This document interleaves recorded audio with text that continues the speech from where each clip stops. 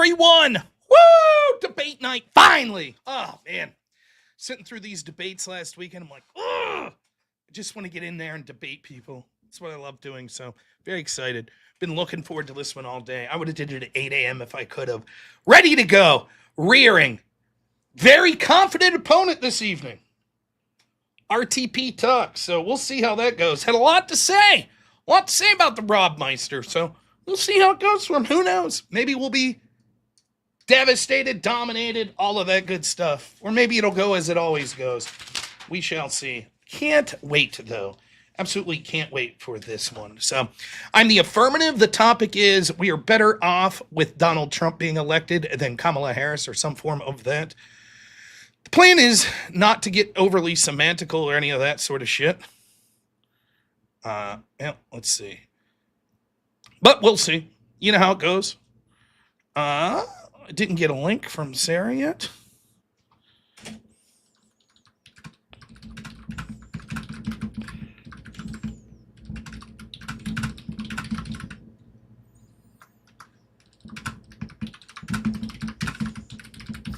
Try to get all that stuff, audio issues and all that good stuff worked out. You know. Let's see. Let's up that mic power, shall we? We shall. Let's put it. Bam! Hopefully that's loud enough for y'all. Oh, I think it's going to be a good one. You have no idea how much pleasure this is going to bring me. Let's see. Do I got my files ready? I think I do. Where is... What's going on here? Am I not going through... This is strange. Give me a second. Wait a second. I think I'm screwing something up. I am screwing something up. Give me a second.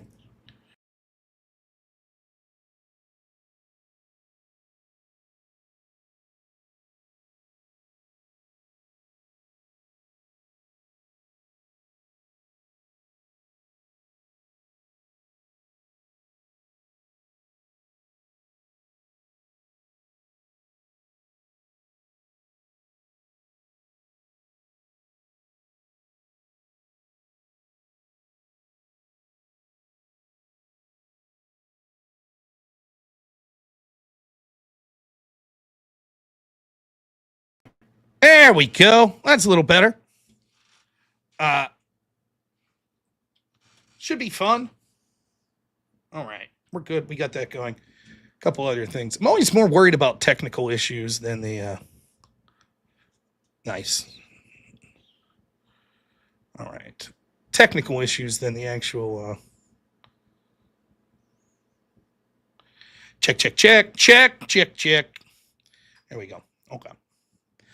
All right. Anyways, Cody, thanks so much for being the first dono. $5 says, sorry, I wasn't feeling it yesterday. I had to bury my dog. I spent my whole young life with kick-ass Ford Turbo tonight. I'm sorry to hear that, man. The dog I spent the most time with passed away here right before the new year. It sucks. Really does. We were hoping to make it into the new year with her, but, didn't work out that way. So I got a couple things that I'm planning for here this evening.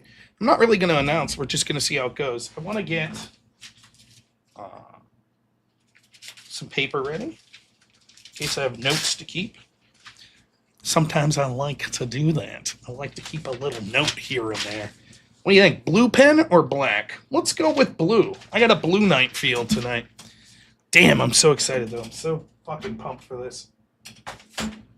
Let's see. Oh, maybe not. Where the hell did I put my pen? Oh, well. Luckily, I have a bunch. Let's go with black. Okay. All right. Oh, there's... All right. Anyways, your guys' job is going to be to get me to that goal.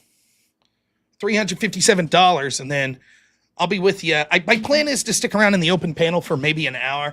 But here's the thing. Here's the way these things work. I'll be there till 3, 4 a.m. if I don't limit myself. And then what happens is by the end of the show, you get almost no donos because you didn't get to, talk to your audience and be like, what'd you think? Blah, blah, blah, blah, blah. So I'll probably stick around like an hour with Sarah and them on the open panel.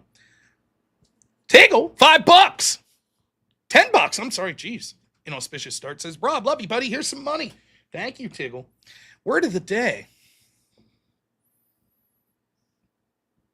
I'll think of it next time. This is a good one. I got some extra stuff planned too. Not just on topic, but a little bit off topic things. See, RTP's been getting a little chippy with me. Had some things to say. Just a little bit. That's nice. Right? So that's okay. Let's see. And screwed something up. One other thing I want to do.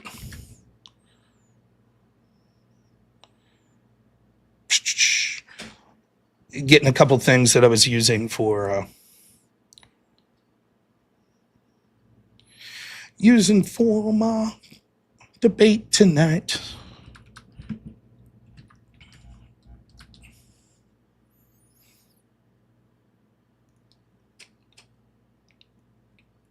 Some sort of irrelevant shit that we probably won't use, but that's okay. So anyways, try to get those donos in. I'm going to shut this ridiculous dono bar off because it looks pretty lame when you're debating someone. So we'll take that right off.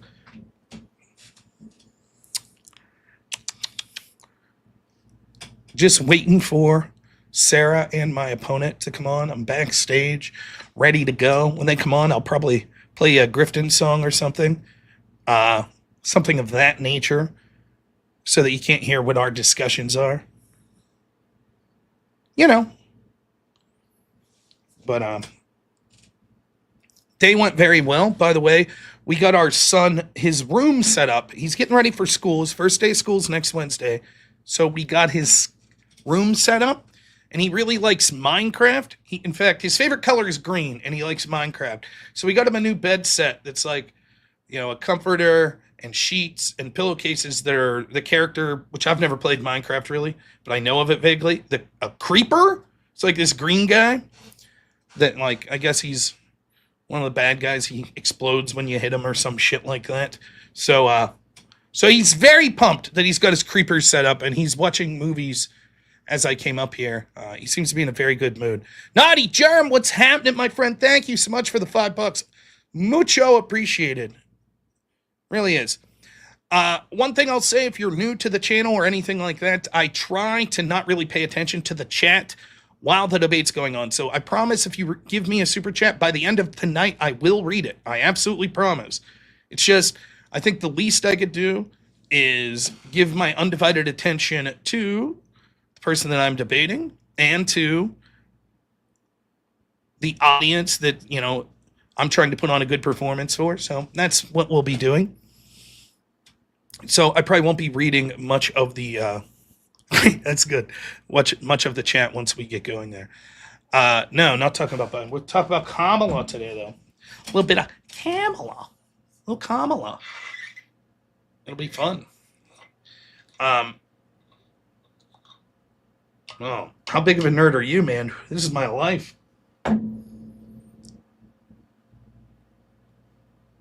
When I was at debate tournaments, I'd wake up at I'd go to bed at 2:30 in the morning doing research and then wake up at 4:30. And gee, come on, let's get this fucking tournament started. I loved it. Contemporary Compendium, thanks so much for the 5 gifted memberships. Really appreciate it. Thank you. Strategy-wise, what I think my opponent's going to do, because someone sent me clips, is they're accusing me of leaving to make a sandwich last time I talked to them. So they're going to have some humorous props or something like that. They're going to use the word gish gallop a lot. They're going to say, even though the prompt is about, is Trump better than Kamala, that it'll be whataboutism to compare Trump to Kamala. Should be a doozy. Looking forward to it. I predict he'll spend a lot of time on things like Epstein and Trump being cruel and Alberto Garcia and deporting people that are, oh my goodness, and tariffs bad and shit like that. My game plan is to basically hit my top points of why I think that Trump's good, my top points of why I think Kamala is bad, admit that I don't like everything that Trump's doing, but say that marginally he's better than Kamala Harris. And that's basically it. And then obviously address any of the points he wants to say. His prediction is I'll be incapable of defending anything positive about Trump's record other than the border. I think that he may be surprised. So we shall see. Yeah, I'm ready for the Epstein stuff. Doesn't bother me. So he's talked a lot of shit. For example, he said, someone sent me a clip of him today saying that I'm just like these people that think that women's only place is to pump out kids, which I'm markedly less like that than like other people. But then he said, but he doesn't know my marital status, and I look like I don't get much, is what he said. I don't get much. And no one listens to me. I'm just a low viewer show because I'm uninteresting. Okie dokie. I'll keep that in mind. I believe he also alluded to me possibly being a fascist and a bitch. So it's always nice to get a little extra motivation going into the debate. So I believe I'll be pretty measured this evening. I also will give this prediction. I believe that he will find it incapable to stop constant interruptions of me. And so it'll probably be a heavy, moderated night. My guess is Sarah will have to interject many times. But to the extent that the debate will be good faith, I think that a particular area of contention, and I'll admit that this is difficult, is guessing what Kamala would have done. Now, this would be tough in the best of circumstances because you never really know what a president will do until they're in office. However, it's especially difficult with Kamala, who's basically an empty suit herself. She basically admitted when asked that she can't imagine what she would have done different than Biden in his presidency. So I think that it's logical to use that as an extrapolation. The Biden administration would have been continued on by Kamala. But she did also say some things such as Green New Deal type shit, banning fracking here in Pennsylvania, etc. So, interesting. One thing I'm going to say.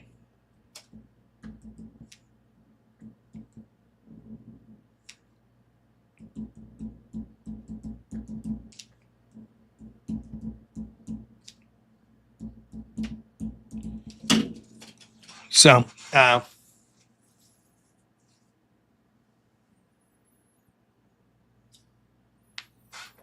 should be fun. Now, you're told to be there 10 minutes early. Debate's supposed to start in 7 minutes. I'm the only one in the room. Like the right winger, always punctual. Also, we're going to do a good show today. I know the folks over at the Crucible will be watching this evening. I think Andrew Wilson's going to live stream a portion of the debate, so that'll be fun.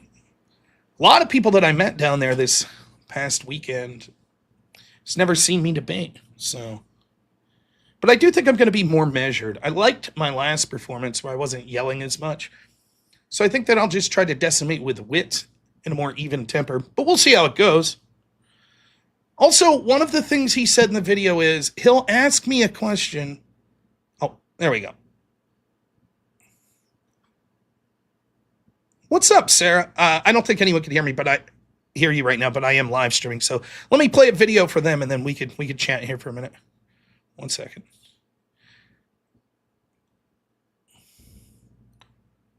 Yeah, no problem. Just let me know. Yeah. So, all right, Sarah's here. Bandit 848, thanks so much. Tupac says, let's effing go for the grift, not one step back. Thank you so much. Olive song? Yeah, we'll play a little Olive song when Sarah gets back. We'll talk to her about the goings-ons of the evening. I think it's supposed to be like a 2.5 to 3 hour debate. I don't know, though. Then there's an open panel afterwards.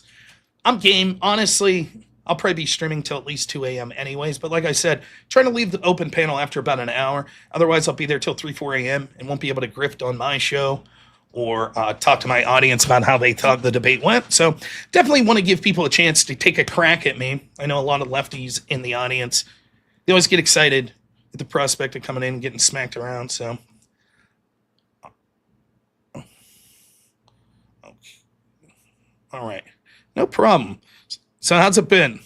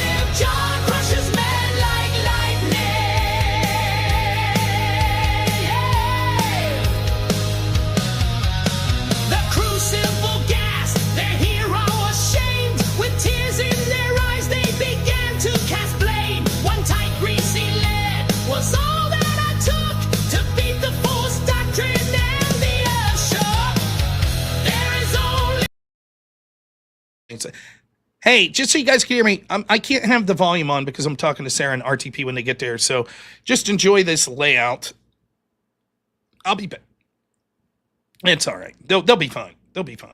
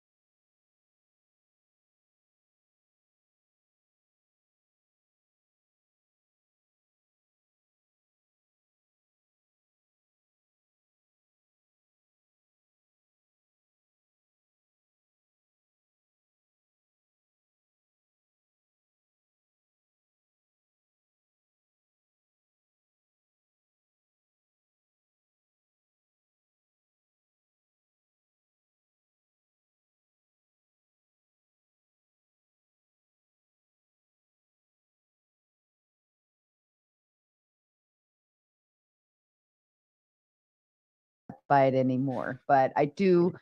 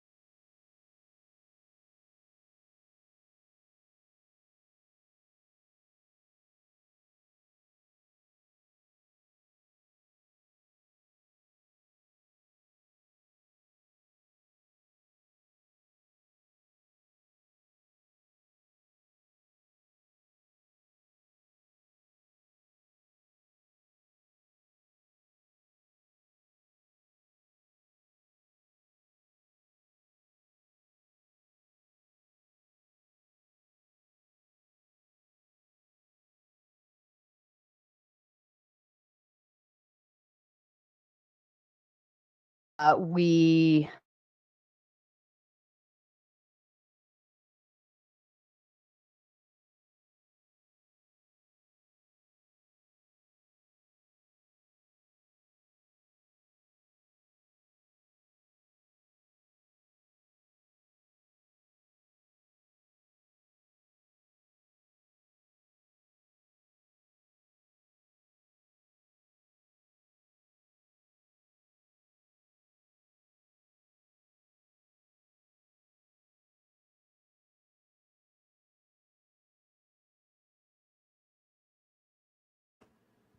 8-minute opening statements. You don't have to use all 8 minutes. I'm not going to hard time it either, but I'll keep an eye on the timer. If it gets like a little over, I'll give you a little 30-second heads up that you need to figure it out.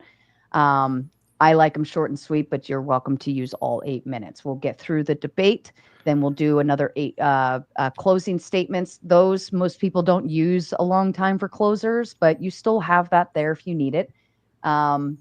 And then we'll do the read and respond to super chats. Are you both planning to stay for open panel? I could do like an hour. I could say. Okay.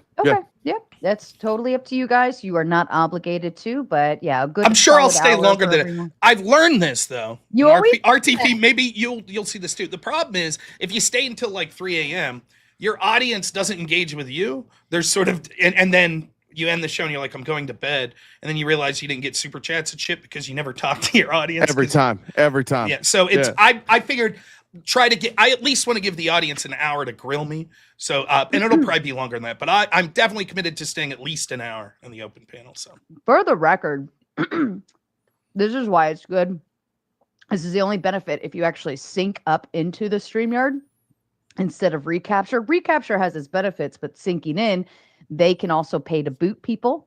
They can also engage and we bring it up. That's why I always offer that option, because then you can engage with your audience. Now, I just want to say, Sarah, the last time I synced the channel with you, I lost my channel for 24 hours. thanks to the good, the bad, the ugly playing on screen for 2 seconds. But I'll have to think. I'll think next time. I'll remember that. I always forget. But I'm already streaming now. You don't have to. Recapture has its advantage because you can leave and then go talk to your people. Yeah. And if anything happens, like you have your abilities. But Jim Bob always likes to sync up because he wants to see his people's messages put up on screen. You guys have somebody named Jim Bob? Mm-hmm. That's pretty cool. You'd like him. I've met Jim Bob yet. I haven't met Jim Bob yet, and all the time I've stayed after. Maybe I have. Evan's my favorite. He's less of a panel guy and more of a invited guest guy. Oh. Well, Jim Bob's jumped on open panels before, but he likes he's Christian ethics, and he just did an evolution. Like he was in opposition of evolution last night here. He's like been something I here could. a while. Yeah, I'll come check that out if I ever want to lose a boner. That sounds cool. You have to get one first. You'll get there someday. Yes. All right. I'm going to do another precautionary tinkle one more time, and then we'll kick off. And I really want to see this be a great discussion, gentlemen. I'm just going to say that. That's my preface to all of this, but I think you'll do great. All right, I'll be right back. Okay. I'll actually do the same. Okay. Son. Wow. They left me. Wonder if they're both streaming. Now their audience is here me. What's up, everybody's audience? I'm about to wreck this debate. Gonna be fun. I think I'm the affirmative, so I should give the first opening statement, though I don't give a shit. Usually, by the way we did this in collegiate debate, and a lot of people do this online, is if you give the opening statement, then if you give the opening statement first, then you give the closing statement last. So in debate, the affirmative gives the first speech, but they also give the last speech. It flips in the middle. It goes affirmative, negative, affirmative, negative, negative, affirmative, negative, affirmative. But whatever, it don't matter to me. The particulars are unimportant. 8-minute opening statement. I didn't write one. I got some things to say, but we'll see. I could go 8 minutes if I feel like it. Maybe I'll keep it brief just for the sake of it. I don't know. Sorry about muting the audio. I always want to make sure that the moderators and the opposition are aware that I'm streaming when they come on. So I wanted the audio muted there first because I didn't want someone to come on and say something that, But yeah, should be a fun debate. A topic I will be defending that we're better off electing Trump than Kamala. So should be fun. I've been looking forward to this one all day. Of course, I was out with Andrew in Chicago watching him debate. It was fun, and he did great. But I'm the kind of asshole when I'm watching other people debate that's like, I'd rather be debating. So it's fun. It's nice to be back to debating. So it'd help if I could read my own handwriting here from shit I wrote down. You do that. You go handwritten on the notes, huh? Mm-hmm. I'd be toast. Rob's old school. I have stuff. The way I do it is like if I'm just doing a normal stream and I'm looking at stuff, I'll bookmark it or whatever. Or sometimes I type stuff in Word. But like as far as the debate, yeah, handwritten. That's fair. All right. Everybody got their gloves on, ready to have a nice little fist fight? Yep. Good to go. Oops, I just got to plug one more thing in. I'm going to, we have about a 2-minute video. It's, don't get me banned with this opening video again. No, this one's my regular one. I'm so surprised. Like I've been running that Western video like crack since I first ever. That was one of my first first fun intro videos I made a long time ago. Like I think it was like my 4th stream and not an issue ever. When I got to talk to a rep, they were like, look, I can't tell you the outcome of this, but this looks pretty silly. And then within 24 hours, they're like, yeah, that was stupid. So yeah, I'm not worried about it. Yeah. You must be flagged automatically then. I suppose. All right. I'm going to put you both backstage. Video comes on 2 minutes, about 30 seconds before it ends. I'll pop you back up, and that's your cue to look pretty and smile. You ready? Yep. Sounds good. All right.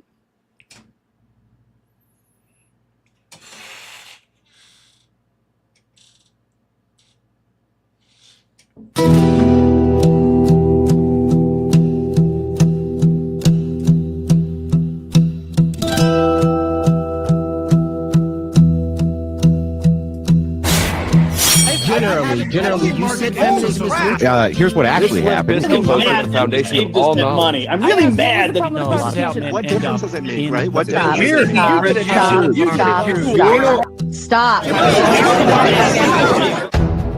The deregulation of the industry is obviously going to cause more of that industry. And to lubricate the trust connection between people until they have enough. Yet we could still look at biological reality in determining who's a female, even if there are.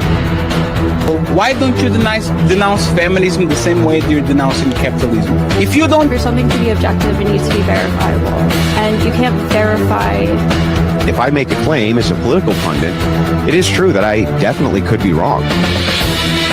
Yeah, you're promoting, right? Ideology is the main method of politics, right? This is my ideology. So 2015, anyone go back and watch the footage? The first GOP debate. Cool, Robert. Oh, dead? For a while, you said.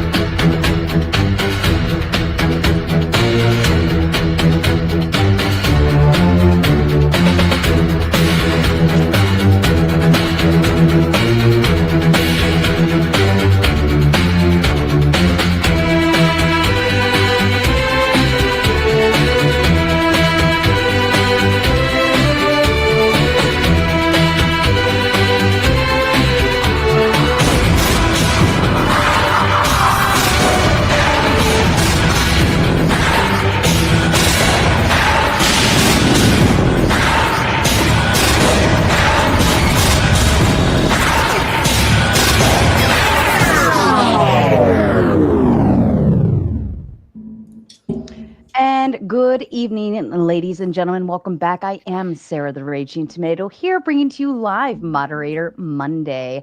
This evening, we are going to discuss the the statement, we are better off having elected Trump than Kamala.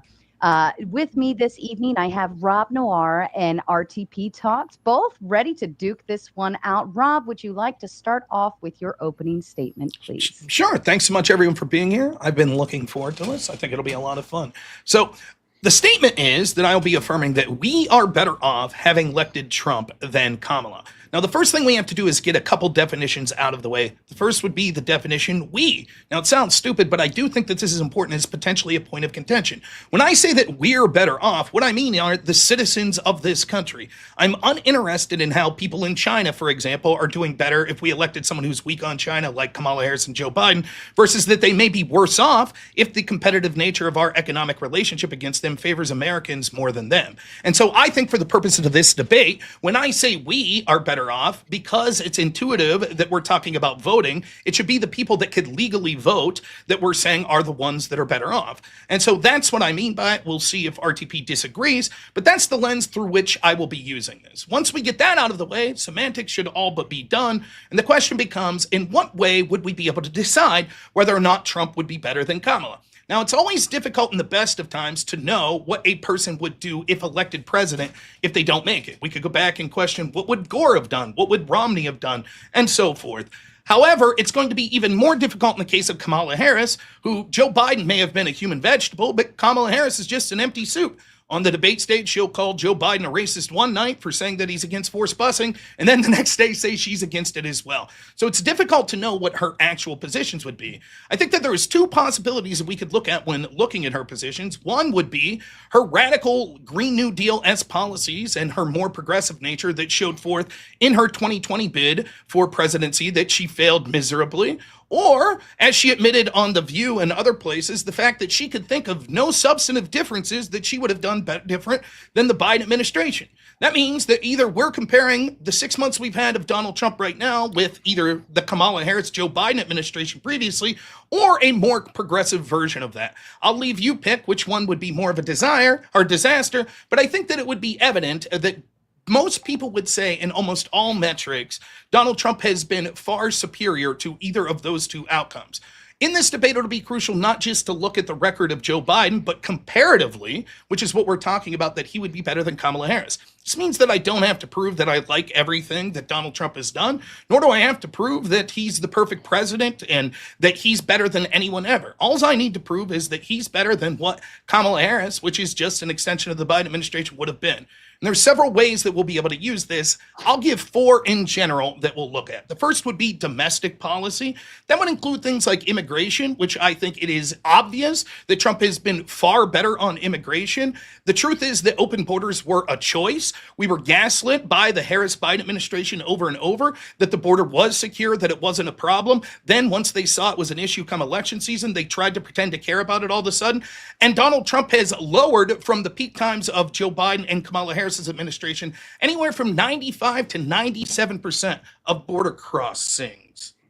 Well, shit. Did he freeze? Yeah, can you guys hear me? Oh. I can hear you, but you have a very funny face that you froze. My entire computer screens just went black.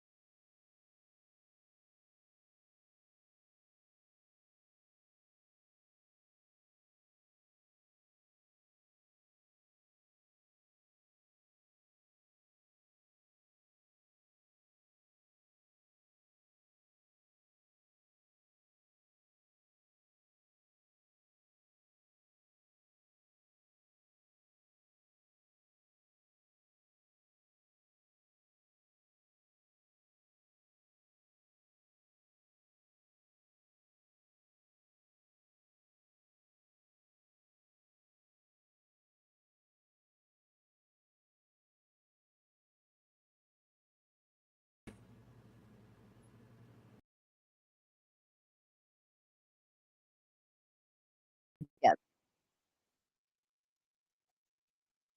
Okay. Don't you dare blame me. But everyone else who comes here is perfectly fine, so maybe it's a you problem, Rob.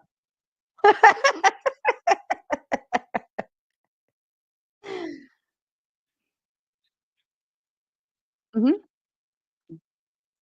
Mhm. Yep. Sure.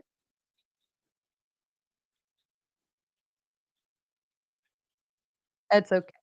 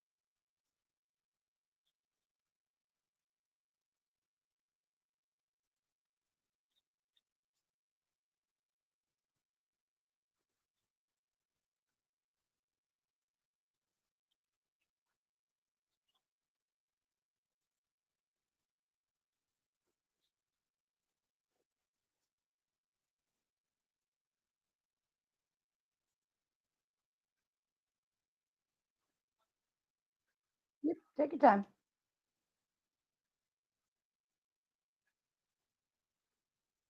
Be the case.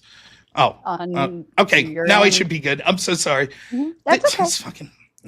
It's always technology that lets me do it. Anyways, when it comes to these issues of corruption, I think that you could see that it's actually far worse under Joe Biden, and things are going to be exposed that we've seen since 2016, the corrupt efforts to go after Trump. All of that's a precursor to be able to do anything in this country, because if we actually have an FBI and other institutions that are putting their thumb on the scale and are corrupt, then what we'll see is that it will be impossible for the will of the people to ever be instituted through voting. And the fourth reason, and maybe the most important, is that it shifted the Overton window on cultural issues. So a bunch of these 80-20 issues like trans issues, or sort of the idea that we have to be wilting flowers, you're starting to see more and more conservatives that are unwilling to put up with that. They're calling out things like degeneracy. They're calling out things like the murder of babies and other things of that nature, and that's a good thing. They're no longer worried about cancel culture, and the Overton window and the pendulum are shifting back. So I think all those are reasons that we're going to prefer Trump. With Kamala, we could see that she would have been negative and all of the things we talked about. In addition to that, though, she was the person who the disinformation czar was put under, and so we'd have probably seen more censorship like those we saw on the Twitter files. She wanted to ban fracking in states like Pennsylvania. We could see the disastrous Democrat policies in places like New Jersey right now that are leading to 3 times the cost of electric bills. She lied about Biden's health for years, which shows that she's one of the most dishonest people imaginable, including on a blatant issue such as Biden's cognitive health. And we would see more of the Luigi Mangione sort of left-wing people that think that they could just go ahead and use violence against people they don't like, including the left-wing attacks that we've seen against ICE agents. You would see all of that normalized even more.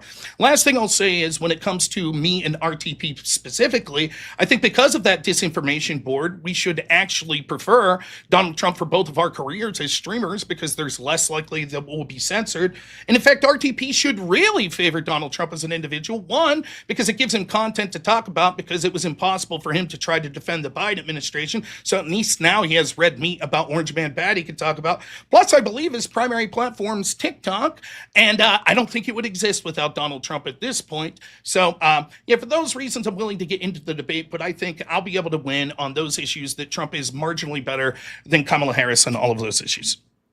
Thank you, Rob. RTP to you, please. First, I'm good with your definition of we, Rob. That works for me. I'm good on that. Rob's position here is that he's going to be able to justify that Donald Trump is a better candidate than Kamala. Rob, just out of good faith, can you say her name right, or is it do you do it on purpose? Do you purposely say her name incorrectly? Tone policing already. Kamala? No, I'm just wondering. Is that it? Yeah, Kamala? I was just wondering. Is that how you pronounce it? Is it Kamala or Kamala? Kamala. Cool. Oh, I always say it wrong then. Okay, cool. I just making sure. Sometimes people do it like they try and trigger people. I don't care. You can say however you want. I just didn't know. Donald Trump, I listened actually, you debated my friend Adam. And on that debate with Adam, you said that the only reason you needed to justify Donald Trump is that he's better than the status quo. I would make the argument that Donald Trump is the epitome of the status quo. There's nothing about his first presidency that really stood out and left him above everybody else. Now, it seems like you want to ignore his first 4 years and focus only on these 6 months, but you're willing to take Kamala Harris and only Joe Biden's first 4 years. I would probably make the argument that the first 4 years of Donald Trump's presidency are also important. There's nothing remarkable about his growth of the GDP. He was largely on pace with his predecessor pre-COVID, and then post-COVID with Biden. So far, this presidency, GDP growth is well below average at 1.5%. If that continues, he's on pace to be an all-time loser. So if I were you, I would take the first 4 years too into account. Under Trump, wage gains are steady, not exceptional in his first term. I think the average monthly gain was 0.24%. Under Joe Biden, the average monthly gain was 0.29%. So pretty damn close, but Joe Biden was just slightly better. So in both of those instances so far, Joe Biden's slightly better. One of the few places I will give Donald Trump and Republicans credit is that they are better than anybody at exploding the deficit. When you factor out pandemic relief, Trump added $4.7 trillion to the deficit. Biden added about 2.6 trillion. If you leave in the COVID pandemic, Trump increased the deficit by debt by 7.8 trillion, and Biden grew it by 4.7 trillion. Fiscal responsibility is not really something that conservatives know much about. It's something they love to talk about. The place where we can draw a distinction is Donald Trump better than the status quo? Because if we have to take Kamala Harris based on what she ran on and what Joe Biden did, I think it's a fair comparison for Rob to say, like, I don't get to be all sunshine and rainbows. I don't get to do the what ifs if she was president and make up all these phony numbers. I'm actually pretty comfortable comparing Donald Trump with Joe Biden. Now let's talk about strategy, because I know we have a lot to cover and I know Rob's very prepared. I like Rob. I have no issue with Rob, despite somebody trying to make it seem like I called you a bitch earlier. I was just calling a fascist in the chat who was threatening a bitch. So I want to be clear on that. I didn't call you a bitch. But I've watched you debate, and I've created some handheld signs to avoid over talking, so we don't have to do that. So what I'm going to do is the things that Rob likes to do, his strategy, instead of interrupting him, I'm just going to hold up signs when he's doing something. The first thing Rob loves to do is gish gallop. This is a strategy that's employed by people who play the game of politics, which is what Rob is playing. Rob's going to gish gallop on points where he can't make a standalone point, so he's going to give a bunch of unverified definitive claims into a sentence. If I can debunk one claim, he will require me to go back and debunk all of them. So instead of that, I'll just hold up the sign. The biggest thing Rob's going to do, he's called reframing the argument. You will hear a lot tonight when I say something, Rob will respond by saying, what he means is, and then Rob will change my words into a different argument. And if I don't just hold up this sign and I say, that's not what I said, Rob will scream at me. So I'm going to hold up the sign.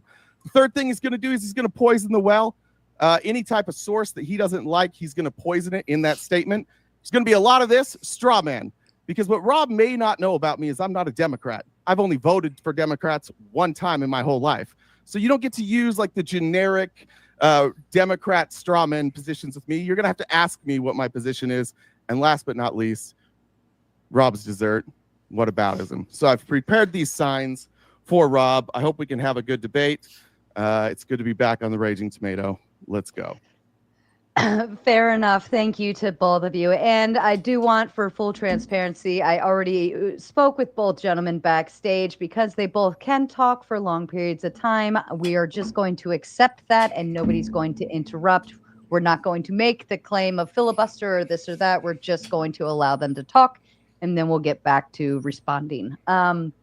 Outside of that, please be sure to like, subscribe, share. Both gentlemen, I believe, are restreaming, so feel free to go over and send your love their way.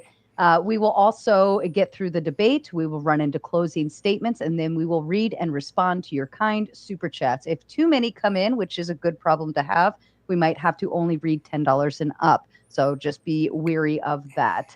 Outside of that, gentlemen, the floor is yours. When you say we should compare to the status quo, define status quo. You muted, I think. Shit, thanks. I should have focused more on that than making signs. But yeah, that's solid. My joke was still funnier though. I think the status quo. I went back the last 8 blocks of 4 years, and I said, like, where's the difference between? I would say like 2 or 3 different administrations that ideologically are quite different, and you can see that a lot of the things that we argue about, the president really has very little impact on them. And so that's why you see like GDP growth, wage growth. I broke down wages, the smallest possible gap, which was monthly gain. And I compared Trump, Biden, and Obama. In your estimation, then, what issues would you say separates Trump from the status quo? If you're going to say wage growth, we shouldn't really count. There's a bunch of things that we say the president doesn't have an effect on. Then what are the things that you say are a negative for Trump that separates him from the status quo? Deficit spending. Okay, deficit spending. Sure, we could start there. Is there any other, though, before we get into that, so that later you don't say, well, there were these other issues? Like, can you just give me a general outline of other areas that you think that would be rife for comparing Trump to, quote, the status quo? As far as like economic policy? Doesn't matter in general. Foreign policy, economic policy, etc. I mean, there's a lot of ways he's different that I don't necessarily care a great deal about. We could talk about him, but I don't care a great deal about it. Obviously, ideologically, he and I don't align. I don't like his delivery. I don't think he's like an effective leader. I don't think he's very unifying. There's a lot of ways I think he's unique, but those are pretty hard to quantify. So if we were to say, you heard me say a list of things like immigration, you don't think he has an effect on that?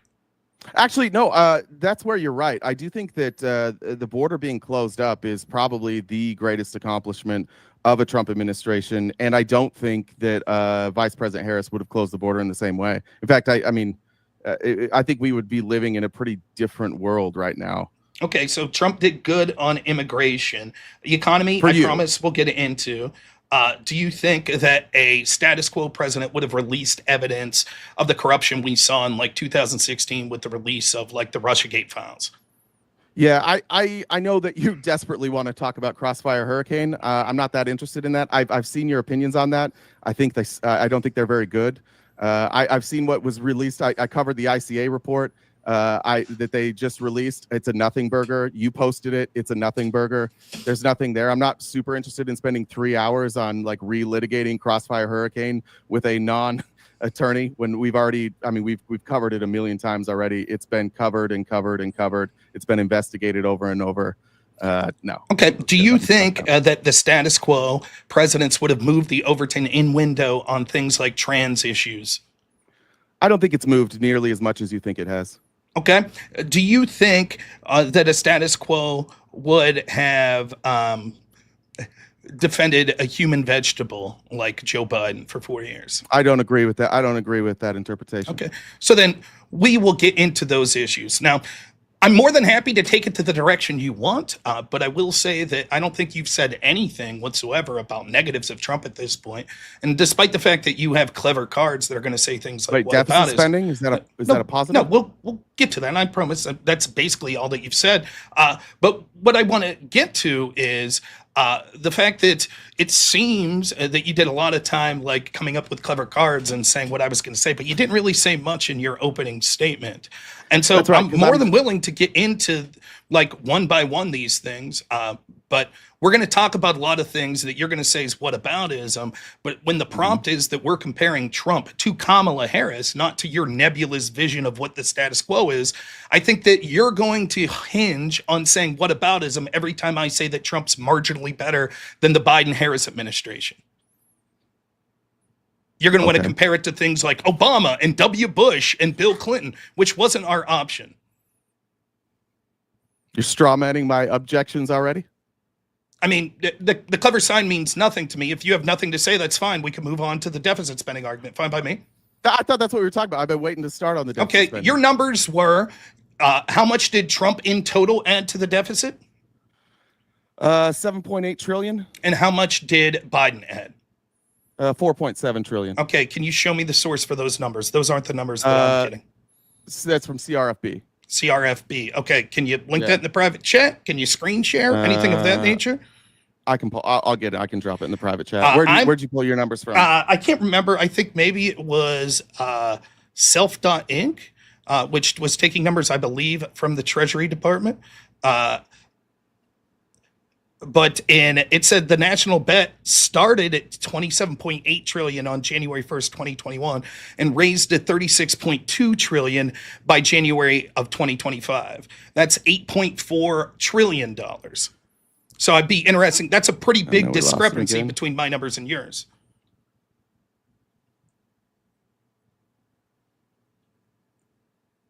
Or you froze up? I think he's looking up. No, I think he may have froze. Nuh-uh. I don't know what's RTP, going on. Are you with us? It is not me. I promise it is not me. I am not the common denominator. I can, let's see here. Do we have the ability to screen share here? Is that all right? I'll bring my data up just when he gets back so that you can look. We'll give him just a moment. Yeah, sure. Oh, that did it to mine too. The whole screen went. Can you guys still hear me? You know, somebody did say that StreamYard was having an issue lately. We were fine last.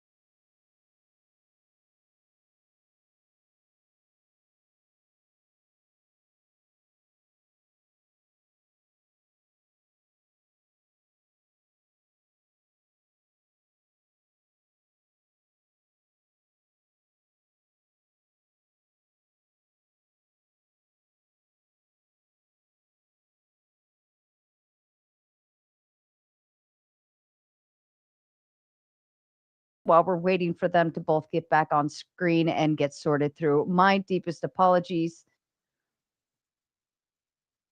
Yeah, I don't know. Did you turn it off and back on again? Fuck you, Grid. No, Grid's yelling at me in the chat. No, somebody mentioned that StreamYard's been doing issues lately. I'm just gonna do fix problem kick right. I don't know what the hell's going on. Now I'm afraid to bring up any sources because we'll play with it. Let's see if it works. I mean, it should be fine. We'll take it. I will take the tomatoes in the chat for the big tomato L of the evening. Both gentlemen won the debate. I lost everything. It works. We're fine. All right. Everything up for you two. Yeah, I think I'm good. Okay. Good. All right. And we were back to wanting to share a screen. Okay. I'm afraid to try, but here we go. We'll give it a whirl. All right. Here you can see national debt under Biden's risen from 28 trillion in January 2021 to 36.2 in January 2025. That's an increase of $8.4 trillion. Now, I'm not guaranteeing that this is correct. That's why I'm asking where you're getting your information from. I'm trying to pull it up from CFRB right now. Okay, I'll stop screen sharing. What did you have Trump's debt at? I don't know that I had those numbers in front of me. Did you need to go back up? I will. Is it cool if I?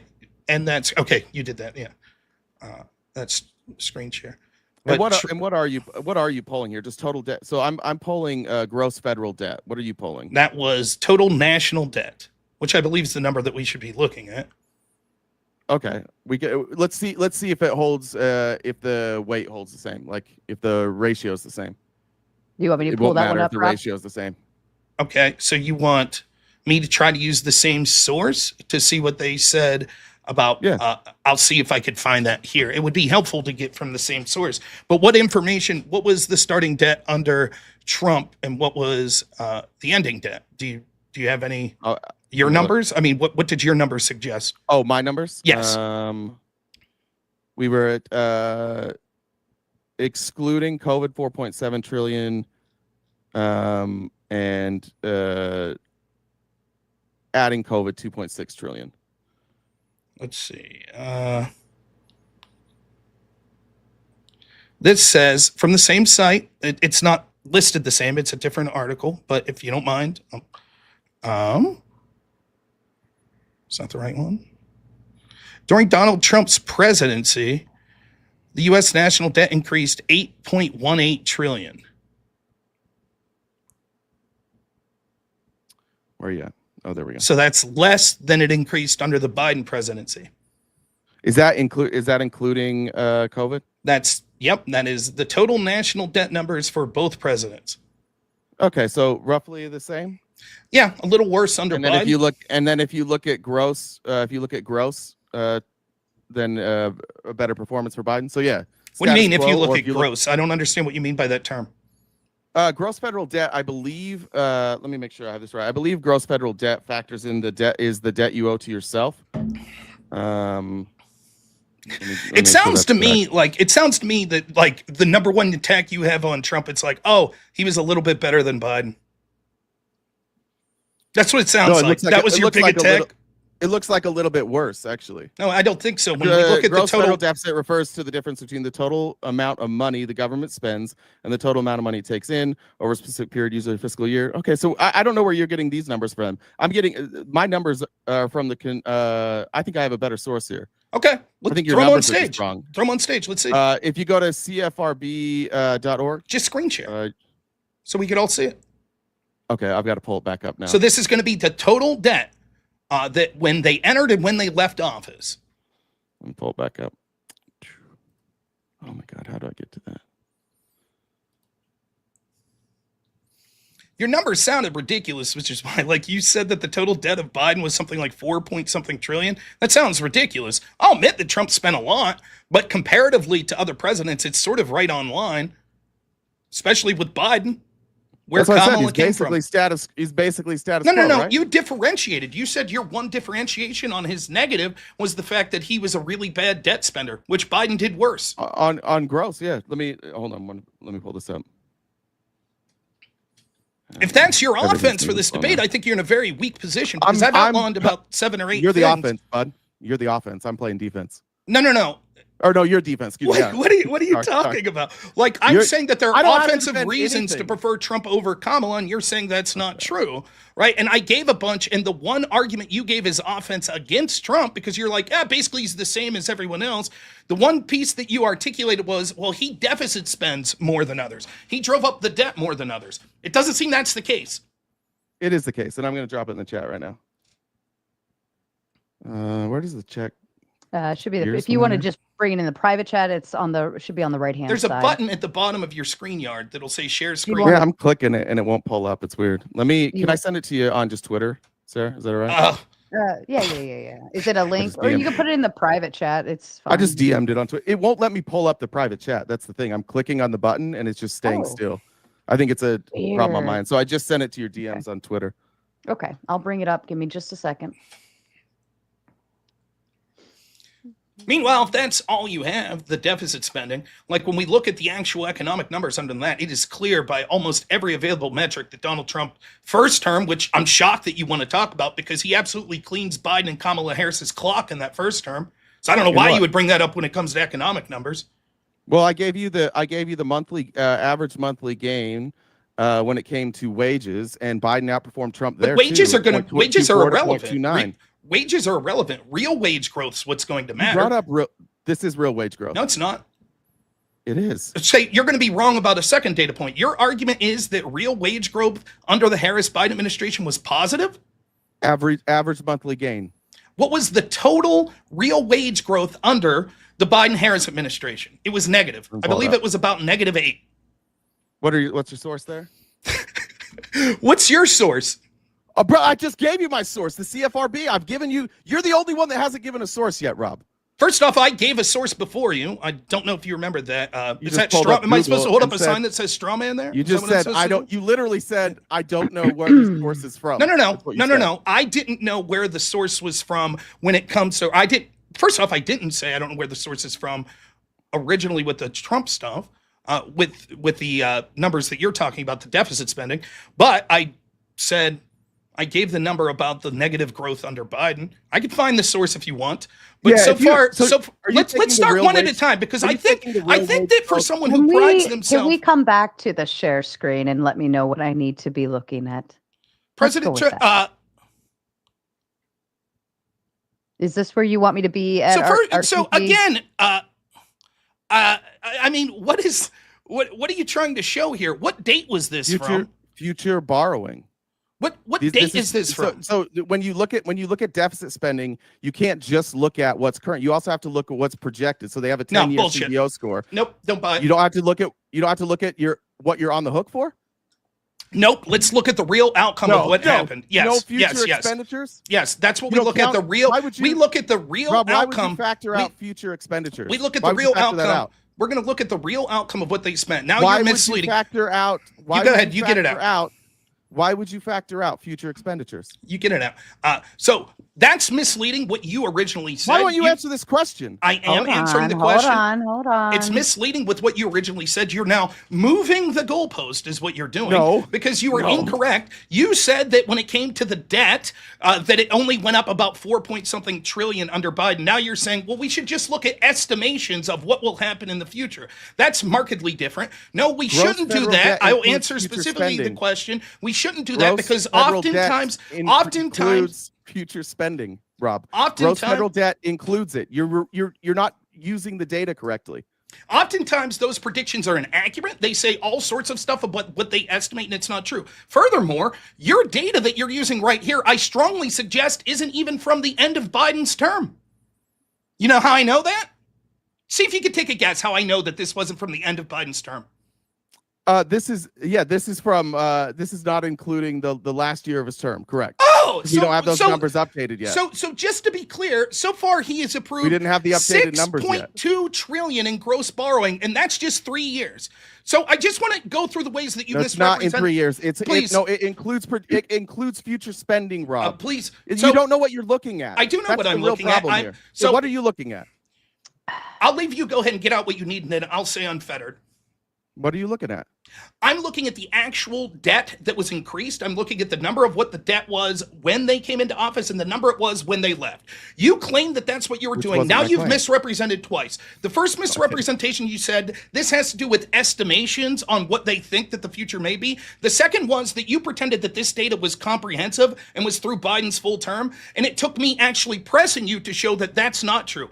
Even your numbers that you show here show that he approved $6.2 trillion, and that's with a year to go. That would be right in line with what my source, which is going to be better, would actually looked at what the debt was the day they came into office and the debt when they left. And in that metric of the actual spending that occurred and the actual amount that the debt went up, Joe Biden was worse. You can't defend it. But by the data that I'm using, and I'm looking at gross federal spending, which you seem to not want to address. You have to look at the spending that's approved. When you do a CBO score, whenever you release a new tax policy, that's why they score it for 10 years, and that's why they have expiration dates. So you have to account for the spending included in your bill for when these either tax cuts or spending expires. You have to account for all of that. What you're right about is that you might not be able to project revenues accurately, and that's why you get inconsistent CBO scores. But I'm talking about approved spending here. So again, my data is going to be better because it looks at the actual total amount that was spent, period, at the end of Biden's term. And it says that that number was higher than at the end of Donald Trump's first term.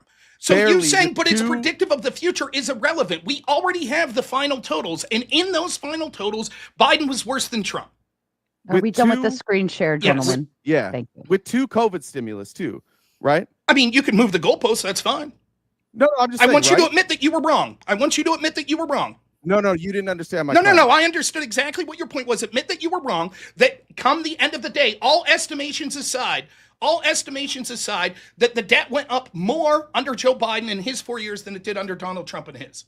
Admit that you were wrong. Remember at the beginning, I told you guys that what Rob does is he takes your argument and he reframes it. And that's what he's doing right now. You didn't understand what I was looking at, Rob. We have you want to talk about 2 different data points. Those 2 different data points are different. But what is the prediction? The source that you just far more impactful. No, we'll stand this. I'm fine. I'm fine with this. I'm fine with this. I also think that that's enough. when you pull out the COVID spending, it's pretty obvious. It's not interested in moving the goalposts right now. We're gonna hammer in on this. So that source that you just linked us, it's predictive. What's it predictive for what Biden would spend in it? So far, it says that it predicts he'll spend $6.2 trillion. What was its predictive nature for what he would spend in the 4th year? I don't have that report in front of me. Okay, so then how would we know that based on the data that you gave us that you're correct in your estimation that it would have been less? You could go look it up. Why don't you? You're the person who's using it as a source.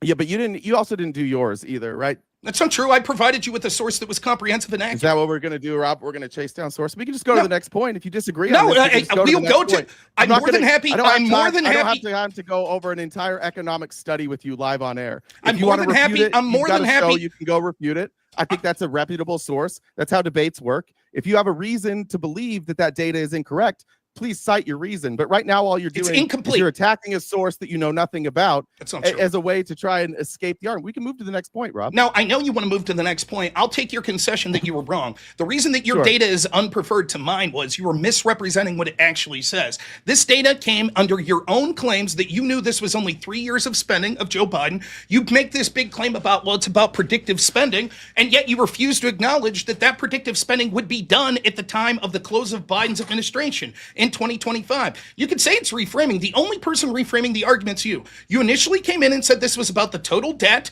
that Trump increased the total debt more than Biden. Then you tried to reframe your argument and said, no, it's about predictive spending. But it's not about that because we have the complete numbers of how much each president spent. You already admitted that, okay, they can't predict revenue, but they can predict how much it said. So the total numbers would be best. And then lastly, you misled people that this was comprehensive. It wasn't. It was only for 3 years. And you're too bullheaded to just admit, I was wrong. I was wrong about this central point. Just admit you were wrong. So what you'll see, you can go back and you can rewatch this. You'll notice that everything Rob just said, I never said, which means he's reframing the argument. This is what he does. Well done, Rob. Total amount of deficit. Who increased the deficit total more, Trump or Biden? Looks like Biden by a hair. Okay, cool. That was your one argument. Great. Sounds good. All right, so you're wrong. You were wrong about that argument. Now, next thing we're going to move on to, you said that real wage growth was up under Joe Biden. It went up like 2%. I forgot this one. Rob will also declare he wins every argument without any proof. Hey, you're doing great in the sign game. I think you're doing fantastic here. The next argument that you made was, by the way, without any proof, you just admitted it. You just admitted that Biden spent more than Trump. What do you mean? What proof do I need when you admit it? Well, so you have to look at future spending as well, approved future spending. Okay, we did, and those numbers took into account how much the total deficit went up under other. And Biden was way worse, right? Biden was worse. Way worse. That's not true. Biden was worse. Wait, want to read the numbers again? When Trump came into office, the total debt was. Let's see. Why are you back to total debt? Why are you not looking at gross federal debt now? Now you're back to total debt? It has gross federal debt would have to take into revenue, which you admit you're incapable of predicting. The gross federal debt grew by approximately 4.7 trillion. Right? The total debt went up more under Joe Biden than Donald Trump. We already did this part. We can move on to the next. You don't even know. Okay, next part. You're saying you definitively claimed. Now you'll say I didn't say this, so I'll ask you again. Did you claim that real wage growth was up under Joe Biden? I said monthly. Average wage growth was up according to the CFRB. Okay, you have a better source than that. I'll gladly look at it. Just to be clear, now you added the term monthly, fine, but that would mean on average. No, that's what I said the very first time, Rob. Okay, so that would mean on average, if it average was up every month, then in total it had to be up, correct? No, not necessarily. Okay, can you explain to me how the average monthly wage growth was up, but totally it was down? Can you explain how that works? It would depend on how you pull the number, right? So if you pull the number, if you take the total amount that it rose and you divide it by the months that they were in office, that would work. But if you said like in January it rose 0.24, in February it rose 0.3, and you had some down months, you could get a different number there. I think the most accurate number is average monthly gain.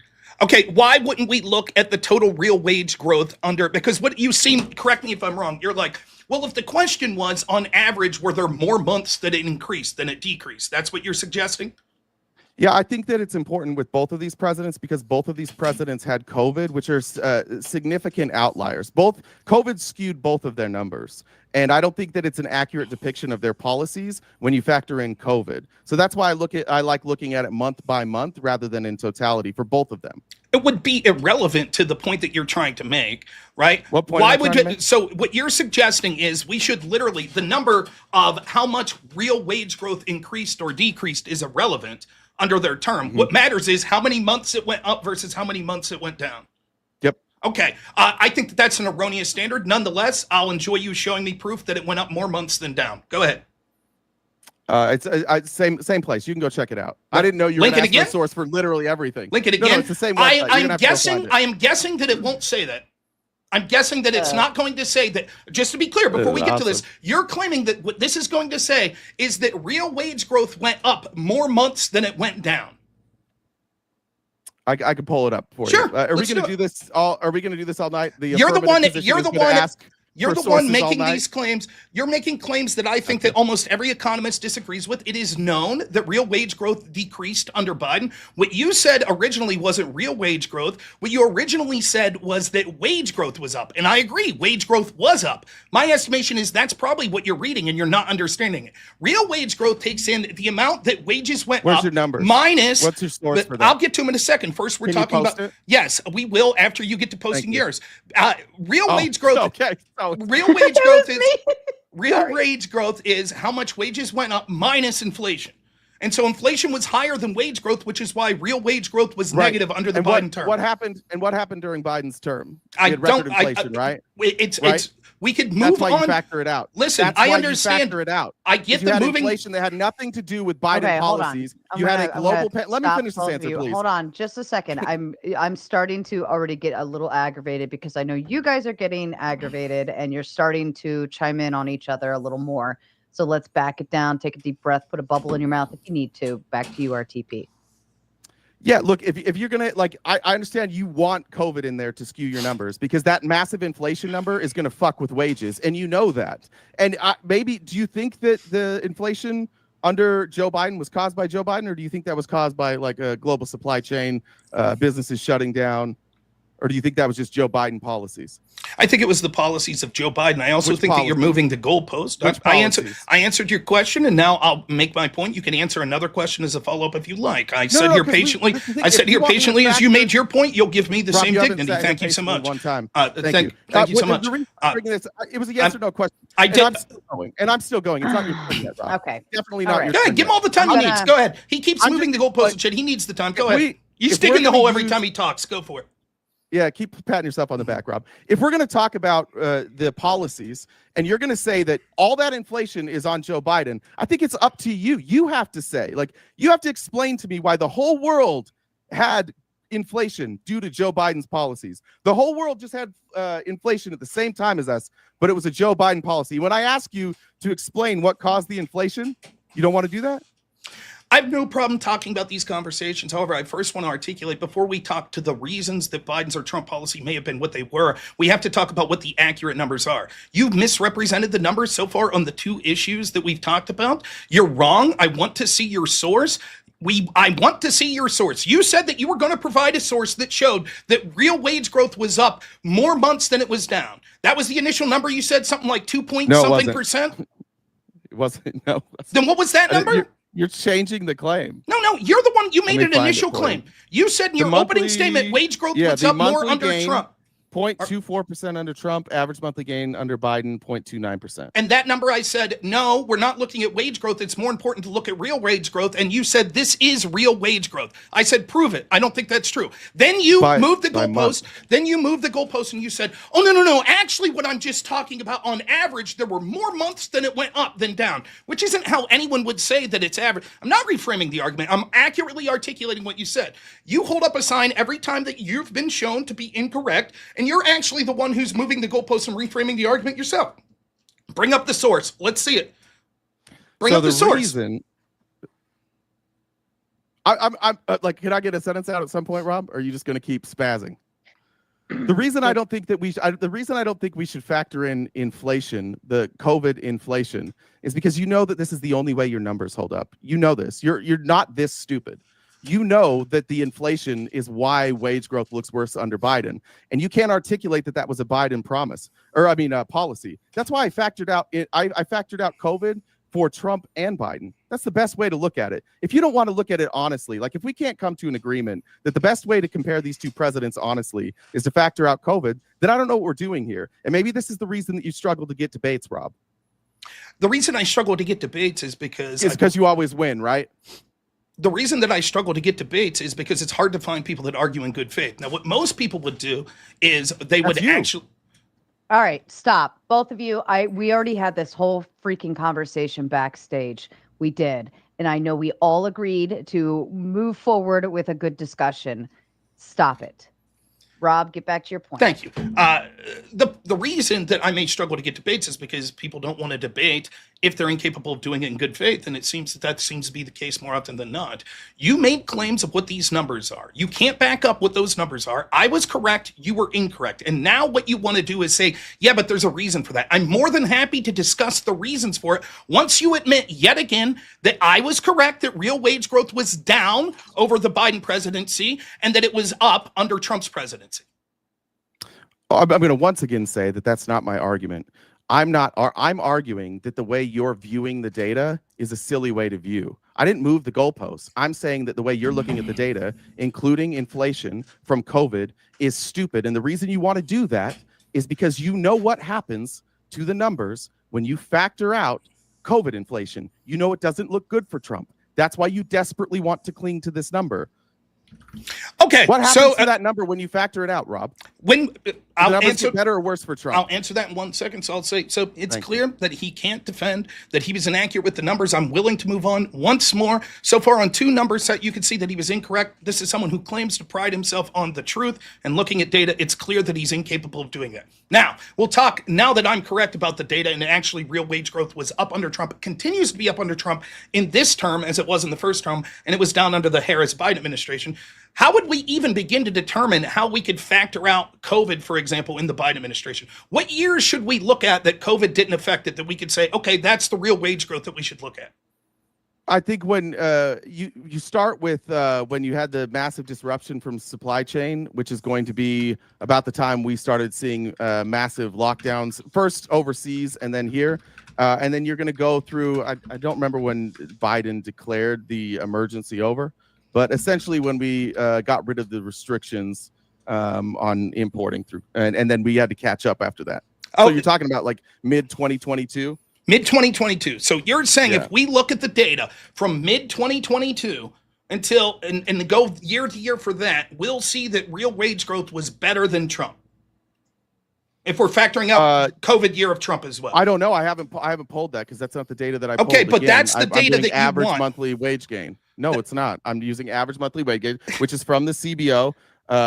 This comes from the U.S. Bureau of Labor and Statistics. If you want to go look up average hourly earnings and wage growth data, and then you take out the COVID years, you can do all this stuff yourself. I didn't know I was going to have to make a graph. I had no idea. And it's nothing to do with making a graph. And what we're seeing is you're conflating numbers yet again. Now you've moved back from real wage growth back to wage growth. Yes, no one disputes if you massively inflate the monetary supply that wages will inherently grow up. The question is, what is your purchasing power? For example, if I get a raise one year of 25 cents and normally I get a 10-cent raise, that might seem acceptable. Like, wow, that's better than normal. But if the prices of all of my living expenses increase 30%, then that extra 15 cents in my wage growth will be irrelevant. In fact, wage growth almost always goes up. I would say that that's generally the way things go. So I don't know why that number is a number that we should look at as opposed to real wage growth. And you keep going back to just regular wage growth. Why would we not look at wage growth minus inflation?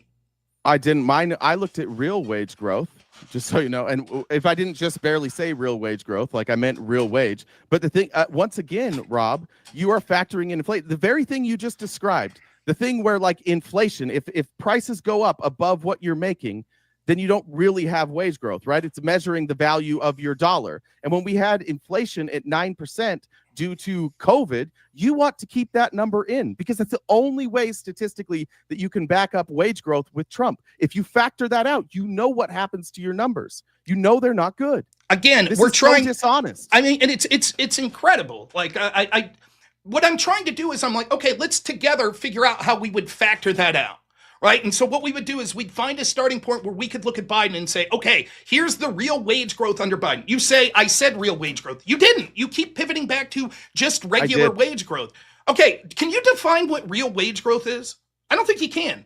Yeah, real wage growth is it's your wages and then it factors in inflation. So it's more like purchasing power. Okay, so then you're saying the question I asked you then was, real wage growth, if we start in 2022 and we look, you're suggesting that it was better under Biden than it was under Trump. You keep saying it over and over. If we factor out the COVID inflation, you'll see that the numbers are terrible for Trump. Yeah. And then when I ask you specifically, okay, then let's look at that data set, which I haven't looked up. But if we look at it, and you're like, nah, I haven't looked at it. I don't really care. It's not important. You could look at it some other time. But this seems to be the crux of your argument. I'm giving you the source. I don't remember the exact date ranges that they took out for COVID. That's the only part I'm unsure of. And in order to get that number, I would have to go back into the report and read it again. I think that the Bureau of Labor and Statistics, I think that's a solid source. I think that you and I are saying the same thing. The only disagreement that you and I have right now is whether or not we should factor in the 9% inflation from Biden's term, and we should call that, we should blame him. I've asked you again, Rob, have you ever done the numbers with factoring out COVID? Have you ever run those numbers before? I'm trying to ask you specifically how we would do that. What point would we start looking at with Biden? How the fuck is that an answer to what I just asked? Because I just asked you a very simple question. Have you done it? This is yes or no, and then you can answer. But have you ever factored out the inflation and looked at the wages, Rob? Yes. Okay, what's the difference then? It's worse under Biden. It's worse. It's just what's the numbers? I don't know. Look it up. You can find it yourself. Now I need you to give me those numbers. Now you've done it, and you said it's still worse under Biden. Yes. What Where are I'm you getting those numbers from? Because my numbers say that it's better under Biden, and I'm using the Bureau of Labor and Statistics. What are you using? You can't even make these comparisons, and I'll tell you why. Right? Because when I said, okay, where would we look? What time frame would we start to look? When you say, have you factored it out? Have you factored it out? I have to ask you, where would you start to factor it out? How would we do that? You can't give me an answer. And now you're saying the dates. Now you're saying, I've already done it. I looked and it's better for Biden. Okay, so the data that you're looking at right now, you're looking at data right now, is what you're telling me. And you just said, I gave you the data. It says it's better under Biden. Yeah, I said it's okay, so what date did you start at looking at that? What date? Brother, listen. This was a report. It was not, I did not pull the report. This was an analysis done by I think in conjunction with the Yale Budget Lab, and they pulled, I don't know exact dates what they pulled from. We could find that, but it still doesn't change the fact that you just made a claim, which now you won't defend. Now you're going to pivot back to me. Why is it, Rob, that you, in the affirmative position, you can't justify anything that you say? You haven't validated a single claim. And when you just said that when you factor out inflation, the numbers are still better for Trump, and I ask you where you get those numbers, you say, I don't know. Okay, so we'll look at it. The reason I said I don't know is because it's intuitive that we need to know where you want to start from. So what I just did for you, as you were sort of moving, let me finish. What I just did for you, because you'll be slimy about this and you won't tell me what dates we should look at, I looked at the real wage growths under Joe Biden each year. All right? So you tell me when we can start counting. It looks like real wage growth from January 2021 to December 2021 was negative 1.2%. Should we use that year? No. Okay. From January 2022 to December 2022, it looks like real wage growth was a negative 2.9%. Should we use that year? No. From January 2023 to December 2023, it looks like real wage growth was 0.4%. Should we use that year? What was inflation during that time? Inflation average 4.1. No. So we shouldn't use that. Okay, from January 2024 to December 2024, it looks like real wage growth was 1.1%. Should we use that year? What was inflation at? It was at 6.3%. No. So we can't use any of the 4 years under Joe Biden to determine what his numbers would be. Inflation was 6% the entire No, it last wasn't. year I'll be honest with you. What it said. Yeah, I'll be honest. I misread it. Right, 6% was the month before. I'm sorry. Real inflation was 2.9. But even I just want to be clear. Year. So then, yeah, you could fact. Yeah, okay, so I just want to be clear. When you thought it was 6%, your argument was we could not use if inflation was high under Biden, we could never use those numbers no matter what. That's your argument. Unless Rob, you can explain to me how Joe Biden policies led to that inflation. What I'm saying is you asked me to differentiate. Right? You said we can't look at the COVID years. We can't look at those. I said, what year should we start at? You said maybe somewhere in mid-2022. That's what you said. Then when I went through the numbers and it turned out, oops, those numbers weren't very good, you did exactly what I knew you would do. And you moved the goalpost and you said, no, we can't count that year either. We can't count that year. That's what you did. I don't give a shit about your sign. Do you have an argument or not? I just would like what's weird is every time I make it. Oh, go ahead. I just wanted to say I do find like if we're going to make an equation, we have to be agreeable what the variables are that we're putting in. And I think I could be wrong, but to my understanding, that's what Rob's tried to do is to formulate the equation that you're utilizing to get to the answer, but you're both using different variables in the equation. Yeah, is that right? Yes, in order for me to accept wage growth numbers, you have to be able to tell me that inflation was caused by Joe Biden. When you asked me when the pandemic ended, when they pulled the numbers, I said, I don't know. I think when we started shutting it down was about mid-2022. And then however long it took for inflation to catch up, to be back to a normal rate, right? Unless you can show me what Joe Biden did to cause that inflation, then we can have the discussion. But I'm looking at the whole world the whole world's having the same problem. And you want me to believe that's a Joe Biden problem. So I'm just going to mention this. And so even if we take the best, so cumulatively, real wage growth under Biden was down about 1.3 to 1.5%. under Trump, in totality, it was up, 1.4%. So in all 4 of his years, it actually surpassed the best year of Joe Biden, when we would say COVID had the least. And if we take out Trump's last year, the COVID year, real wage growth for Trump was 4.2%. Absolutely shellacking. And you're pulling these numbers from where? That number, the specific 4.2, is from economicsense.com. Where are they getting their numbers from? They are getting them from the Atlanta Fed, I believe, is the numbers that they're getting from it. The wage growth tracker of the Atlanta Fed, and overall CPI from the Bureau of Labor and Statistics. I mean, when I look over, when I'm over on Fred, these numbers don't match up very well. Okay, so give me the numbers you're getting from Fred. You see declining wages from Q3 of 2020 to Q2 of 2023. You see growth through Q4, another dip in Q2, and then you see wage growth from Q2 of 2024 virtually until now. Okay, so what I'm asking is, you're looking at a graph, obviously. So what are the specific numbers on those graphs? Because what you just said adds up to what I'm saying. That yes, you saw massive declines under Biden, and then it sort of leveled out and it never got that high, and that it was going way up under Trump until the pandemic, and now it's going up much higher than it was under Biden again. It wasn't going way up under Trump. 4.2%. So what you saw in 2019, where you saw that big spike in wages, what you saw is a lot of people like low paying jobs. A lot of those fell off because of the COVID pandemic. So you saw a massive spike from Q3 of 2019 all the way through Q3 of 2020. There was a massive spike, and that was due to people like a workforce, low salaried workforce being removed from the market. That's the only time you really see any explosive growth. I disagree. Other than that, the numbers I'm looking at show that's not the case, so I'd like you to show your data. The numbers that I just provided. Are you ever going to show yours? Yeah, sure. You want me to screen share it again? I mean, yeah. I could do that, no problem. But I would like to see your data. My data suggests that actually that 4th year of Trump's, when COVID hit, was when wage growth was worse for him, that it was 4.2 previous to that. And so that would have nothing to do with COVID if it was 4.2 previous to that. Correct? Previous to when? Previous to 2020, before COVID. I believe, yeah. Q4, didn't COVID start in 2019 in Q4? I believe that we started to see it really in 2020, correct? I think 2019 is when, if I remember right, like November-ish. No, I think that there wrong? was 1 or 2 cases, but I don't think that would have been enough to affect. In fact, Fauci was saying in February of 2020 that the flu was going to be worse. So certainly we weren't seeing these dire numbers then. Yeah, so March is when we said it was a full-on pandemic, but you started getting cases in November.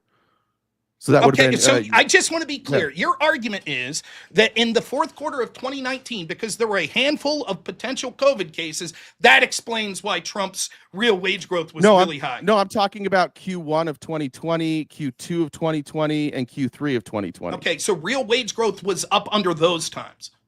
Well, if you go look at the graph, you'll see there's a massive spike right there, right? No, I don't think so. Again, I'd like to see your graph. The data I'm looking at doesn't suggest that.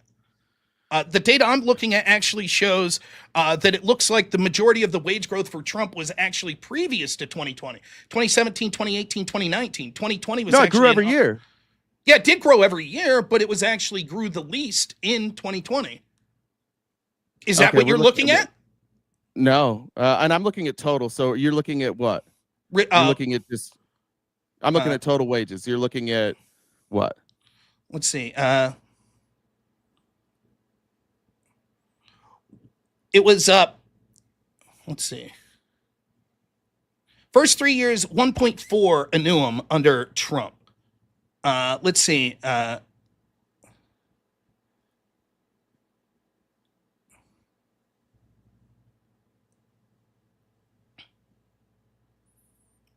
Let's see. I don't know if this is talking about that specifically in 2020. So show the data you're looking at and we could look at it. You're not going to show your data? I don't think that this is talking about 2020. It's previous to 2020, the one I'm looking at right here. I'm confused what we're arguing. All right, I just left that one. Let me go back. Real median. Here's median. Would median usual weekly real earnings be good for you? That's from the Fred? Yes. All right. I can Now, screenshot. nonetheless, like it seems to me, the data I'm looking at shows 1.4 per annum per year under the first 3 years of Trump. That's higher than the highest year of Biden, even at the end of the pandemic. So even if it does show that the fourth year of real wage growth was actually higher under Trump, again, that's not going to help your argument. You could say, well, the fourth year was an anomaly. What's that? Can you see the screen that I'm sharing?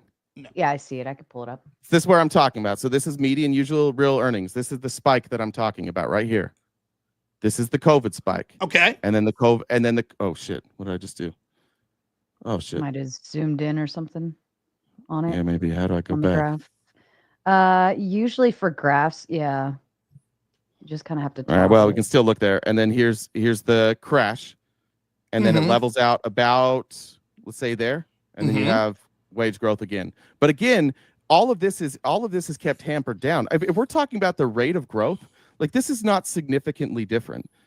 What's different? If you cut out this peak, and you pick up here, and that's even I don't know what inflation was here, but if we pick up there at 362 and here at 366, or even if we want to bottom out at 365, that rate of growth looks similar to me. All of this wage growth stuff that you want to factor in is due to the pandemic. No, I disagree. I disagree. I don't think that you could say year 4 we're still looking at due to the pandemic, and it's not because of the policies of Joe Biden. I think that's absurd. Well, what policies then? What policies led to that? For example, Joe Biden's policies of an open border, Joe Biden's policies of lockdown strategy. Just one at a time, please. Let's remember we're not going to gish gallop. So let's talk about the open borders policy. How did the open borders policy drive real wages down? Inflation. Excuse me. It brought real wages down by bringing in competition for labor. And you would back that up. Where are you getting this data? This is the laws of supply and demand. If there are more workers, then wages decrease. If there are more workers, then Correct. wages decrease. Yes. You disagree? Well, look, I think that it's potentially you could have less workers, wages increase, less workers, wages decrease. We had less workers during COVID when we had Remain in Mexico still in place. There were less workers, and we saw wages dropped, right? Less workers and wages drop. Well, there could be other reasons. You just said that wages went real quick. Wait. You just said that real wage growth. Wait, hold on, just real quick. So supply and demand isn't always like a universal principle then. Well, no, right? It seems to more often than not be a principle, and you contradict yourself. You just said that wages went up when we had Remain in Mexico at the end of 2020. No, I said they went down. Your entire argument, you pointed to that. And then they went down. Your argument. And then they went down. So it's both. When did they go down? When did they start going down? When was that? Q4 of 20 or Q1 of 2021, I think. Okay, Q1 of 2021. So that would be Biden's first term? Yeah. So you mean when Biden on day 1 had an influx of people crossing the border because he proudly announced rescinding Remain in Mexico, you're using that as evidence that Remain in Mexico drove down wages? I'm not making a claim at all. I'm actually just testing the logic there. You said that if there are more people working, that you will have higher wages. Is that right? That is what I said. No, I said if you have more competition for labor, it drives down wages. Okay. Well, I don't think that this graph proves that one way or the other. Would you agree with that? I don't think that your graph's seeking to prove that. I think, however, the way that you interpreted it would show that you were exact opposite of what you were interpreting. Your argument was, well, Remain in Mexico meant that there were less people for labor, and yet wages were going down. And then what you showed is your graph shows once Remain in Mexico was removed, wages went from going up to going down. But why did those wages go up, though? The wages probably went up because the specific jobs that we were looking at for the people that were counting as wages were jobs that tend to make more money. And so we probably got rid of, through calling people non-essential, a bunch of low-wage work. People lost, low-wage workers lost their jobs, right? Correct. Okay. Right. All right. So what's that have to do with Remain in Mexico meant that wages, that was your claim. That was your claim. No, what you're trying to prove right now is that Joe Biden caused inflation. What I'm saying is that, yes, that the policies of Joe Biden, the buck stops with him. The policies he's had of increasing the labor. No. I need to know why. I need because to, the laws of supply and demand. Why. Because the laws of supply and demand. Yes or no? Would you? How did that just drive you up can articulate inflation? afterwards if you can. How did that drive up inflation? Stop. Go ahead, Rob. Yes or no? The laws of supply and demand. If there are more people applying for a job, does that increase or decrease the wages? It can do both. Explain how it could increase the wage. Because wages are set by the employer. Okay, so it's not perfect. Okay, so the employer, right? If there's only one person that applies for the job and they really need that, then that person's able to negotiate a better salary or a better wage because there's nowhere else for the employee to go, correct? Maybe. Okay, give me the circumstance when that's not the case. When the employer says no. Okay, the employee says no. Is that normally how businesses would work? I've never once went into a job interview where I was able to negotiate my salary. Never once. I think that this is nonsensical. What you're doing is saying that there could be some sort of exceptions to the rule. But would you agree that overwhelmingly that if you have more of a supply of something, that decreases the demand? If you have more of a supply, that correct. Yeah. If people want it. Okay. Did people want labor? You could have a supply. Well, I don't know. Because we have people that are unemployed. We also have 10 million jobs that are sitting there unfilled. I don't know. Okay, I'll just say that with this whole conversation, I'll just say this. It's clear that wage growth was higher in Trump's second term than it was. It was clear that real wage growth was higher under Trump's second term than it was under even the best years of Harris Biden. It's clear that Trump's real wage growth was better the entirety of Trump's first term than it was under Biden Harris, which is a reason economically to prefer. The Biden administration, along with Kamala Harris, gaslit people that the economy was great. It wasn't. People were struggling, and that's one of the primary reasons that they voted for Trump. Great. Now, how did Joe Biden raise inflation? Because he massively imported a bunch of people, which drove down. And how did that drive up inflation? Increases the supply of workers, which lowers their wage. Do you have any evidence to back that up? Yes, the law of supply and demand. Second, that doesn't.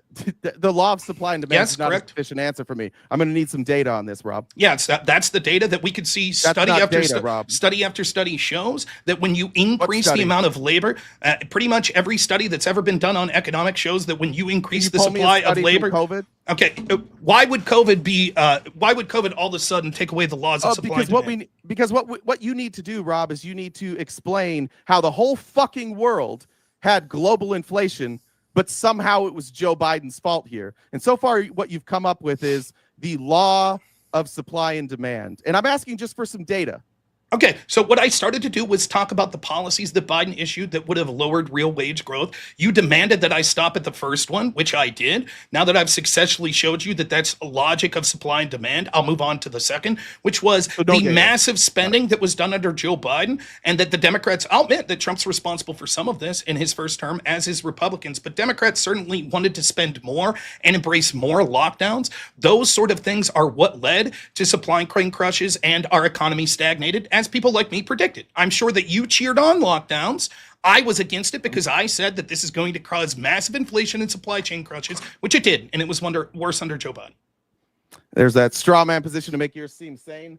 I would like to once again point out you have shown no evidence that that for some reason our inflation was different than everybody else's. That our inflation. Now, I would grant you that stimulus does raise inflation. I would grant you that, and I would say that both presidents were doing that, and I would also say that you'd be hard pressed to convince me that Trump wasn't going to offer stimulus those other two times as well. But what we also see is that recovery drove down inflation eventually, and we got it back on track, right? Now, so I find it funny that you say why wouldn't we say that those were deflationary policies? Well, I don't understand. Drove inflation down. I don't understand why you ask a question then immediately start talking again before I get a chance. So you interrupt me. Because you don't wait. You just got to wait a second.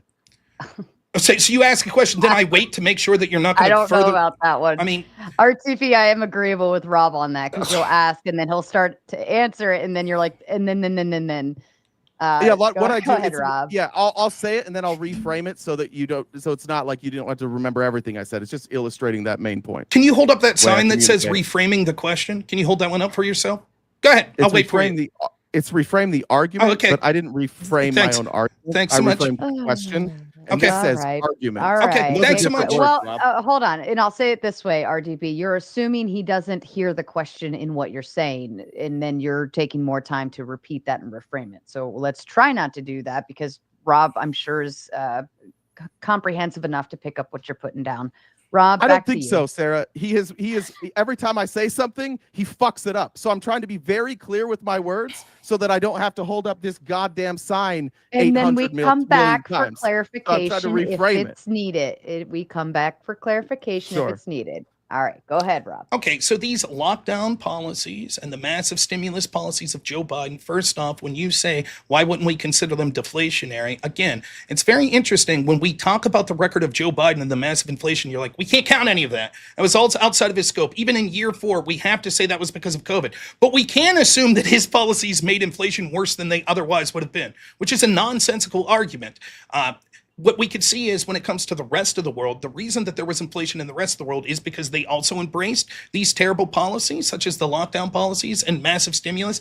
And it's even worse for those countries because the United States is the world reserve currency, which means that if the US dollar is devalued, it doesn't just cause inflation in the United States because this is the reserve currency. That means it would also cause inflation around the world. So a country, for example, like Germany would not only have to rely on the US being the reserve currency and the inflation that comes from devaluing the US dollar, but then also devaluing of their currency on top of that. So that's why that we saw inflation around the rest of the world that was commiserate to what was happening in the United States, but it's still on balance worse in the United States because we had the advantage during the Biden presidency of being the world reserve currency. Great. So when we did the Inflation Reduction Act and it brought inflation down, you're saying that it's not right. When was the Inflation Reduction Act? I can look when it was passed. Do you know off the top of your head? I thought they named these differently. My guess would be 2021. 2022. So it went into effect 2023. Okay. And inflation went down. Okay. When was it passed in 2022, if you don't mind me asking? I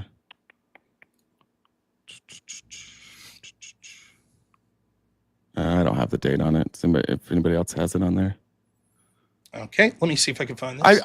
I think what I'm trying to nail down here is I would love a specific outside of like generically you just saying what you think. I think if you were being honest right now, Rob, what you would say is you're not really sure which policies drove up inflation and that you just have like this general understanding of supply side economics and you think that everything works inside of a supply side economics perfectly and that's a sufficient argument. I'm just saying that's not a sufficient argument. This entire thing, like in order for you to justify the wage differences between Trump and Biden, you've got to explain this. You've got to explain inflation and you're not doing a very good job with it.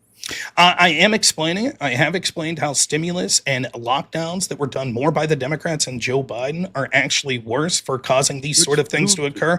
I think that what you're seeing is that you can't defend the record of Kamala Harris and Joe Biden. I don't have to.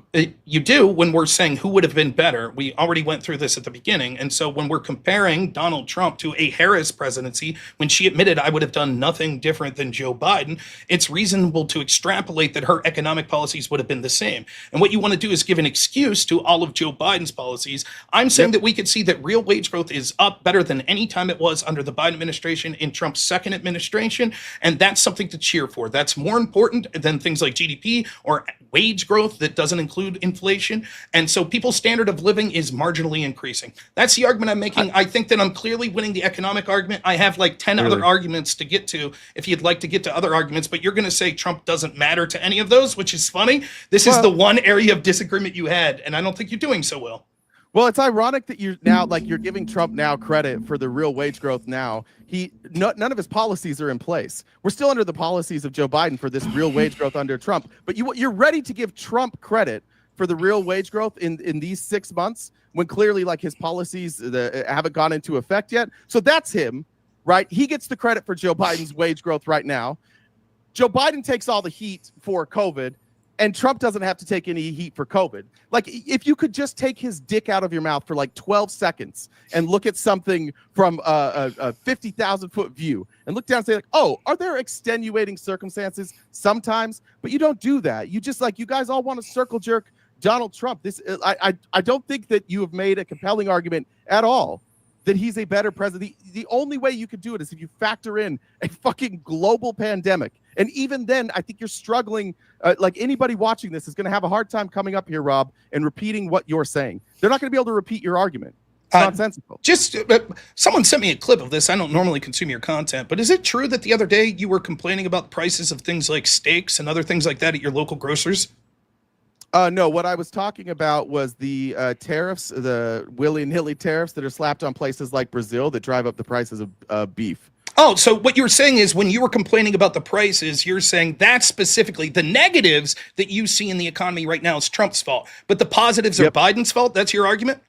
No, I didn't make the argument that the positives were Biden. You made those arguments. But I would say, and that's a silly fucking what thing are you talking about? I never said that. Because the reason that the price of beef went up is because of fucking tariffs. Now, I asked you, like, why did inflation go up? And you're like, supply side economics. And you can't really substantiate that. There's a direct correlation between the price of beef and the world's dumbest tariffs. A direct correlation. Okay, so I think that it's evident for everyone to see. By the way, your fans watch my show. I appreciate that. I mean, someone has to, I guess. But it's evident for everyone to see. Have you compared our views on YouTube? You took a shot at me at the beginning of this. Do you know that I have more subs than you and I get about 20x your views? I believe I said backstage to leave the personal shit off my screen and stay off topic. Sarah, he opened with that. On topic. Sarah, I'm going to tell you with both. that. He opened with that. This is getting a little old, honestly, Sarah. You have never once corrected anybody on your side that I've debated with. Rob has taken personal shot after personal shot. He just went back to this. I'm allowed to take the same personal shots. That's fine. I'm more than happy. Are you talking about the steak thing? I'm more than happy. No, I'm talking about the TikTok thing. He, in his opening statement, he basically said, like, I'm only on TikTok. First of all, I'm never on TikTok. And now he's saying somebody's got to watch your show. My views compared to yours, Rob, he literally insulted me and said, someone's got to watch your show. I'm not entitled to be like, oh, I'm sorry, Rob. Your last video got 1,000 views and mine got 80,000. All right, now let's shut down and everybody can just go home, or Sarah, we can just get back to the fucking point. If I may, go ahead. I'm happy once we're done with this conversation before we get to open panel to talk about his botted views. I don't have a problem with that. We could do that. I have no problem doing that. But for now, we'll talk about. That's not an insult. We'll talk about the subject at hand. That's fine. I'm sorry that it hurt your feelings so much. Maybe you need a sign to remind yourself to. Listen, gentlemen, when I say something, I mean it to everyone on screen. So RTP, even though you were the last one to talk, talking shit, when I say it, that means both of you are in trouble. Okay, you always complain, well, you did this with this person and not this with that. No, when I talk, I'm speaking to everyone and shots are fired. End of story.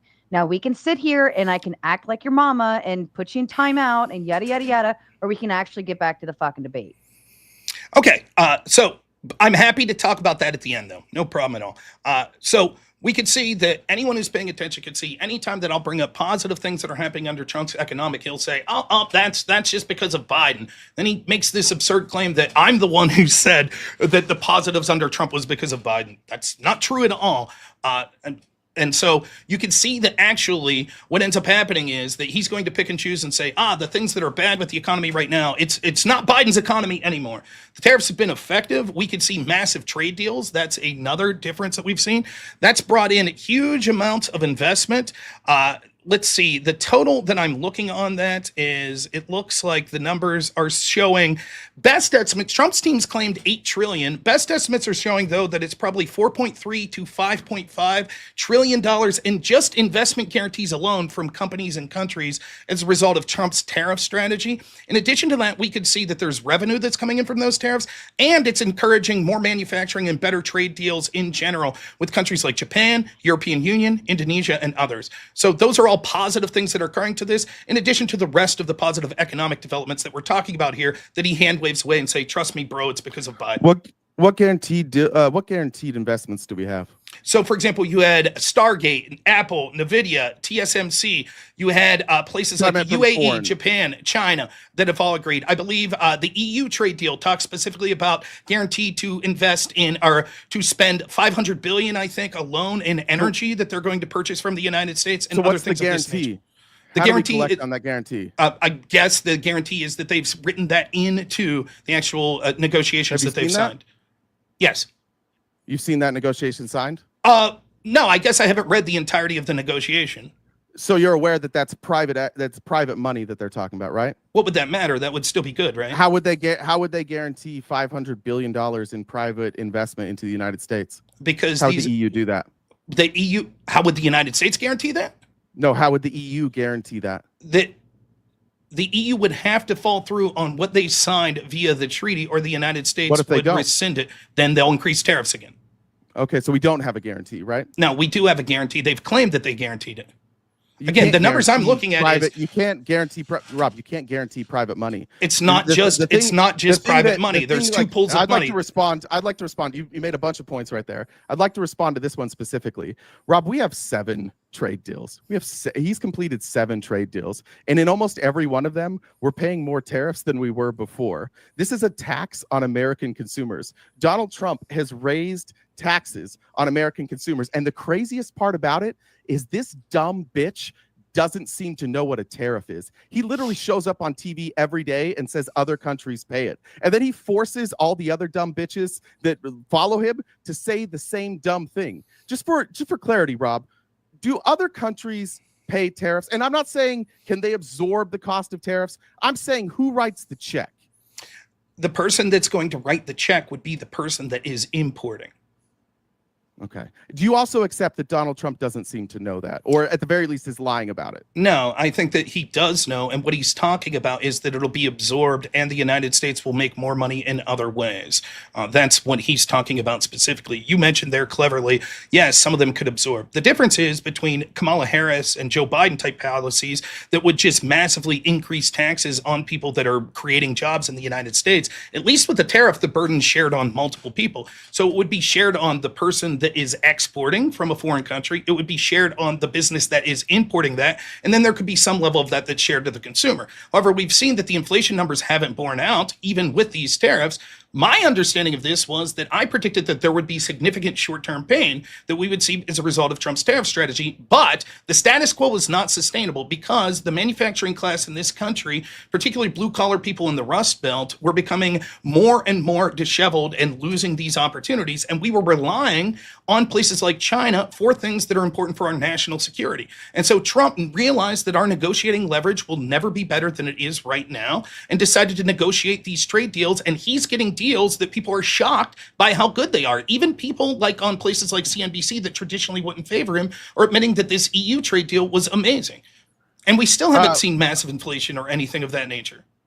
Yeah, so 2 responses to that. I think saying I've watched CNBC, I've covered it. I don't know who over at CNBC is saying it's an amazing trade deal. I think that they kind of like it.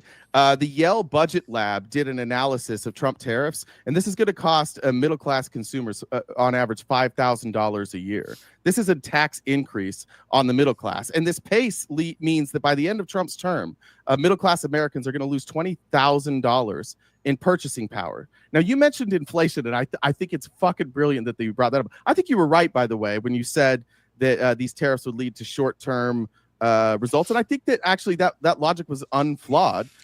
If Trump was going to use these tariffs momentarily to negotiate as a strategy, then yeah, it would be short-lived. But the reason that we haven't seen inflation is because Trump's a pussy and he keeps backing out and he never puts the tariffs in. He literally just backed out on China again today. But as we start to see some tariffs hitting, which we are seeing, we're starting to see a rise in pricing. We're starting to see it now, and this is going to come at the cost of middle-class consumers. So I just want to be clear, while Donald Trump says that his tax policies are for the middle class, they are the ones that are getting a $5,000 tax increase at a time they cannot afford it. So one, inflation was far worse under Joe Biden, and none of the Democrats that are complaining about this seem to care. Second, their strategy of taxing more to people would have meant that those prices would have been passed down to middle-class consumers, as we could see happens all over the place. And third, these experts that you're talking about actually predicted that we would already start to see massive levels of inflation. Many of them were predicting we would see that by July. That didn't occur. The inflation numbers still that we've seen, the most recent ones, are still lower than on average of Joe Biden, and they're right about about what we would expect in normal times. Now, it could be the case that we'll start to see some more inflationary pressures. In fact, I think if Jerome Powell lowers rates, we're more likely to see, which Trump wants to do, we're more likely to see inflation. However, I think that the status quo, which I'll ask you point blank at the end of this question, was not sustainable. We can't afford to rely on places like China for manufacturing that's so important, such as our personal protective equipment when it comes to viruses, ammunition, other things that if we ever get into conflict with China, we can't rely on them, and we can't continue to see the erosion of the manufacturing and middle class in this country. And so something radical needed to change, and I think that was good. Because it's bad for the people that enjoy those sorts of jobs, and we would rely on countries to the manufacturing that's necessary for our country to survive that we may be at war with someday. Why is it necessary for our country to survive to onshore manufacturing? Because two reasons. One, let's do them slow, one by one. Relying on China for things like steel, ammunition, etc., when they are our biggest geopolitical rival, means that we will be under their heel if we ever go to war. Your response? My response is, why don't we just not go to war with them? Okay, so what if they then decide to pressure us because they know we can't go to war with them, and we rely on them? I don't think destroying our economy on the fear that one day China, who is not very aggressive, you look around the world, like China's not like us. They're not out there fighting a new war every fucking 12 minutes. China seems pretty restrained. I have real fears of China coming over here and starting a war with us. So I don't think the fear mongering of we have to reshore American manufacturing because maybe one day China will come get us is a compelling argument. We've survived pretty well with manufacturing going to China. Okay, cool. I guess we could say the same with Russia. Let's just not go to war with Russia or any other country. It's a fool's gambit to suggest that our biggest geopolitical rival, that we should just say, as long as we never go war with them, they'll never pressure us, that we become totally reliant. I think that's a childish view that you have there. Second argument is because... I didn't say totally reliant. Don't reframe it. Don't lie when you reframe shit. I said we don't have to onshore all manufacturing. Secondly, not manufacturing... Totally reliant, right? No, Rob, can we get on the same page real quick? No, I'm uninterested. I'm tired of the dishonest reframing. I said that we don't have to onshore American manufacturing, and you said rely totally. Can we at least be honest about the way that how dishonestly you frame everything? No, what we'll do is I'll say that the way that this was framed initially was that we would rely on them like ammunition, steel, and things of that nature. Now, you didn't seem to dispute that. You said we don't have to onshore all manufacturing. That's a different claim. The only person that's been dishonest in their framing this entire debate's been you, who, including from your very first economic statistics that you suggested, we went through point by point how you were misleading people and what they said. You've continued to do so the entire debate. I'm tired of your whining and complaining to me because you have this thought in your head that I'm doing what it's actually you that's doing. Nonetheless, the manufacturing sector, we could see that there's been a hollowing out of the manufacturing sector in this country. And as that's happened, we've seen that there has been more of a wealth divide. The middle class is eroding in this country that you claim to care about, and bringing manufacturing back in real jobs as opposed to just jobs in the financial sector would be key in bringing back that middle class dream. Yeah, this is Republican dipshittery at its finest. This is Ronald Reagan trickle-down economics, a failed fucking experiment for 50 years. You know when we started to see the massive increase in wealth inequality? When we introduced trickle-down economics. And you're a smart enough guy to know that if you draw a correlation between trickle-down economics and wealth inequality, it's a far better line than offshoring American manufacturing. Yes, sometimes they go together, because it turns out when we let rich people keep more of their money and we give them more access to our government and we allow them to lobby our government, then they want to make as much money as they possibly can. And so undoing trickle-down economics, going back to the progressive tax policies that built this country, that built the American working class that our parents and our grandparents grew up in, and they had I guess the good fortune to grow up during that time. We could go back to those progressive tax policies, but we can't, because Republicans are such cucky bitches to the 1% that you guys think if we tax these folks, then the whole world will collapse. It's trickle-down economics that's causing this wealth inequality, and you would be hard-pressed to make a compelling argument that the offshoring of American manufacturing is what has driven wealth inequality. That's insane, Rob. I disagree with that. I do have a question to ask you, though. Then back it up. Okay, I have a question to ask you. The companies that will have to pay, you said that it's the United States that'll pay that tax, correct? People in the United States. Can you explain who that would pay the tariffs? Anybody who's importing something. Okay, so those would be businesses. Is it traditionally poor people that import things, or wealthier people that own businesses? Not poor. Not Okay, so necessarily it'd be- wealthy, but not poor. Okay, so then my question to you is, if you say that those people that have to pay those import taxes will pass, in the form of tariffs, will pass them along to the consumers, then why, if instead we just tax them outright without a tariff, wouldn't they also pass that along to the consumer? Tax who outright? If you're saying that there are these wealthy business owners that are importing things that are going to be tariffed and they'll pass that cost on to the consumer, if instead of doing tariffs, we just massively increase their taxes, why wouldn't they also pass that on to the consumer? Well, are you talking about income tax or are you talking about the corporate tax? Doesn't matter. Any tax whatsoever. Well, income tax that's a silly thing because the richest people in this country don't pay income tax. They mostly pay capital gains tax.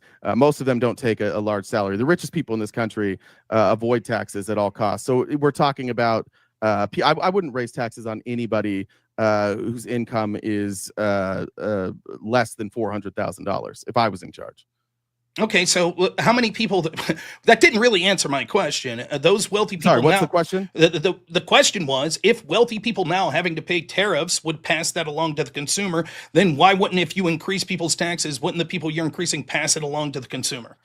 It'd be hard to show that it's just wealthy people that are like, I think that the people who are being hurt the most by this are not wealthy people. This is evidenced by, like, Tim Cook went and gave Donald Trump a really pretty iPhone and Trump carved out an exception for him. You see Amazon gets exceptions carved out for them. Nike has exceptions. Google has exceptions. Apple has exceptions. Nvidia has exceptions. All the richest among us are the ones that are avoiding all of this. It's the middle class that's really suffering the most. And even if you want to talk about like total, like we'd have to pull the numbers. I would guess that you're probably right that that rich people pay a higher percentage of this. But it's the mom and pop shops that are closing that can't afford these kind of margins. They can't negotiate tiny margins and operate off 1 or 2%.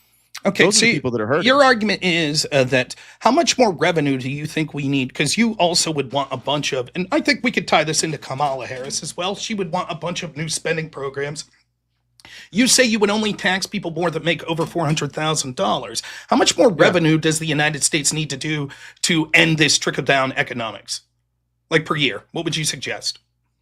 Like how much? Well, we just have to start reducing deficit spending. Like we've got to get to at least revenue neutral. Okay, so how much would that require per year if we don't create one more program?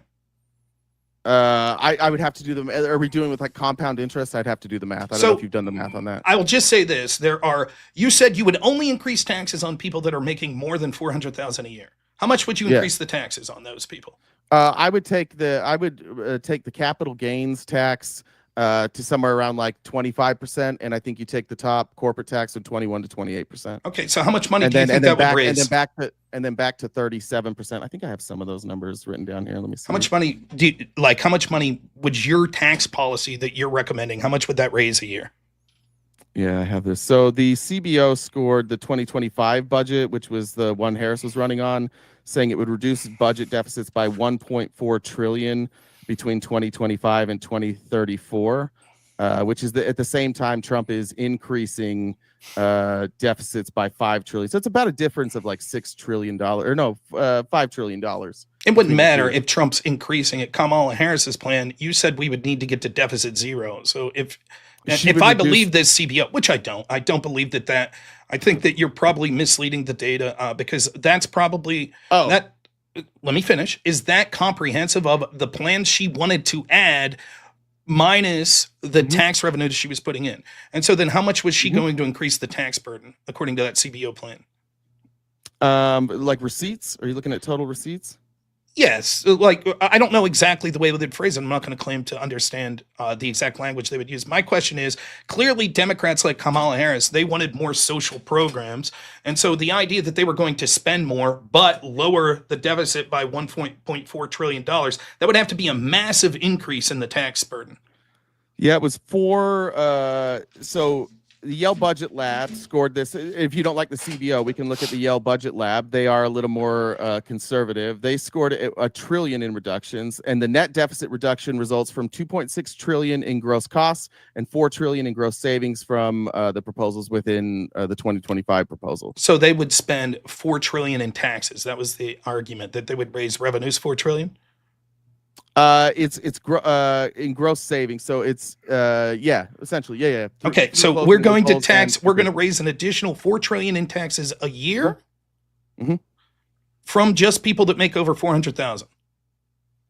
No, not just people that make. It's also corporations. It's the 400,000 is income tax, but you also have capital gains kicks in at 25%. I think was hers at $100 million. I think. Okay, but I would assume that there's a lot. So at $100 million, you're going to get a tax increase. That's pretty fair. Okay, so how many people would that be that are sharing this increased burden? I don't know. Like just people that make pull it from the Yale Budget Lab. I mean, just the people that make over 400,000. I think there's where did I see this? 2.8 million. So 2.8 million people are going to contribute to 4 trillion. That's, if my math's correct, that would be about 1.6 million of taxes a year increased on these people. Could be. I don't know. You'd have to go look at the Yale. And you don't think they would pass that on to working class people? Well, there's also part of what Harris also wanted to do is control prices. But yeah, you potentially could have that passed along to customers. Yes, and a great argument. You're right. Forgive me, I forgot we're comparing Trump to Kamala. You're right. Harris did want to institute price controls, and we could see the failures of that all over the place.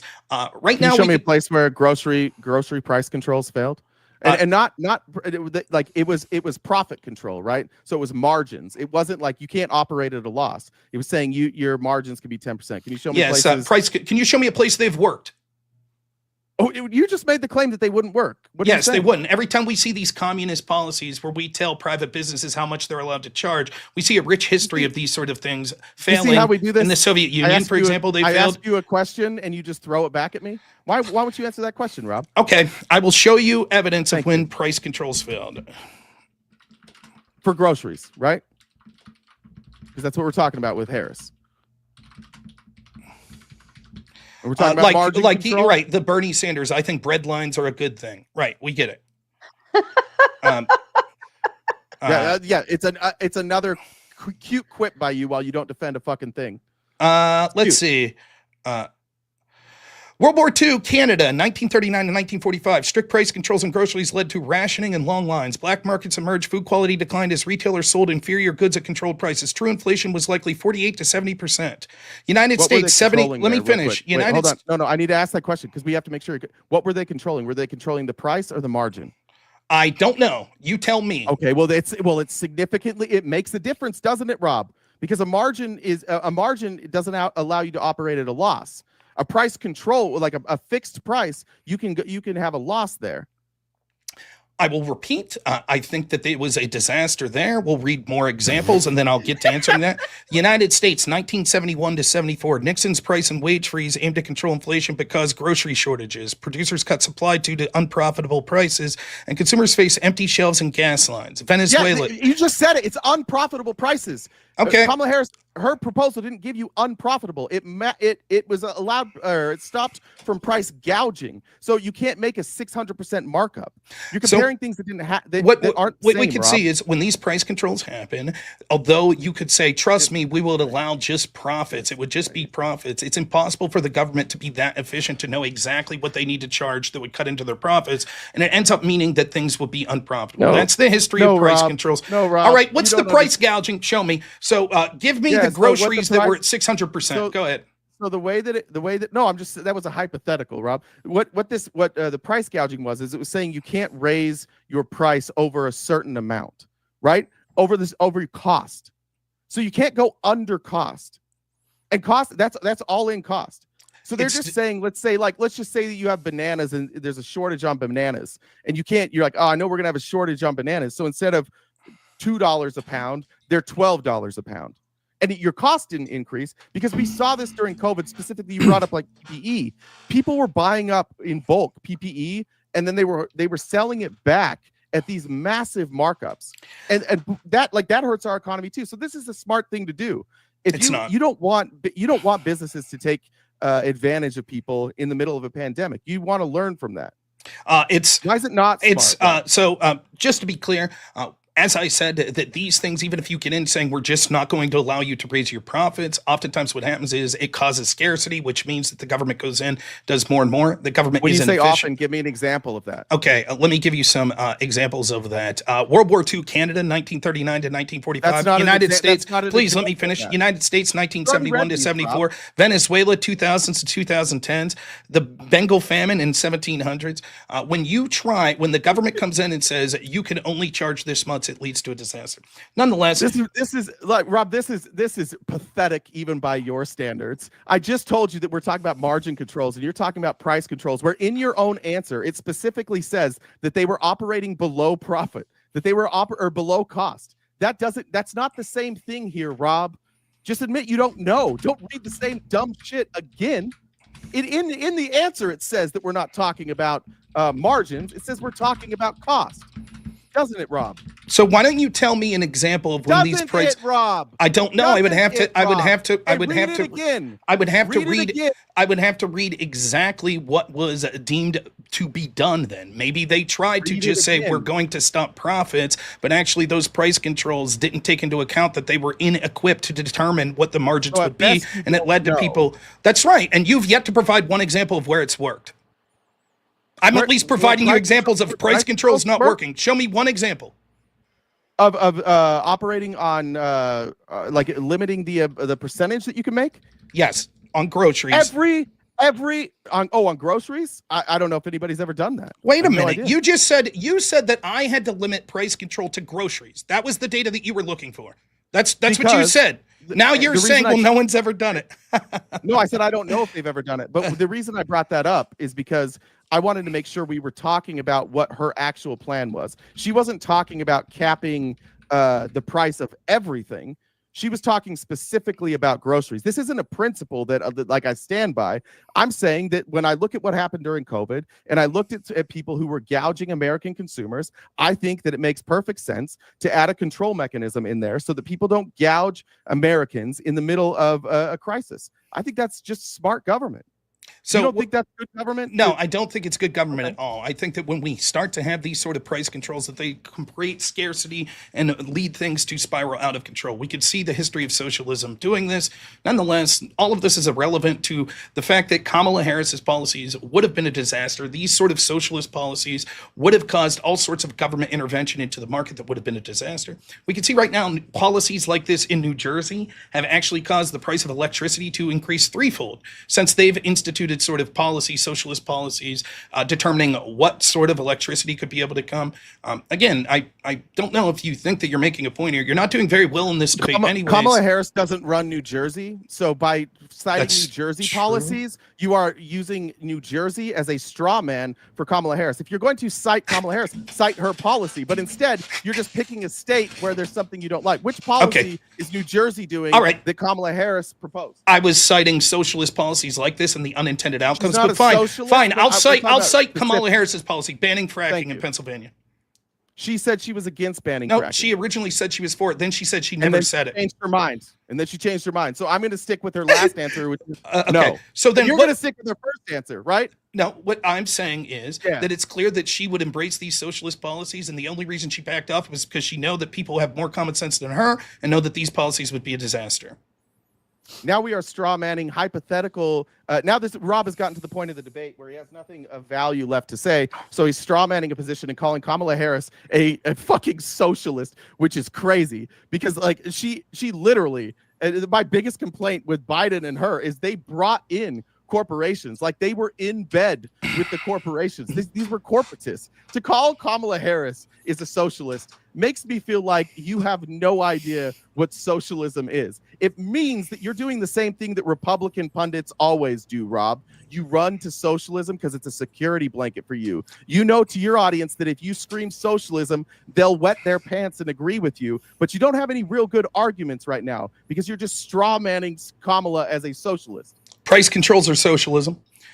Next, we'll move on to the next topic, immigration. We could see that crossings are ridiculously down, in some cases 97% down to under the Kamala Harris-Biden high points. Remember, Kamala Harris was said to be one of the people that was the key advisor to Trump or to Biden on the border. So the border is much more secure, and we've stopped seeing millions of people pouring in that are illegals because of that. That's obviously a good thing. Do you think came in during the Biden administration? Well, we could look at the actual data from sort of immigration studies, Department of Homeland Security. There were, on total encounters, the majority of which got in, I believe, was 10.3 million from February 2021 to January 2025. This includes 9.3 million apprehensions, which were typically illegal crossings, and about 1.2 million inadmissible migrants. Over 48 months, the average is 214,583 encounters per month. So you understand that number you just cited means 1 million came in, right? No, that's not true. Okay, what's an encounter, Rob? How do we define an encounter? An encounter is someone that crossed the border into the country that was met by Border Patrol, ICE, etc. Anywhere within a 100-mile radius of the border, right? Correct, yes. And those people, it's any encounter. So these people could have been here.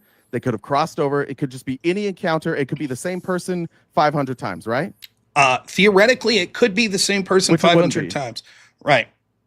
Okay, but when you just read those numbers, you cited encounters, and then you cited a number of apprehensions, and then there was a number right after that was like 1.2 million. That's the number of illegal immigrants that came in. No, the rest of the people that came to our border were legal immigrants here on asylum claims. It doesn't matter. The people that came here under asylum claims still show the problem with our open border. The fact that they were left in, the majority of them never were processed to be allowed to stay here for asylum. And it was a system that was being intentionally abused.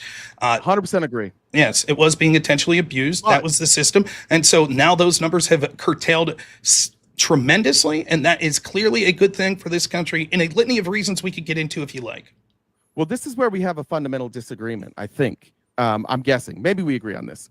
I concede that Donald Trump's actions have led to less people coming to the border. I think that there's a lot of reasons for that. One is a strong presence.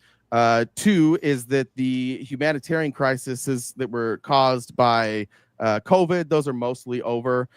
We've kind of stopped meddling, like Venezuela. A lot of that was our own fault, why we had a bunch of Venezuelans here. But I would also say that what Donald Trump has done will, if you like these policies, can be completely undone, because the thing I don't like about what he's doing is he's choosing to do it outside of Congress. Like, we're not changing our asylum laws. So if somebody comes across here now and they seek asylum, one of two things happens. They either are granted the asylum claim, or this administration goes against our own asylum laws. Those are the two options that we have. Either they're allowed to claim asylum, or this administration is unilaterally bypassing Congress to do kind of whatever the fuck they want. I agree it's effective. I don't like how we're doing it. I don't like the precedent that it sets. I don't like that we're ruling by executive order here. I don't like the fact that Joe Biden, by fiat and rescinding executive orders, allowed these massive things to increase. And I also, it's not whataboutism. Are we not comparing the Kamala Harris and Joe Biden administration to the Trump administration? Is that not what we were doing? So your claim is, when I point out the failures of the Kamala Harris, Joe Biden administration and how they allowed these people in by rescinding executive orders, that's whataboutism, even though that's literally the topic of the debate. That's your claim? The issue is that you never address what I say. You just literally say, you just go straight to whataboutism. It's literally like talking to like a random Republican word generator. Not once have you ever responded to a claim. And you did this the last time we debated. You literally walked away in the debate last time. You don't listen. You're not a very good active listener. So it's frustrating to talk to you and then just have you go straight to whataboutism. It would be nice to have like a conversation where you respond to what I say without like going whataboutism. Right? Nonetheless, your complaints on these sort of things are relevant. It is the topic at hand. When it comes to sort of executive fiat being able to solve problems, as long as it's done within a legal scope, so far the courts have said that it is predominantly legal for him to have policies like Remain in Mexico. Yeah, I agree. It would be better if Democrats weren't actively cheering for open borders and would work with Republicans, some of them who actually want the open borders as well. It would be better for the legislator to do that. Nonetheless, that's not a reason to prefer Kamala Harris over Joe Biden. Name one Democrat that advocated for open borders. Yeah, the ones that were fine with the border under the Biden administration. Fine. Kamala Harris, Joe Biden. What did she, and she advocated for it? How? They said that the policies under the Biden administration of rescinding these executive orders and allowing tens of millions of people in were okay. That it was good, that the border was predominantly secure. She was cheerleading open border policies? Yeah, she was cheerleading the policies that effectively made our border basically open. And by that you mean they were keeping our asylum laws as they were written, right? They were rescinding executive orders and knowing that the asylum process, knowing that the asylum, why it's frustrating knowing talking to you, Rob. Because what's frustrating to you is I'm going to start doing the same as you since you're interrupting. So I'll have no problem doing that. I've been more than generous of allowing you to sort of filibuster when you feel and then to constantly interrupt me. All right, gentlemen. Listen, we've got maybe about 20 minutes left since we had some tech issues in the beginning. You were doing so good. Let's get back to good, okay? We weren't doing good. He wasn't. I was. That's what was happening. So I'll answer the prompt as I see fit. Since we only have 20 minutes, I'll get to the other reasons that I had that Trump was good, since he's not doing so good on any of these. We see, for example, what I said was the Overton window shift on a lot of these sort of woke things. This is fantastic that Trump's did that. The cultural shift is probably going to be more lasting than sort of the policy shifts that we could see that I think overwhelmingly the ones we've talked about have been good with Trump. Where do you feel the Overton window shifted? I think that it's shifting more away from this woke shit, things like transing children and other things like that are horrible. What do you mean when you say transing children? Like, for example, the idea that we should have this sort of stuff normalized in schools, the idea that we should be pushing for things like hormone blockers, trans issues, telling children. Like people being allowed to identify how they want? No, pushing that this is something to be prideful for and instructing these things in schools. Telling people they could be proud of who they are? Telling people that it's something to be proud of, to be trans, and instituting these things in schools. Other policies. Can I ask a question? Why do you think the federal government should be dictating what people can and cannot be proud of? Because the federal government should dictate what we're allowed to teach in public schools, because my tax dollars go to it. Would you be okay if the federal, real quick, would you be okay if the federal government was teaching people for white pride and white nationalism? Would you be okay with that? That they are allowed to be proud that they're white? Would you be okay if the federal government said that it was okay to have curriculum of talking about white pride and teachers talking about how prideful they were of being white and celebrating their kids talking about being proud to be white? Would you be okay with that? If somebody can say that on their own? Because I don't think there's a curriculum that's teaching children to be trans. I think there's curriculum, and I've looked at the curriculum in my state. In fact, maybe you could point to one specific I'm unaware of. These are largely done on a local level, but I've never seen a curriculum that is like, hey, we have this whole day where we're going to talk about how it's cool to be trans. Do you have an example of like a curriculum that says that? No, I don't have them in front of me right now. What I could say is that not only are their curriculum, it's not even necessarily its curriculum, it's the way that these teachers are doing things. We had policies, for example, that said that if a kid came out and said that they wanted to change their pronouns, that teachers were not obligated to tell the parents that. There was an entire discussion about why should the teacher have to tell Let the me finish, that? Please. I know the impulse to interrupt is strong with you. Maybe you should hold up a sign. Please hold up a sign and read. Please hold up a sign and read your sign. Let Rob there finish. You go. Remember, put the bubble in. Let Rob finish, and then you can respond to all of it. Yes. Remember, we talked about this already. So go ahead and read your own sign and let the actual people that know what they're talking about talk a little here. And so what we could see is there are actually policies that suggested that parents not be allowed to hear these sort of things that were being discussed in school. In addition to that, we could see that it wasn't just about the policies, it was about the ways that these teachers were interacting with children, oftentimes shoehorning many pride things and things like that into schools that there was no business talking about that stuff whatsoever. That Overton window shift is just the least of those things that are good going against woke. And I think we need much more of that. And I'm happy to be on the correct side of this 80-20 issue. I'm more than happy for you to be on the 20. And that's where Kamala Harris would have been. I think the interesting thing is that we're not on different sides of this issue. You want the government to force speech, and you want the government to be selective in the speech that is allowed. I just think everybody should be allowed to identify how they want. Look, I don't understand what it's like to be a trans person. I have no idea. I can't even fathom it. It's nothing that I've ever dealt with. But at the same time, like, I don't have a problem if somebody wears a cross around their neck. To me, that's just as foreign as somebody identifying as a gender they weren't assigned at birth. It's the same thing to me. I don't like the government being in charge of like social aspects, especially the federal government. If you want to do this on a local level, that's one thing. I think that's more acceptable. But these federal bans, and then you guys acting like there was some big push. I would challenge you. Show me a piece of federal legislation that pushed any sort of trans ideology outside of you're allowed to identify how you want. It's not just about federal legislation. It's about the Overton window shifting and the cultural conversation changing. And that's one of the good things that Trump's done. Yeah, but that's not the question I asked, which is I don't give a shit. I don't. You're reframing. Oh, okay. You're reframing. Show me. Show me what once. are we doing if you're not going to answer a question? I've been answering your questions. I've been answering your questions the entire time, even when they're irrelevant. I asked you a federal legislation. I'm uninterested. I'm not going to name one. I'm uninterested. Where did I ever say? Okay, I want you to. That question implies that I claimed that there was federal legislation that put in trans issues. Correct? Or a Harris policy. Show me where I said that. Show me where I said that. Show me where I said that. Show me. Show me where I said it. Wait, hold on. Show me where I said it. It's pretty frustrating, right? When this shit happens. Go ahead, show me. No, so you're saying the federal. Here. Oh, no. Go ahead, RTP. Reframe. No, I'm waiting for Rob. Reframe. Right? Go ahead. Show me where I said that. Did you already do that? Did you have that ready already? No, I wrote quick. Not everyone operates at a snail's pace like that. So are you saying then that Harris didn't have any of those policies? I asked you a question first. No, you didn't. I asked Show me where I said that, Rob.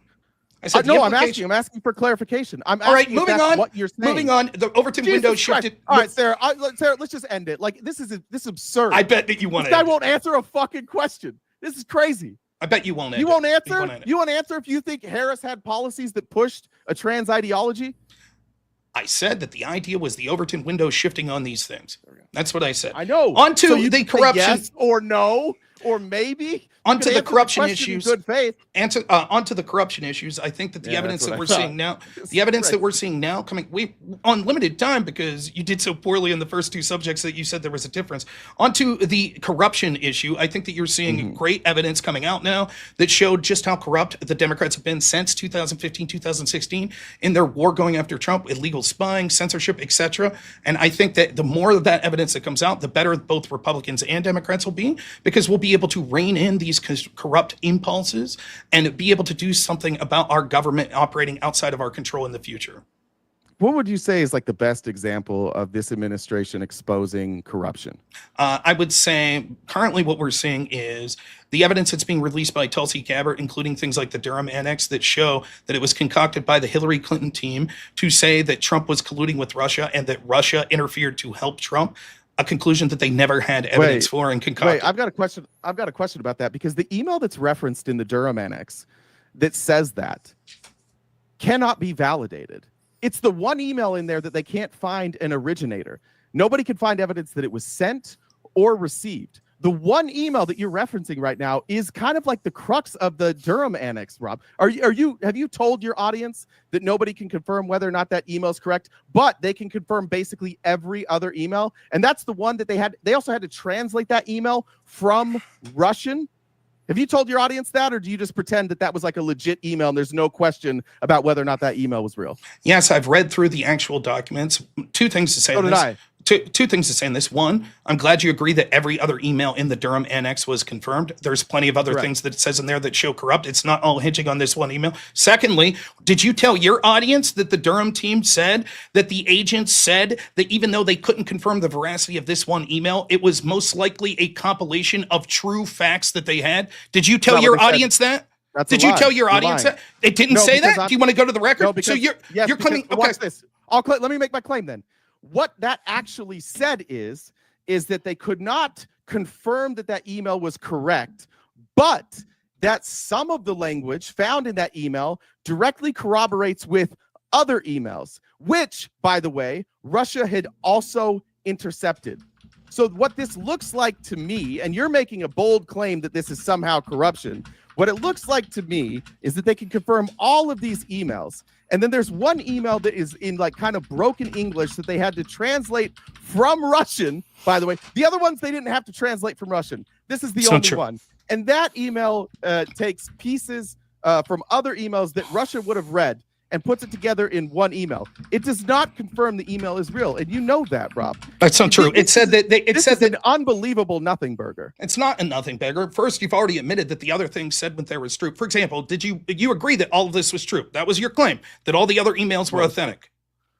And the information they had was authentic. Okay, one of the things it said in there, for example, was there was a bunch of information that Russia had about China, of emails that they or about Clinton that they intercepted. One of the things it said, for example, was that the Obama State Department, I think it was either the DOJ or the State Department, reached out to religious groups in the United States and offered to pay them money if they supported Hillary Clinton.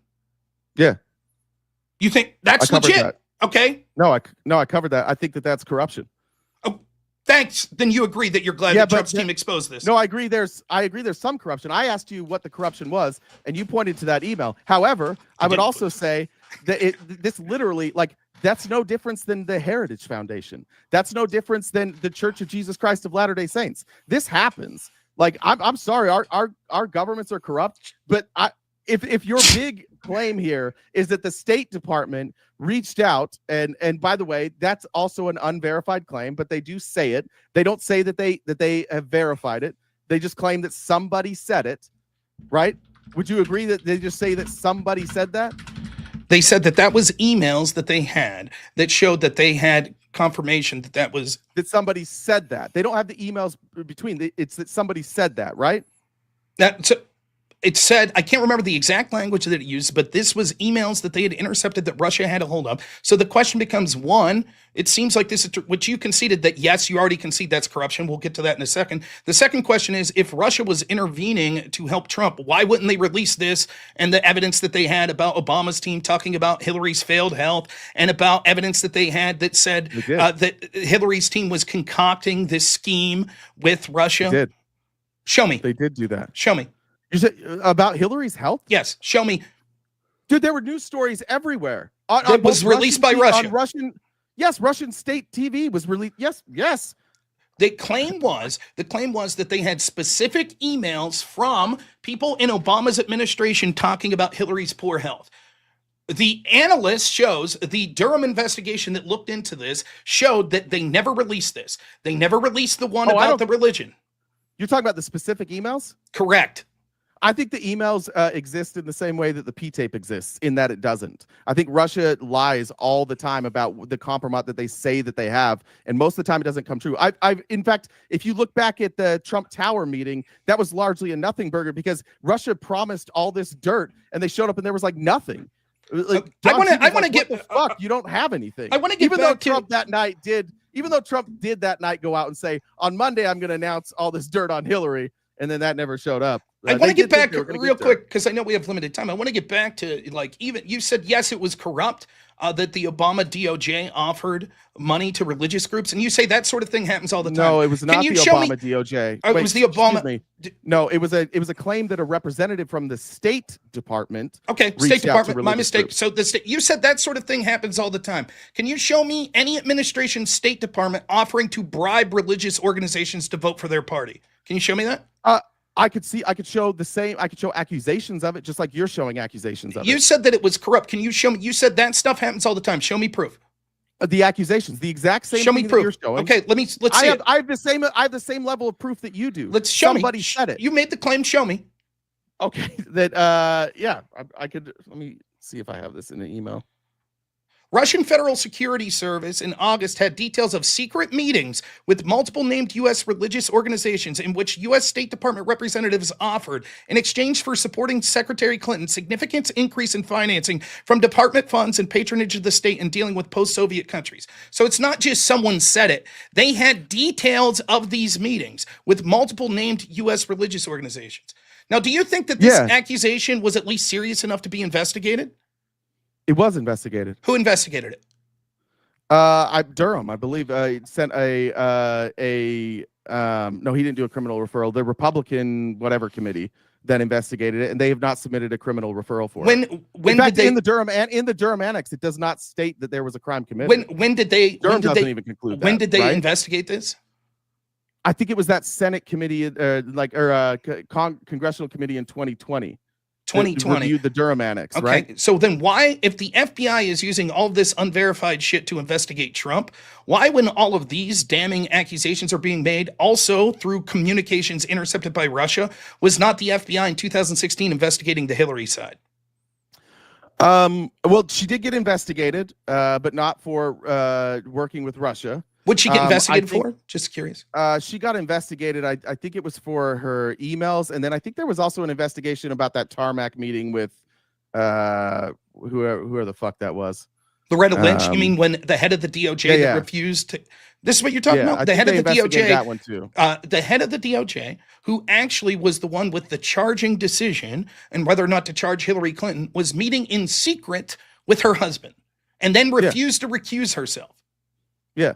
Yeah, I would say that that's not a good sign. That's the level. I agree. Of sort of. That's why I didn't vote for Hillary Clinton. Nonetheless, the point that we're starting to see more and more evidence of this is good. The people need to see how corrupt this stuff is, and that the entire Russia collusion thing was started by Hillary Clinton's team, and Barack Obama went right along with it in order to sabotage Trump's first term. Wait, the Russia collusion was started by Hillary Clinton's team? Yes, the Russia collusion narrative to smear Trump as being connected to Russia in order to distract from her email server was concocted by Hillary Clinton's team, and the Doesn't Obama. conclude that in the. Are you adding stuff from the Durham Annex? The Durham Annex doesn't conclude No, the that. Durham Annex not only says that, but we also knew prior to this from the handwritten notes of John Brennan that he personally briefed Barack Obama at the end of July or maybe the very beginning of August that this was a plan concocted by Hillary Clinton. No, that's not what it says. Can you read that specifically? Go ahead. You bring it up. I don't have it up. You're the one with it in front of you. I don't have it in front of me. What are you citing then? Are you not reading from memory? Okay. Yeah, well, you're making that claim. Now I have to disprove all your claims. You have yet to. Can you just show? Can you show? You haven't proved a single claim, bud. I mean, can you just show me where the Durham where they conclude that this was concocted by Hillary? I'd like you to read that for the audience here, please. Let's see. I'd like to share screen here if that's fine. Sure.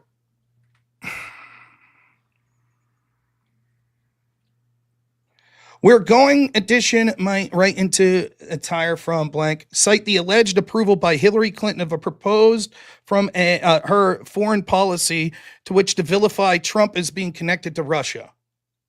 And according to his handwritten notes, please let me finish. You asked the question. I thought you were done. I thought you. According to his handwritten notes, former Central Intelligence Agency Director Brennan subsequently briefed President Obama and other senior national security officials on intelligence, including the alleged approved by Hillary Clinton on July 26, 2016, the proposal of one of her foreign policy advisors to vilify Donald Trump by stirring up a scandal claiming interference by Russian security services. The what approval? What was that word right before approval? The word right before approval is let's see, including the alleged approval. Who made that out? Who made that allegation?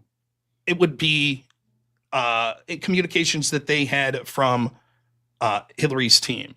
So this is a report. If you read the Durham Annex, you'll know that everybody on Hillary's team that was questioned about this specifically from the email, they all said, "I have no recollection of that. I do not we didn't plan that. If somebody if somebody did." They didn't tell me about it. There is no evidence that this is real. That's why it says alleged. So what John Brennan wrote is that people are alleging approval by Hillary Clinton. And in order for you to say that this is true, Rob, you would have to prove that that's true. But your evidence that something is true is a handwritten set of notes from John Brennan, who didn't work for the Hillary campaign, who is writing down notes saying that somebody is alleging that this happened. This has the same amount of evidence as the P tape, which you guys all wholesale reject. No, what it does is you could see the double standard, and there's other evidence that's given in the annex and with Tulsi's files that have been released. It shows the double standard where the FBI took any unverified accusation about Donald Trump and they ran with it. In fact, included in the ICA, the bulk of what it's talking about from the Durham annex shows that there was all sorts of disagreements and incredibly shady, non-verifiable evidence that previously, before Barack Obama ordered that they redo the ICA, was discounted by intelligence such as shady evidence, Rob? For example, there was a sentence fragment that was used in this. Go ahead. Go ahead. Yeah, there's a sentence fragment that was used. And what they say is they cite unnamed officials, and they say that the Obama officials, some of them believed that this showed that Putin had a preference for Trump, and some of them didn't. And what that ICA report concluded is that the solution to fixing this is add better footnotes and be a little more clear about how sure you are of this one sentence. That sentence, Republicans pretending that one sentence alone like launched the Russia investigation is so fucking stupid. This is different people disagreeing. And by the way, it's ironic that the Republicans are citing unnamed sources. It's ironic that we don't know who those people are, right? It just says a senior intelligence agent. It doesn't say what administration they work for. It doesn't say what their position is. It just says somebody that's like a senior, and it's even blacked out. Like, we don't know if it's CIA or FBI, if I remember correctly. No, that's not true. It's not. I just before you respond, I just want to say I'm giving you exactly 5 more minutes to finish up, and then we'll conclude, okay? Because I wanted you to be able to at least have something to finish here. Okay, that's not true. It says that it was of the 5 CIA analysts that were appointed under Brennan, 2 of them said that they were not comfortable with much of this evidence. Secondly, the thing that this shows is that there was almost all the accusations that Russia was trying to intervene to help Trump were bullshit. It was things like we were told specifically by Brennan that it didn't include the dossier, but it did included a reference that said, see the appendix for the dossier. There were 4 things, including this sentence fragment, the dossier, and a couple other things that were unverified, just bullshit. But that was enough for the ultimate ICA report to say, yes, Russia did interfere. You're right, it was unverified. You're right that it was bullshit. And what this says, the idea that it's like, well, we don't know the exact CIA person's name because it's been redacted, and therefore it's somehow ironic, is laughable. Durham knew who that person was. They redacted it because they don't want to put the CIA analyst's name out there, I guess. But nonetheless, the accusations are stark. When it comes to investigating Donald Trump or making claims about Donald Trump, they went, even if you say alleged, you'll acknowledge this, that Barack Obama knew, and John Brennan knew, and James Comey knew that there were at least accusations that this plan was concocted by Hillary Clinton, correct? They knew that someone said that. I don't think that they knew that there was any evidence there. And by reading the Durham Annex and the ICA report, I don't see any evidence there. Everybody involved said, no, this never happened. How does that have to do? They can't provide any evidence that there was ever a plan concocted. It's just one person said it. So then your answer to me is in the affirmative. I said they at least knew that there were accusations that this was a plan concocted by Hillary. Great. That's it. You could, okay. And so despite that, when the intelligence community never said that Russia was interfering to help Trump, and then Barack Obama is getting their ICA and decides on December 6th or 7th, no, you guys have to redo this. And then within days, it's being leaked to the press. Oh, there's a consensus on this. Don't you think that Barack Obama knew how bad it would look if they're actually using unverified information like this to come to this conclusion? Would you admit that like this sentence fragment is nothing, or the Steele dossier is nothing that should have been included in the intelligence community assessment to make a definitive claim? I disagree with that. Why should they be included? Well, because I don't think they made a definitive claim based on that sentence fragment. What were the claims that they made that Russia was interfering to help Trump? Give me the evidence. Well, let's first talk about this sentence fragment, because what this sentence fragment is somebody saying, like, this is part of the evidence. We believe that Russia wanted to help Trump. I think there's plenty of evidence to support that going forward. I think that from the ICA report, which, by the way, could we also be honest? The ICA report's not an investigation. There were no charges. There was no accusation. It was simply a report of what the intelligence agents had gathered. That's what the ICA report was. This isn't like some investigation where they were framing Trump. They were literally putting together the information that they had. Nonetheless, what we could see is, yes, they were putting it because it was part and parcel. Barack Obama specifically was talking about wanting to get this information out before Trump came in, because in order to smear Trump as colluding with Russia, they needed to make the argument that Russia was interfering to help Trump. I want you to show me the evidence that the ICA, which previously did not make that claim, and then after Obama said, I want you to relook in it, give me the evidence that they used that is sufficient to say, yes, they could make the judgment highly confident that Russia interfered to help Trump.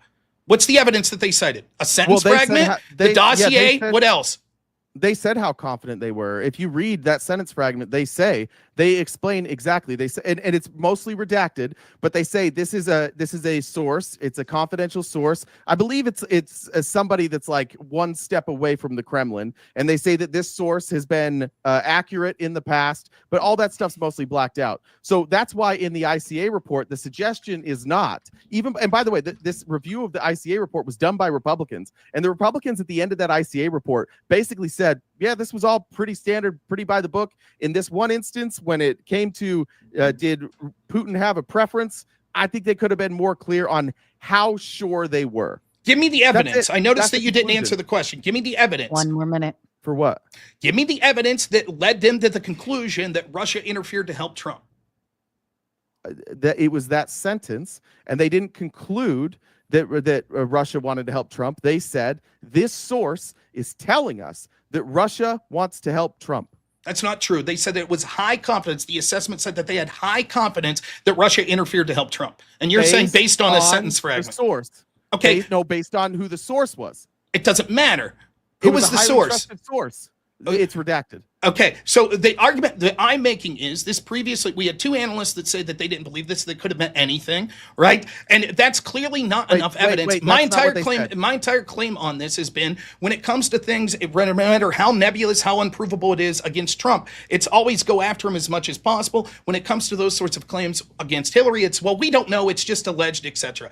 The FBI, James Comey, Brennan, Barack Obama knew that there were at least accusations, which we can now see is verified true, that Hillary's team they're the ones that came up with the dossier trying to smear Trump as connected to Russia. We do know that's true. Didn't that start with Republican? No, Fusion GPS was, it was started by Republicans. That's not true. We did this last time. Excuse me? That's not true. Show me the Republican Republican research was not started by Republicans. Last thing I'll say about this is show me. Ask me a question. Hold on. I want him to wrap it up, and then we'll move to closing. And then listen, hold your thought, Rob, for just a second. Keep it in your head.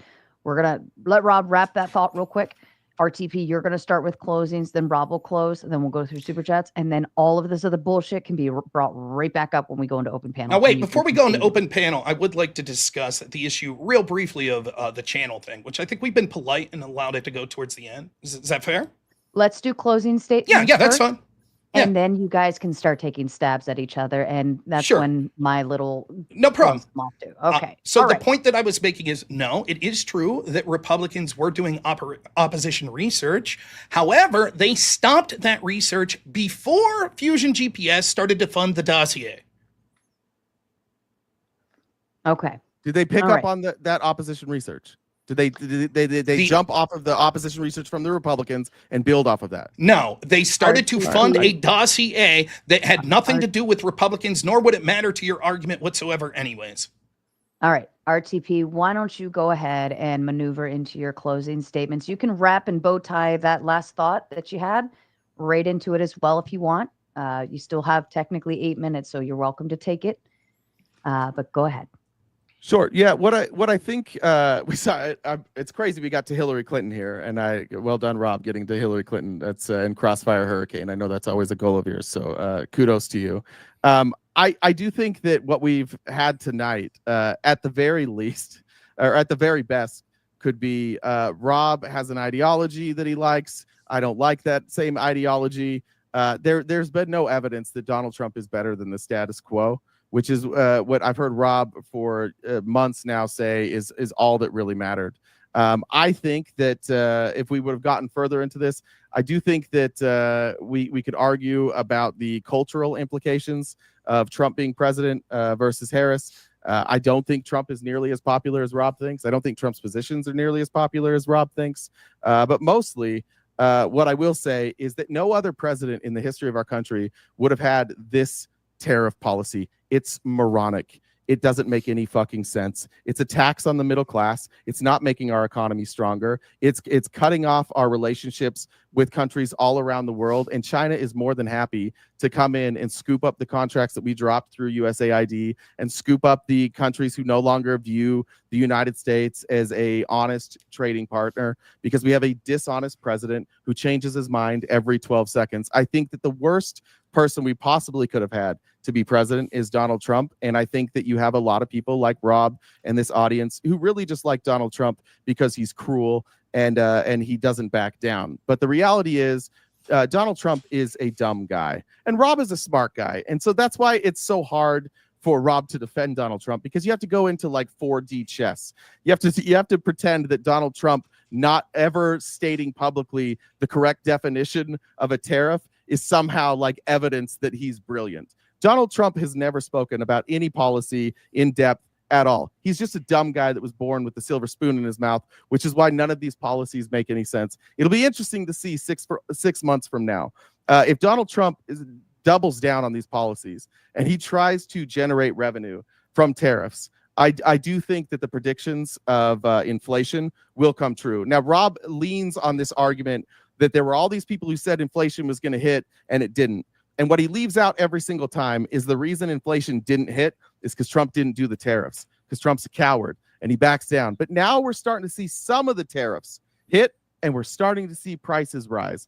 And this idea that more tariffs will somehow stop this rise in pricing and bring it back down, I believe on its face is asinine. Sarah, I appreciate you having me again. Rob, I appreciate it. I'm done. Thank you, RTP. And Rob, to you. If only my opponent would have put more time in actually coming up with reasons that Donald Trump was bad instead of just putting time into making signs that weren't funny, even at the onset, let alone as he did it through the millionth time, maybe we could have had a better debate. But probably wouldn't have been the case because it seems that he either lacks the intelligence to be able to do this or he's not good faith enough to do. We started off, for example, talking about the areas of disagreement we had, particularly on the economy, and he misled people right out of the gate in the first place, saying that it was just about the total amount of debt that was spent under Joe Biden versus Donald Trump. Then he said, no, it was about projected debt. Then he led us to believe that the data set that he was using was comprehensive for Biden's entire term, but somehow specifically chose to only use something through year 3. It's this sort of thing that you see constantly. And it's ironic because he claims that I'm moving goalposts and reframing questions, etc. This is constantly what he did the entire way through the debate. I'll go back to my opening statement and be able to discuss quite easily how my opponent was unable to argue anything or win any substantive issue at any level as to why Donald Trump wouldn't have been preferred over Kamala Harris. He makes this argument about the status quo or something like that. He's never able to clearly articulate why that would be the case. We talk specifically about how when it comes to Kamala just being an extension of the Biden administration, his policies were worse off. When it comes to economic gains, such as real wage growth and things that we should prefer, clearly it's been better under both terms of Donald Trump than it was under the Harris-Biden administration. It would have continued to be better. He just says, no, all the good things with the economy are because of Harris. All the bad things because of her economy were because of COVID. And we don't know when we could look. At one point in this debate, I shit you not, if you're just catching this now, he literally said we couldn't use the years of Biden that were affected by COVID. And then when I said, okay, what year can we use? Year 1, year 2, year 3, year 4. Each time he said, what was inflation? What was inflation? What was inflation? And when I accidentally read year 3's number on year 4, he said, no, we also couldn't count for year 4. That means that we can't hold Biden to account for anything during his term that has to do with inflation. But then as soon as we get to the Trump years, all of a sudden we can say, now finally we can judge Biden's policies because the good economic data under Trump is because of Biden. But not when it comes to steak prices. That inflation is all Trump's fault. You can see the nonsensical nature of this. Inflation was a disaster under the Harris-Biden administration. They gaslit us that it wasn't bad. Real wage growth was down. It's up so far under Trump. There's also the idea of the status quo was going to be a disaster for working class people in the manufacturing sector. It would have made us rely on places like China that are our enemy. He simply says that's okay. Give China that sort of leverage over us. We'll just choose not to go to war with them. That's the argument that he made there. As long as we don't go to war with them, it'll be okay. That's the argument that he said. And so we could see to bring back that manufacturing sector. I even thought that we would see short-term economic pain, which we haven't really seen. Actually, things have been markedly good, better than most people expected. And so I think with the economy, it's going great. We get to immigration. He's basically just like, well, I don't like that he's doing it via executive fiat. Yeah, straight W for me. Cool. You don't have to like how he got it done. He's legally doing it. And it is showing that it was a choice to have these border policies that we had that were a disaster. Kudos Donald Trump for shoring that up. That's fantastic. He doesn't make any other substantive debates on the immigration.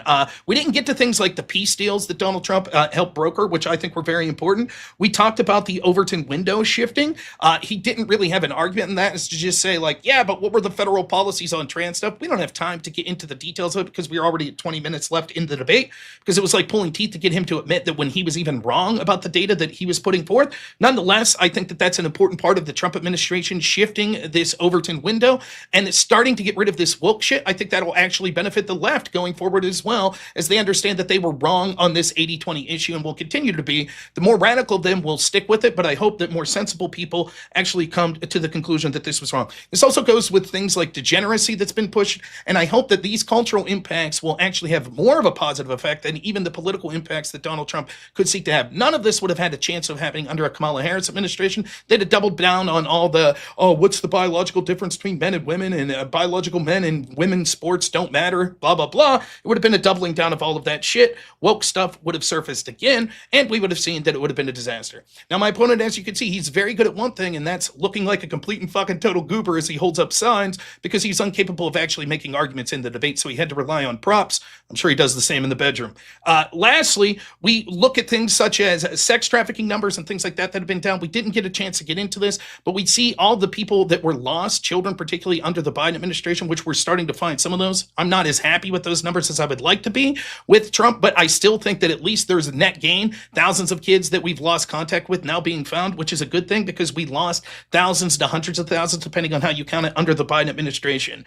Ultimately, I don't feel that my opponent made any substantive arguments as to what would have been better under Kamala Harris, or why Trump's not better than Kamala Harris for those numbers that I just gave. We didn't get into a lot of foreign policy. I would have been happy to get into it, why it was better under Trump than it would have been Kamala Harris, but I mentioned these things in the opening statement. His opening statement was just talking about, I made signs, it's going to be cool. He literally made no arguments. It was actually pathetic. It's sad to see. I was hoping for a more challenging debate. When it came to the Russiagate stuff and things like that proper, you could see he even at one point says, it's very corrupt for the Obama State Department or whatever to offer money to religious organizations. Yeah, that's corrupt. I agree, that's corrupt. And then says, yeah, but everyone does it. That's how it happens all the time. It's just utter insane horseshit. He doesn't have an answer for the clear double standard and the fact that it's good to be transparent and release more of this information, which hopefully shows us that there was corruption. And hopefully we start to see indictments. I'm not hopeful, but could be a chance that we'll see these indictments. And if so, I'll be interested to hear RTP say how that's a bad thing.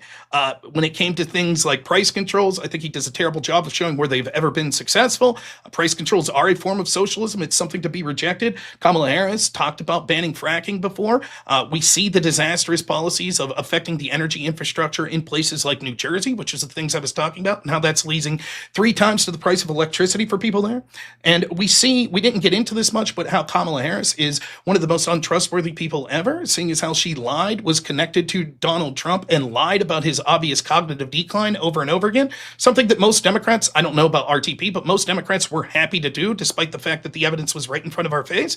And that's one of the most insane lies that I've ever heard. It goes right along with their gaslighting that the border was secure, that the economy was doing good, but to see evidence of Joe Biden's obvious cognitive decline to the people that are connected to him most to tell us to not believe our lying eyes was absolutely insane. Also doesn't answer for the fact that the left is becoming more radical, and an election of Kamala Harris would have encouraged even more of that. So we'd have seen more Luigi Mangione, more things like the riots against ICE agents, etc. So ultimately, at the end of the day, I just think that my opponent failed to make any arguments. He exhibited that he's either bad faith or that he's incapable of understanding the very evidence that he's putting forth. Anyone could go back and watch and see this. I wish that my opponent would have made more arguments, but basically he's just saying Trump's just basically the status quo, so he wouldn't have been better than Kamala Harris. I'm at least making substantive claims as to why it's different and why I am hopeful that he will actually have a lot of benefit in this country, not just for people like me, but for all of us included in that we, which is citizens of the United States. So far, it's been pretty good, even if it's not perfect. There are definitely things to criticize Trump about, but his policies have been geared to or benefiting the people of the United States instead of people around the world, and I think that that is a net positive. Hopefully, next time we debate a topic like this, we can get someone who's more interested in debating than holding up signs. Woo! The signs got to you. I made a prediction. I told you it would get to him, guys. I told you. That's not getting to me. Reference. I'm glad you did it. You made a fool of yourself the entire debate. I gotta go to the restroom real quick. I'll be right back. Go ahead. Then I'm happy to get into the difference of our channels. I would love to, RTP. There's actually some super chats about it, so we can get down to that. There's quite a few of them about it. While he's stepping away, cool. V1C coming in with a big 20 just to say hello to all of you maters. For the record, I am dropping the open panel link into the chat right now. If you want to come join Open Panel Dumpster Fire, now is the time to start jumping backstage. Let me end that poll too. That way it doesn't get in their way. Okay.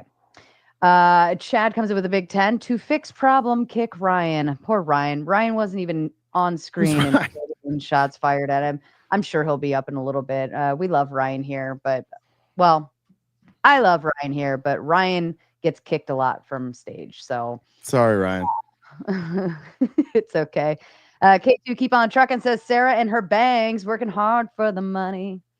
She works hard for the money. Rachel says maybe in the future this little Nancy can spend less time on crafts and cute little signs and more time supporting his arguments. They were cute signs though. They are very cute. I would also like, I'd also like to point out, I didn't make the claim. It's Rob's job if he makes the claim, and I know that this is like a thing that this channel doesn't understand, because when I made the positive claim with Andrew and with Steven, this whole channel was like, it's your job to defend the claim. But now when Rob makes the claim, they're like, it's your job to disprove his claim. That's how this works. I thought that was the structure here. I don't think you understand what Andrew's arguing. I didn't watch your debate with him, but the idea as an affirmative, you have to defend a claim. I am. When I say offense, what I'm saying is I'm giving you offensive reasons to prefer Trump to Kamala. You don't have to. You could argue that Trump's no better than Kamala. That's certainly a path, but it's a very poor strategy to just be like, I'll say Trump's just the status quo. A better debate strategy would be to say, no, actually, Trump's worse. Trump's bad. I'm not looking for advice from a guy that nobody wants to debate anymore. I'm not looking for advice. They don't want to debate me because they don't do so well. No, I've talked to everybody. Like I've talked to the people. Give me the people you talked to. Adam Kahn. Okay, that's one guy that I debated from TikTok once that muted me the entire time. No, it was like 3 months ago, and you didn't ever. On Jake Rattlesnake's show. I don't know who Jake Rattlesnake is. I don't remember who. There was Adam a Kahn moderator. Is. Okay, there was a moderator. Adam Kahn doesn't want to debate me anymore. Fine. Yeah. I thought that debate was very cordial. Yeah. Cool. You talked to him. There's What did a lot he say? of people that. What There's did he a lot say? of people that don't want to debate you, Rob. Sarah, do you want to get through super chats first, or do you want me to argue with him about the personal shit? It's up to you. Quite frankly, I mean, a lot of people reach out to me to set up debates, and Rob is on my Rolodex of options. I haven't experienced that with Rob. Nobody said no when I've offered him up as a sacrifice. Yeah, but he talked to one guy, and I took it too, right? I took the debate too, wow. So obviously I'm okay doing disproving your own point. You talked to one guy that said he didn't want to talk to me. I'll reach out to him. Rob, I'll say, Adam, apparently you said to RTP that you never want to debate me again. I thought it was a cordial debate. Actually, that's not what I said. I said, you've debated my friend Adam. And I said specifically, I won't tell you the people who told me they don't want to debate with you. Well, I don't believe you. And I think maybe the reason is because like last time I debated I don't believe you. I think you're lying. I don't think those people reached out to you. You're a nobody. Well. All right. Okay. Why are you hiding? You can't tell me who they are? It's not I never do this. I did this with Andrew too, and Andrew thought I was lying too, and I was proven right on that one too. I don't lie about I can't tell you, but people, no one wants to debate you. If I were you, Rob, I wouldn't make If I were you, I wouldn't get closer to the camera. It makes your face look even fatter. That's a good one. By the way, Sarah, if you could put the super chats away for a second, if you don't mind, we'll get into the channel stuff here. One of the things you said that I saw a clip of today was you said you didn't know what my marital status is, but you're assuming I don't get any or I don't get much. That's what you said? Did I say that? That's what you said? I could have said that. Okay. Are you married? No. Really? Please explain. You're such a catch. You want me to explain why I'm not married? Explain. Clearly, I must not get much, but you clearly are raking it in. Why aren't you married? I do just fine. No one could stand you? I've talked to Adam Kahn, and he said, my friend Adam, that says, no chick can stomach being with you. Cool. Yeah. Do you make signs when you're in bed with those ladies, too, that says poor performance? Oh, no. Sorry that I'm crying? Is that the sort of signs you make there as well? Reframe the dick? Is that what you're doing to try to help you out there? Yeah, that's what I thought. Yeah. Now, to go to the channel stuff specifically, you say that my channel is much smaller than yours. That's your claim? Okay, so I actually went, we could share the screen if you like. Can you explain if it looks suspicious or not that your recent videos have like 90,000, 100,000 of views, but only like 1 or 2 comments? No. Huh, that's weird. Then when I look, I think hold on, I know why. Hold on, I know why. Because he does horizontal streaming and the reels like that. They, I call them like pseudo watches because it's when they flip through, it counts as a watch. So it doesn't mean, no offense, but it doesn't mean they're necessarily watching. Let's take a look.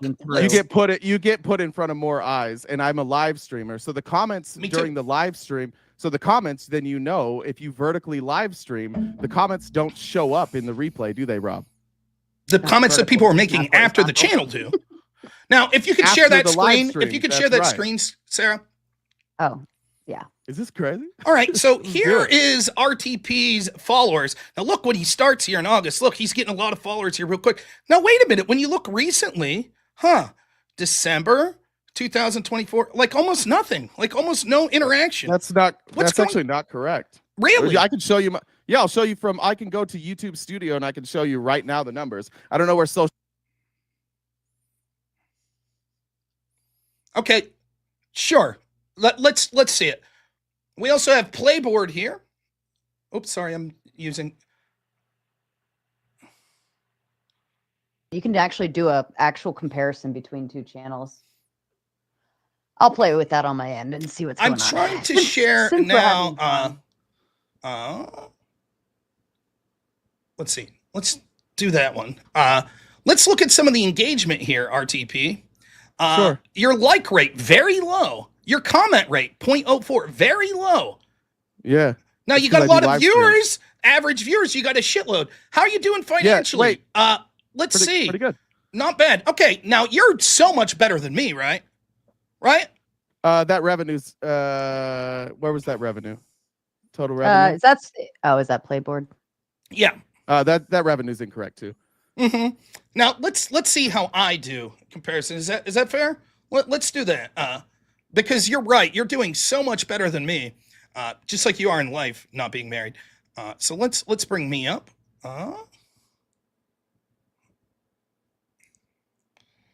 You're the one who brought it up and people don't watch me.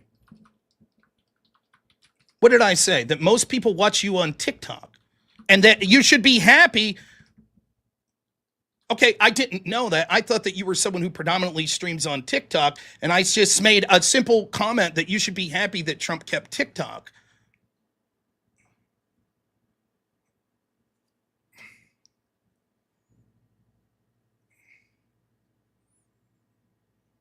I didn't say shit. I didn't.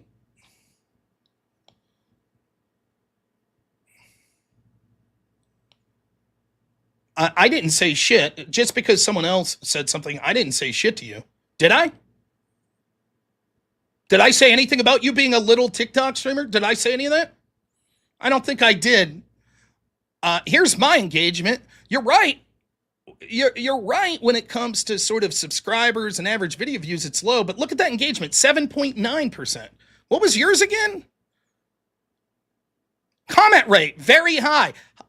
Viewers low, you're right. Revenue, 71,000. That's close.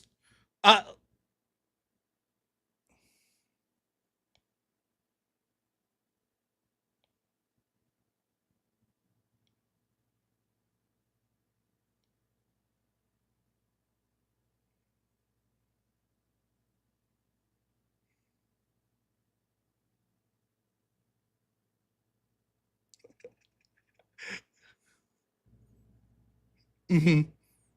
Well, does that count? Does that count to comment rate?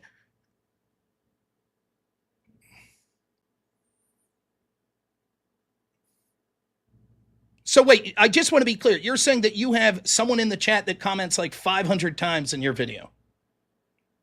Okay, and so even with that one individual, your rate's still that low.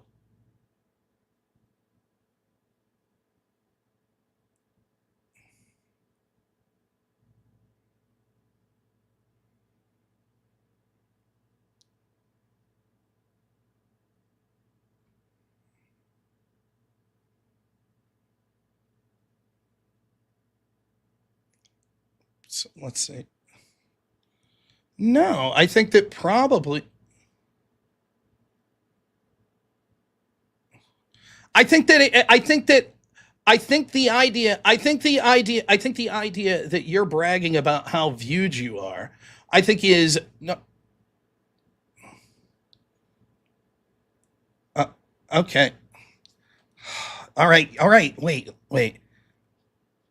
I made up $12 today, and you made how much?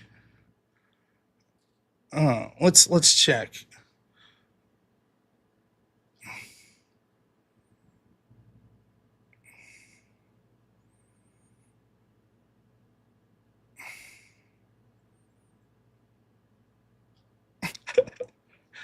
No, that's.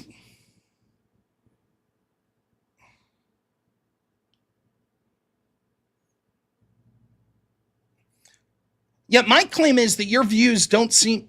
My claim is that your views don't seem organic, seeing as how your like rate's very low. I do know what I'm looking.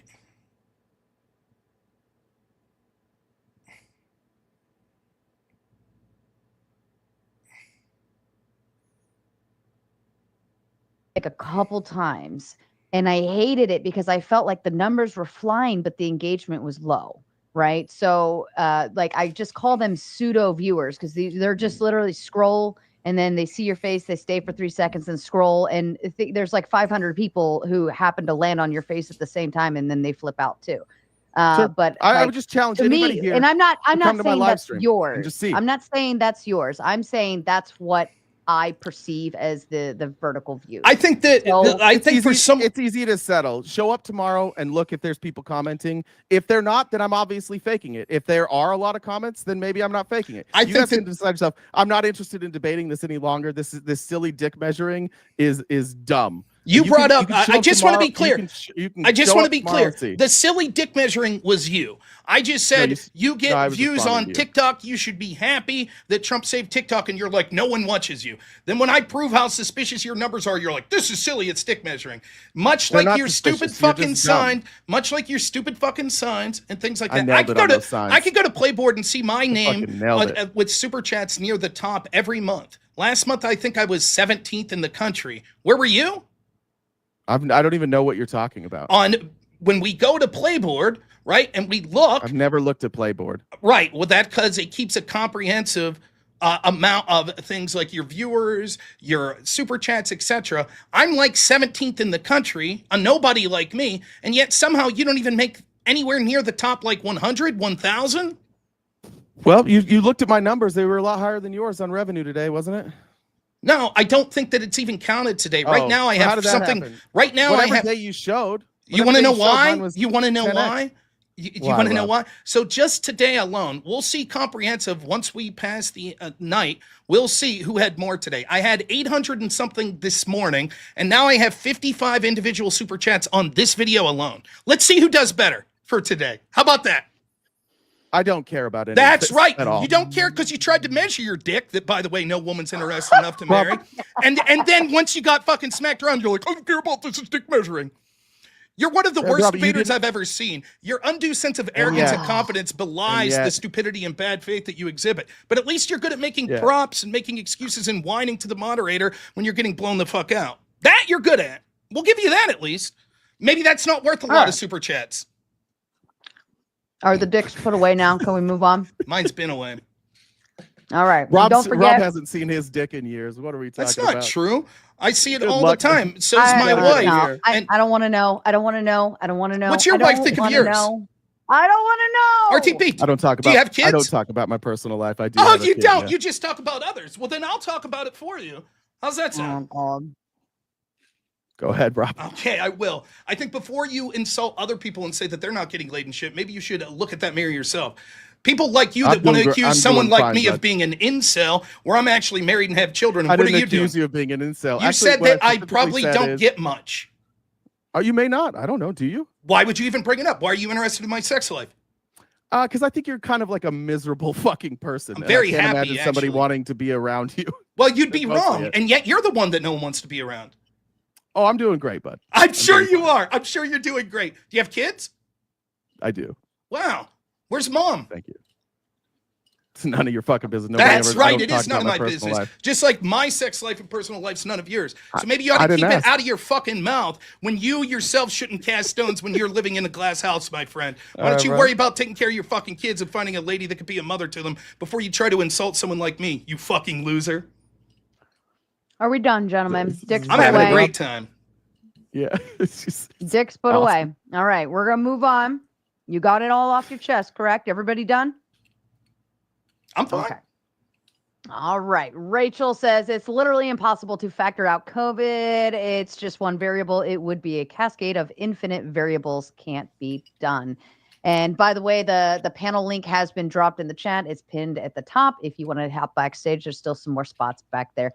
Maybe RTP should have used some of that sign making time to actually construct real arguments. They were cute though. I would have been happier if it had glitter on them or something.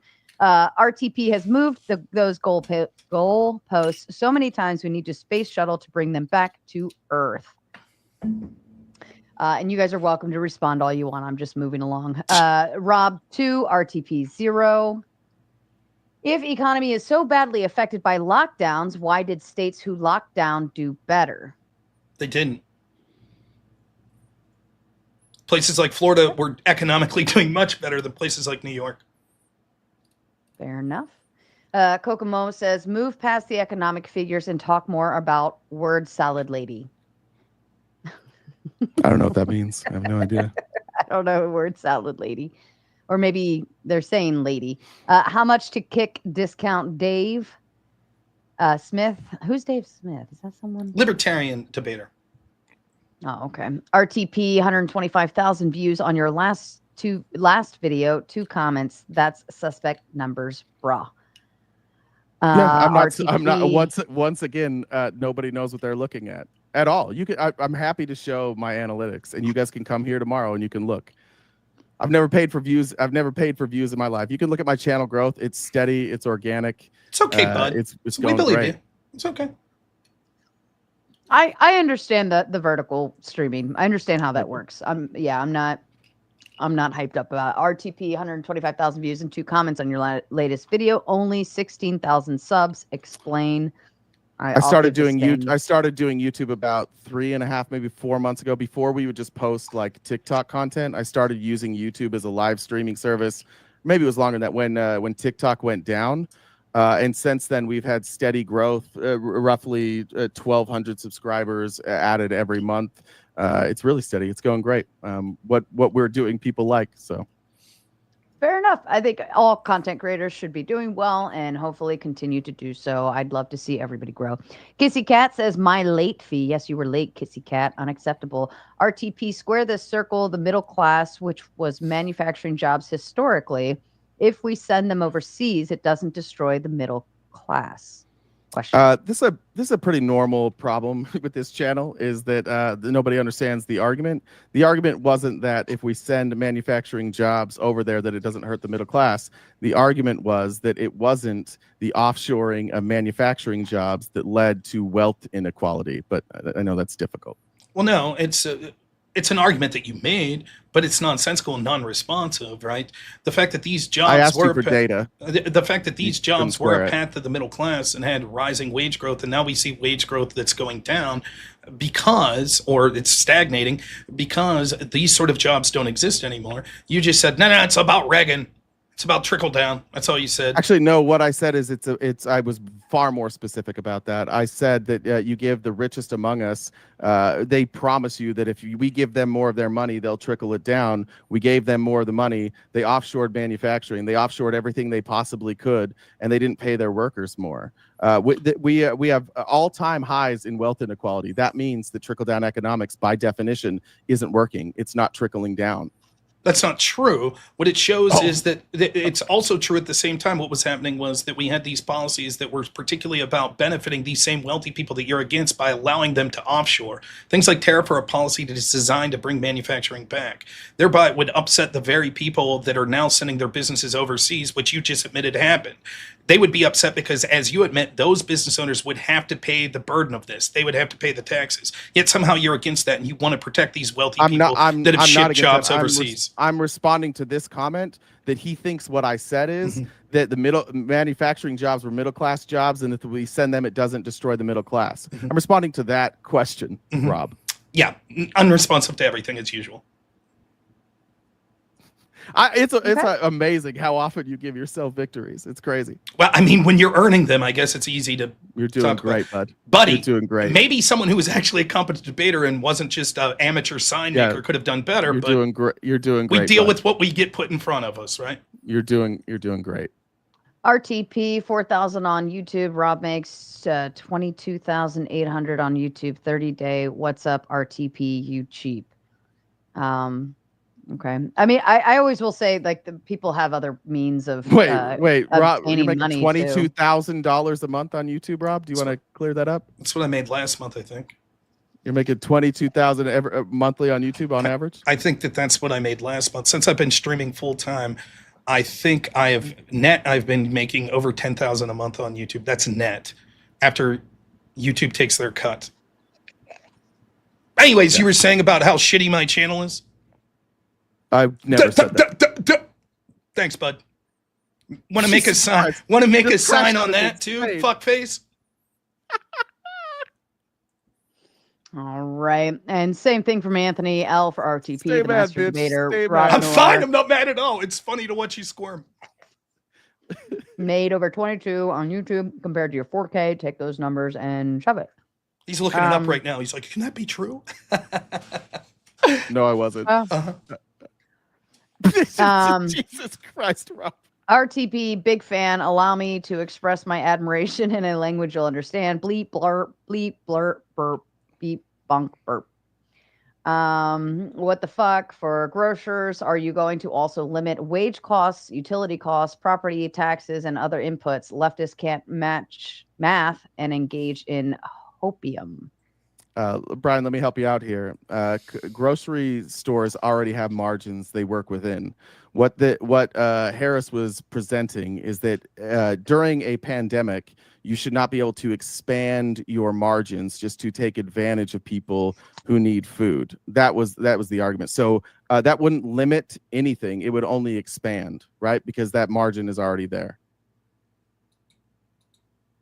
Okay. Lost Advice says, what is RTP claiming? Rob is poisoning the well. He's actively poisoning the well with those rainbow signs. I still would have preferred glitter. That would have made it more fun. I don't even know what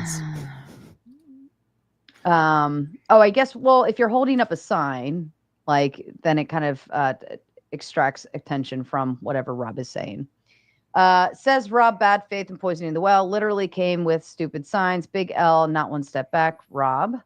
Yeah, and I mean, that was the intent. The intent was that he was going to distract from when I was talking, and he was going to use a gimmick because he's incapable of defending the substance of the debate. I was fine. Every time he did it, it just was another example to anyone who's remotely being serious watching this of what a fucking clown he was.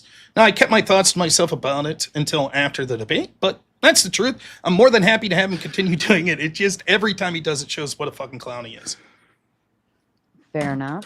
RTP spews out lies like the voice of Sauron. He has no real arguments and has to interrupt Rob's arguments. Everything that RTP accuses Rob of, he is the one who is guilty of. What an embarrassment.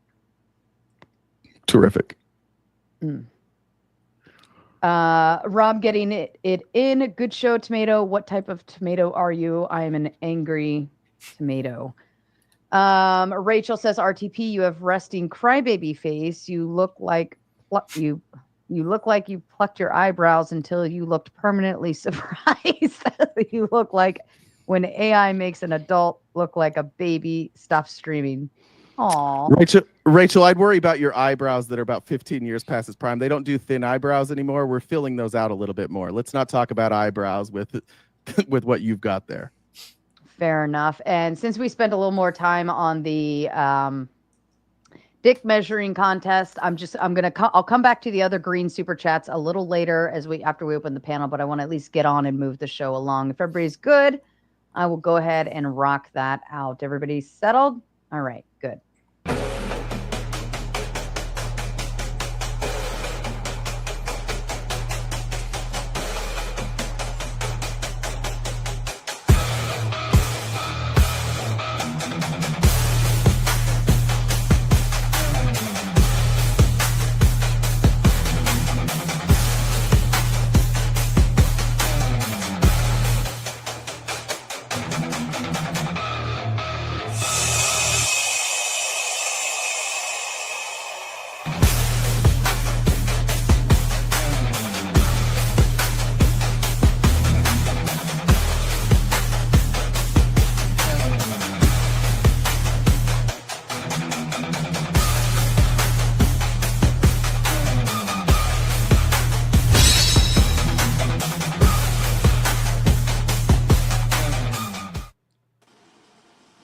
All right. Everybody knows the drill here. Colby, I think your cam went out. You were fine backstage, and then it suddenly went black.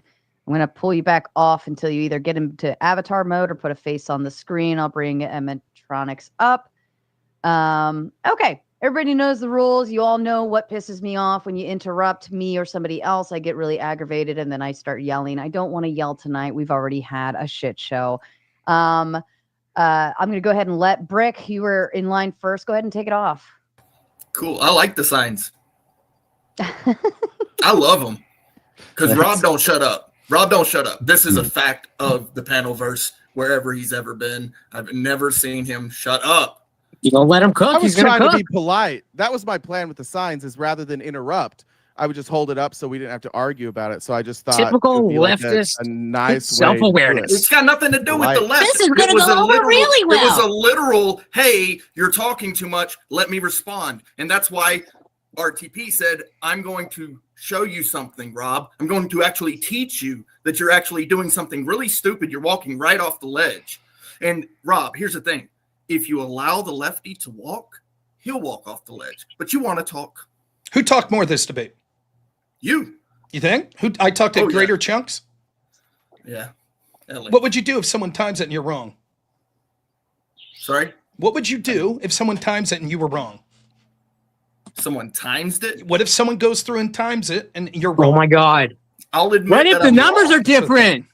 I'll admit that I'm wrong, but bro, Your opinion I've means seen- nothing to me. The cope of you talk too Wow, much. This cool. The signs are cool. Great. It's not an opinion. I love the signs. Great. So That's anyway, great. no matter what Great Kamala argument. Harris would have done, The we would be in a resist. worse You position couldn't now. resist. You had to respond back. That's my point. I Even if I'm responded wrong, to the let me stupidity of walk. it. I responded Bro, to the this is stupidity the- of it. That's this is okay. the thing that I've noticed about You had to respond to have me. to respond. You had to respond You to have me. to You couldn't let it respond. go, huh? No, I You don't couldn't have let to it go. respond to you. Well, Go then ahead. shut up. See you, fuckface. There seems to be a common denominator here. Yeah, two fucking idiots that think those signs were both funny and a good strategy. It's never you, is it, Rob? So anyway, RTP. Yeah. I noticed that Rob said that you really didn't have any good points, that you really just kind of fumbled everything. It was kind of the genuine thing that he said, right? So tell me about those things that you agreed with him on, because I know there were some things that you actually agreed with him on during this debate so that we can understand how Rob was wrong. I think this places we found agreement. I do think that Donald Trump's policies, as far as like shutting down the border and bringing less people in, I think that that's worked. See? Oh, wow. No shit. He's wrong, He though, said right, some Rob? things. He said some things that agree with wrong, me. though, And Rob. so when I said that he didn't bring up any arguments that were wrong with me, that somehow proves that I was wrong. Wow, man. No wonder you were It's impressed actually- with the signs with fucking It's logic actually like in my that. opening statement. It was actually in there. It's crazy. Great minds think alike. You guys are doing great. The cope level is so fucking strong. So Rob, I got a question for you. You guys didn't really talk about foreign policy at all, and so like something simple that I think is important to understand is like even on the Western Hemisphere, something like seeing Latin American nations become less like the West, or perhaps developing in some ways their own opinions about things, and that's going to change the relationship. And so Donald Trump has been advertising these sort of like what I describe as micro wins. Like RTP didn't even have to say anything about that. It's almost like you're conceding before the point that there's no transparency. We don't know who, who's influential. Is this going to be a Marco Rubio thing one day? I mean, the fact that I conceded because I said Trump was doing good in foreign policy and my opponent didn't respond, and the fact that I didn't respond to arguments he didn't make shows I concede, says everything you know about debate strategy. No, I think that Trump's foreign policy has been marginally better than the Biden-Harris administration and better than what Harris would have been. There's 5 or 6 wars that the people involved in them have stopped or agreed to stop, though they may go back later, but they said that Donald Trump helped them out in the negotiations they had. I think that Trump's doing a great job foreign policy wide by negotiating impactful trade deals and other things of that nature, and even policies that That's I initially too softball, Rob. That's way let me too finish. softball. Last Yeah, point. okay. Even things that I initially disagreed with, like his attacking Iran, I'm still not a big fan of how he did that. But I think that it actually ended up being not as bad as near as it could have been based on the results we've seen since then. So I don't know what you're trying to say, something about Latin America countries that are becoming less Western. I don't know what you're talking about. Yeah, you know, It's I bullshit. think when the world is in flux, you know, I would define it as strong leadership is required, and Donald Trump appeared to you know, invite crony leadership, and it's proven that there's a lack of transparency. Not only a lack of transparency, like, do you actually know what the largest opportunities and perhaps risks to your own family or your community might be that come from a globalized world?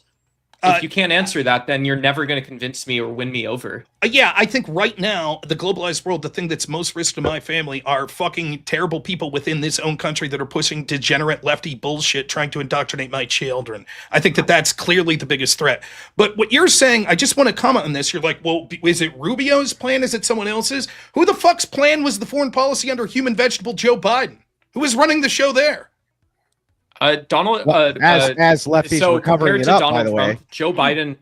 Joe Biden always had an agenda, and so when you talk about having an agenda, Rob, you understand this. It means we have something to talk about. Yeah, millions of people crossing the southern border. Hang on, Rob, you can't. That's strength, bro. You're That's not allowed to strength get away through with diplomacy. that. Tell me, Rob asked you something specific. Who was setting foreign policy when Vegetable Biden was in office? Couldn't even remember where he was. Couldn't go out. I don't on know a who debate Vegetable stage. Biden is, Andrew. Yeah, well, okay. Can you Well, let me explain explain. who Vegetable Alex Biden Biden. is?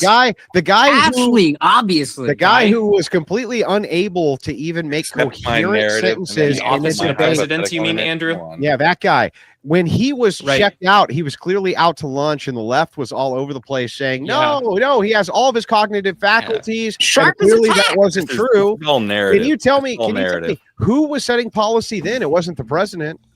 Who was it?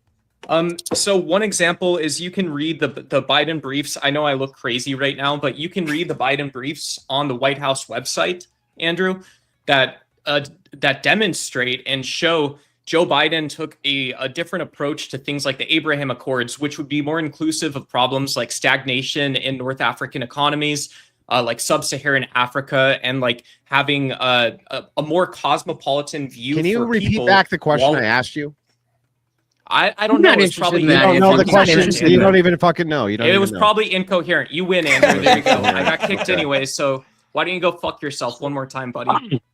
Very So how was that foreign policy Whoa. going out of Afghanistan and caused one of the Feeling the biggest lefties things? are doing just great, and we would be doing even better, right? If Kamala Harris was in office.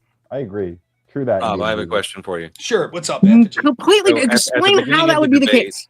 At the beginning of the debate, when you guys were arguing over the debt, Yes. do you understand why picking the year that a president starts and the year that the president ends is not an actual metric of the amount of debt that they create? That statutorily spending goes across presidential years into others. In fact, the entire first budgetary year of a president is from the previous president. Therefore, Yes, all we the good actually stuff is measure your the president's, debt, and all the bad they stuff are is our actually president. responsible for, and not what happens within the years of their president, because a lot of it is not their spending. So what we could see, it's the best metric that we have, unless you would get to pointing out the year after versus the year previous, No. and even that's not You going to be. accumulate Let me the amount of please debt that they created, right? Let me finish, Hold on, right? Mr. Like, it's going to be a better metric to look at the actual amount of deficit that was there, or the debt that was there when they came into office versus when they left, than would be to some nebulous, well, we're predicting what could happen through CBO scores, et cetera, in the future. Now, we're not one full year into Donald Trump this time. So would you admit then that any debt that's arisen right now under Donald Trump will show up eventually only in year two? And so any debt that's accrued based on this year would be Joe Biden's debt? Yeah, a lot of it in his first year is going to be previous spending. Okay, Yeah. so then you can see the problem. We don't have a full picture of that yet. But when we're looking at the full picture of his claim that Biden spent less than Trump, do you agree with that claim, by the way? Yes, absolutely. I don't think that's going to be borne All out the to be- metrics are that Trump added 8.4 trillion to the debt, and that Biden is somewhere close to 5. Okay, prove to me that Trump added 8.4 trillion. What years are you looking at to show that? The first year of Biden, and then his first terms. So you would say that you would look at Like Trump's. he's not the president anymore, so you can accumulate all the things that he enacted. So just to be clear, you would say we look at year two. We look at year 2 of Trump into year 1 of Biden. That's the debt we should be looking at. No, it's not by year. It's by what they did in office. Right? I think that what you'll Get see, that, right? That I think that what you'll see is right that a lot of You the get that spending. if he signs something in year 4, it could affect the first year of the next president, right? What we would see is that things that are being spent. Just fucking agree to basic logic, bro. Come on. It is true that if there are things that we're spending that would have continued to spend there forward, that would be things that would be considered part of their debt. But by the same token, then you wouldn't say that Trump. Using the year Let me by finish. year, Let me finish. Then you're going to fall under the same trap. You said that Trump spent $8.3 billion. Prove it. None of that debt that he spent was from prior obligations that were made from Barack Obama or even George W. Bush in front of him. Well, no, those are attributed to those presidents. Okay, so then how can you specifically say? How could you specifically say that it was 8.3 laws that he signed, right? So okay, so point them out. So where's the data you're getting? Show me. You made a declarative statement. You said that he spent 8.3 trillion. Show me. Where's the data you're getting? I'm not going to go in his mind. That's what I thought. It's just I've heard lefties say. I've heard that's half this debate has been like pull out the documents. You're the one who's saying this is easy. This is easy shit to find. This is really easy shit to find. If it's easy to find it. What you're going to do, I'll tell you what you'll find. You'll find some group that's you couldn't going to even say, understand the fucking debt. And how I do it's understand the debt. Man. I do understand the debt. Don't. You've proven it over and over and over tonight that you don't. You could just keep saying, no, you don't. Okay, so find your fucking find your source then, dude. What you're going to do is you're going to provide some sort of like partisan group that's going to say, we predict that Trump spending would be very big and Biden spending would be very little. It's bullshit. Sounds about right, Rob. Pardon me for just a moment. I'm going to step away for just a second. I'm going to put Abe in my spot. He's going to mitigate. Give me 2 minutes. I'll be right back. Just Abe, redirect if you need to. Use your big boy voice. Yeah, Rob, why are you saying that, like, whatever he's going to pull up is from a hyper-partisan source? But if I recall correctly, the first source he pulled up in this debate was from a hyper-partisan source. What was that source? Was it wrong? I was listening, so I heard someone. Was it wrong? No. Because if not, then it's irrelevant. Was it wrong? Well, I think it yes, it was. Yes, it was wrong. It was not wrong. By the way, hang on, real quick. Hold on. Ryan. Source that everybody is citing just work. No, Ryan, you're speaking through the wrong mic. Or CRFB. That's the source. You're fucking welcome. Thank you, Andrew. Hopefully, I can get more than 5 minutes with you at some point, but But that's everybody another. keeps forcing that site that keeps dropping. So can I ask a question, RTP?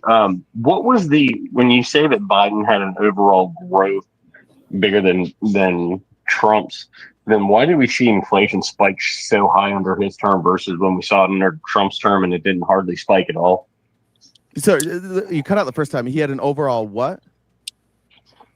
You were stating earlier in the debate that Biden had a better rise of growth whenever it came to gaining money for average people. How can you say that whenever Biden's inflation rate was over 9%? Rob, do you know what he's referencing? I don't think that's how I said it. I'm not sure. I'm sorry. It was a little murky. I'm so sorry. If you could repeat it. I didn't hear it. I think he's referencing. I could be rephrasing it wrong.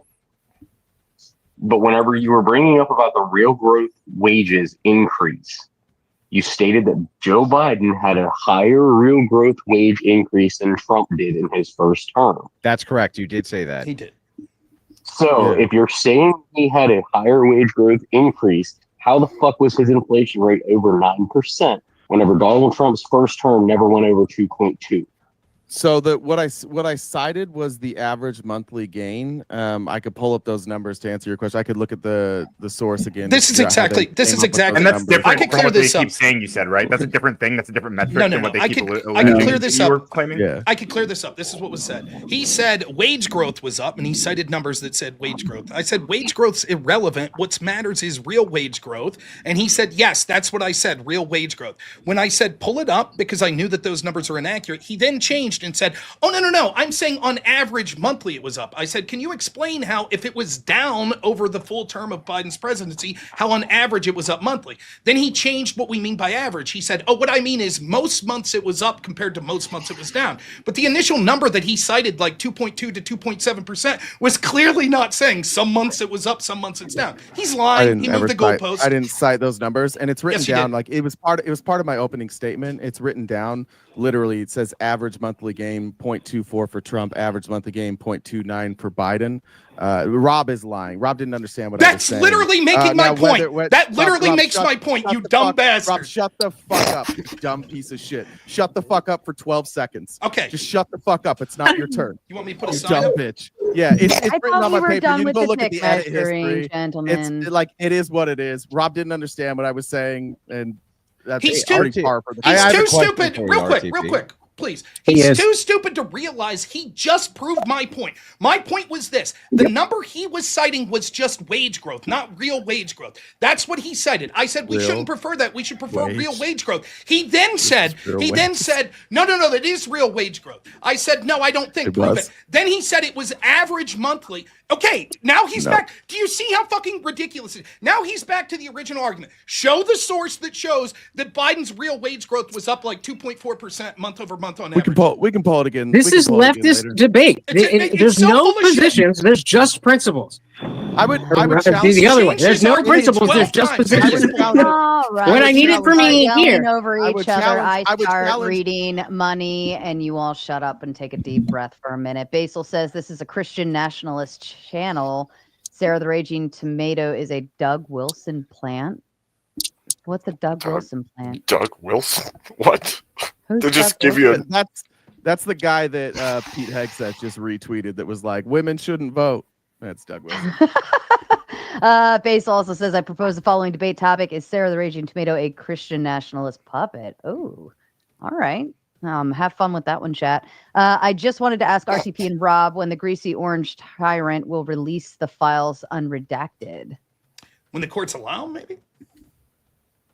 He could release them unredacted now. We're talking about the grand jury testimony. You have to rely on the courts, but he could release everything now if he wanted to. He just doesn't want to do it for some reason. Unless Why didn't Biden want to do it? Unless Biden intelligence did release agencies some, but warn. I don't know.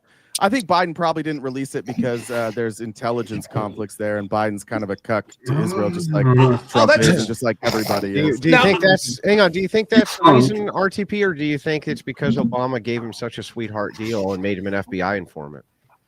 Who? Epstein. That Biden made Epstein No, an FBI? Obama. Made? I don't know. Let's see. I know that he was an FBI informant. Do I think that that's why? Well, hang on. When do you think, under whose administration was Epstein brought in as an FBI informant? I think that was 2007. Is that right? Whose administration? That was 2007, right? I just want to make sure that's the right year. Bush. Can you just tell me It was the around the time administration? 2007, I 2008. think it was Bush, wasn't it? That made him an FBI informant, gave him the I sweetheart think that was deal? I think it was in 2007. Why don't that you pull it happened. That up was under real quick? Bush. Pull it up. And he got the sweetheart deal in Florida. That was 2007, right? I'm not sure. You're pulling Shocker, that I'm up. right again. RTP Hold dismantled up. Rob's talking points and conspiracy theories on the origins of Russia investigation. Thanks for educating us and hopefully his followers. That's the best comment. RTP, you look pretty soft. RTP's views are virgin views, like Mary, Immaculate Conception, I guess. Sorry. That's okay. Yeah, go ahead and respond. I'll come back. Non-prosecution agreement was in 2007 under Obama, and then that Who? awesome. Wait, who? Or, I mean, under Bush. I meant Bush. Sorry. Oh, 2007. Yeah, sorry. But I was good. But then Acosta, the guy who gave him that sweetheart deal, then Right, Trump's like, it was Acosta "Hey, you who should did come it." work in my administration." And by the way, Pam Bondi, who oversaw it, you should work in my administration too. Yeah. And Pam Dershowitz, Bondi was why the don't one you who go decided on- not to fund. Why don't you go defend me? So on TV therefore, all the time? Kamala would have been a better president. So That's wait the a second. conclusion from Wait a that. second. I Win just to wanna bring make this sure. up. You just basically I showed never that brought Trump's this entire up. administration Andrew has brought been this up. all over Epstein for like Hang on. over 10 years. So I just want to make sure then. So before Obama, this guy's an FBI informant Mhm. under Obama's administration, correct? And Bush, yeah, and So how Trump. come Obama didn't say anything about the fact that Epstein was working with the FBI in order to bring people to this island in order to blackmail them? Do you think? I don't know. Do you think that if it were the case that we found out that Obama knew that there was blackmail, this type of blackmail going on, that Biden would have some sort of like incentive in order to cover up this legacy? RTP? Sure. Yeah. So do you think it stands to reason that's what happened? I think that that's No. a possible reason. Yeah, well, could you but give me any other reason? Me. Like just from inductive reasons. Just from because that would be bad for his argument, Andrew. That would be bad for his argument. Seems like we're shifting a little bit. I don't know what's going on. I'm agreeing with I'm agreeing with them. They don't know what to do with it. better than to start doing Well, I'm that. I'm just asking. I'm just going to ask real quick, inductively. Could you come up with any other explanation other than that he did not want to release this because it would have made the Obama administration look really bad, thus making him look bad since he was the VP in that administration, and they were working on blackmail during Obama's administration, flying out various people to an island in order to sexually blackmail them. Could I come up with other? What would be a more plausible explanation than that? I think that's impossible to say, honestly. Like we don't Yeah, know exactly. enough details.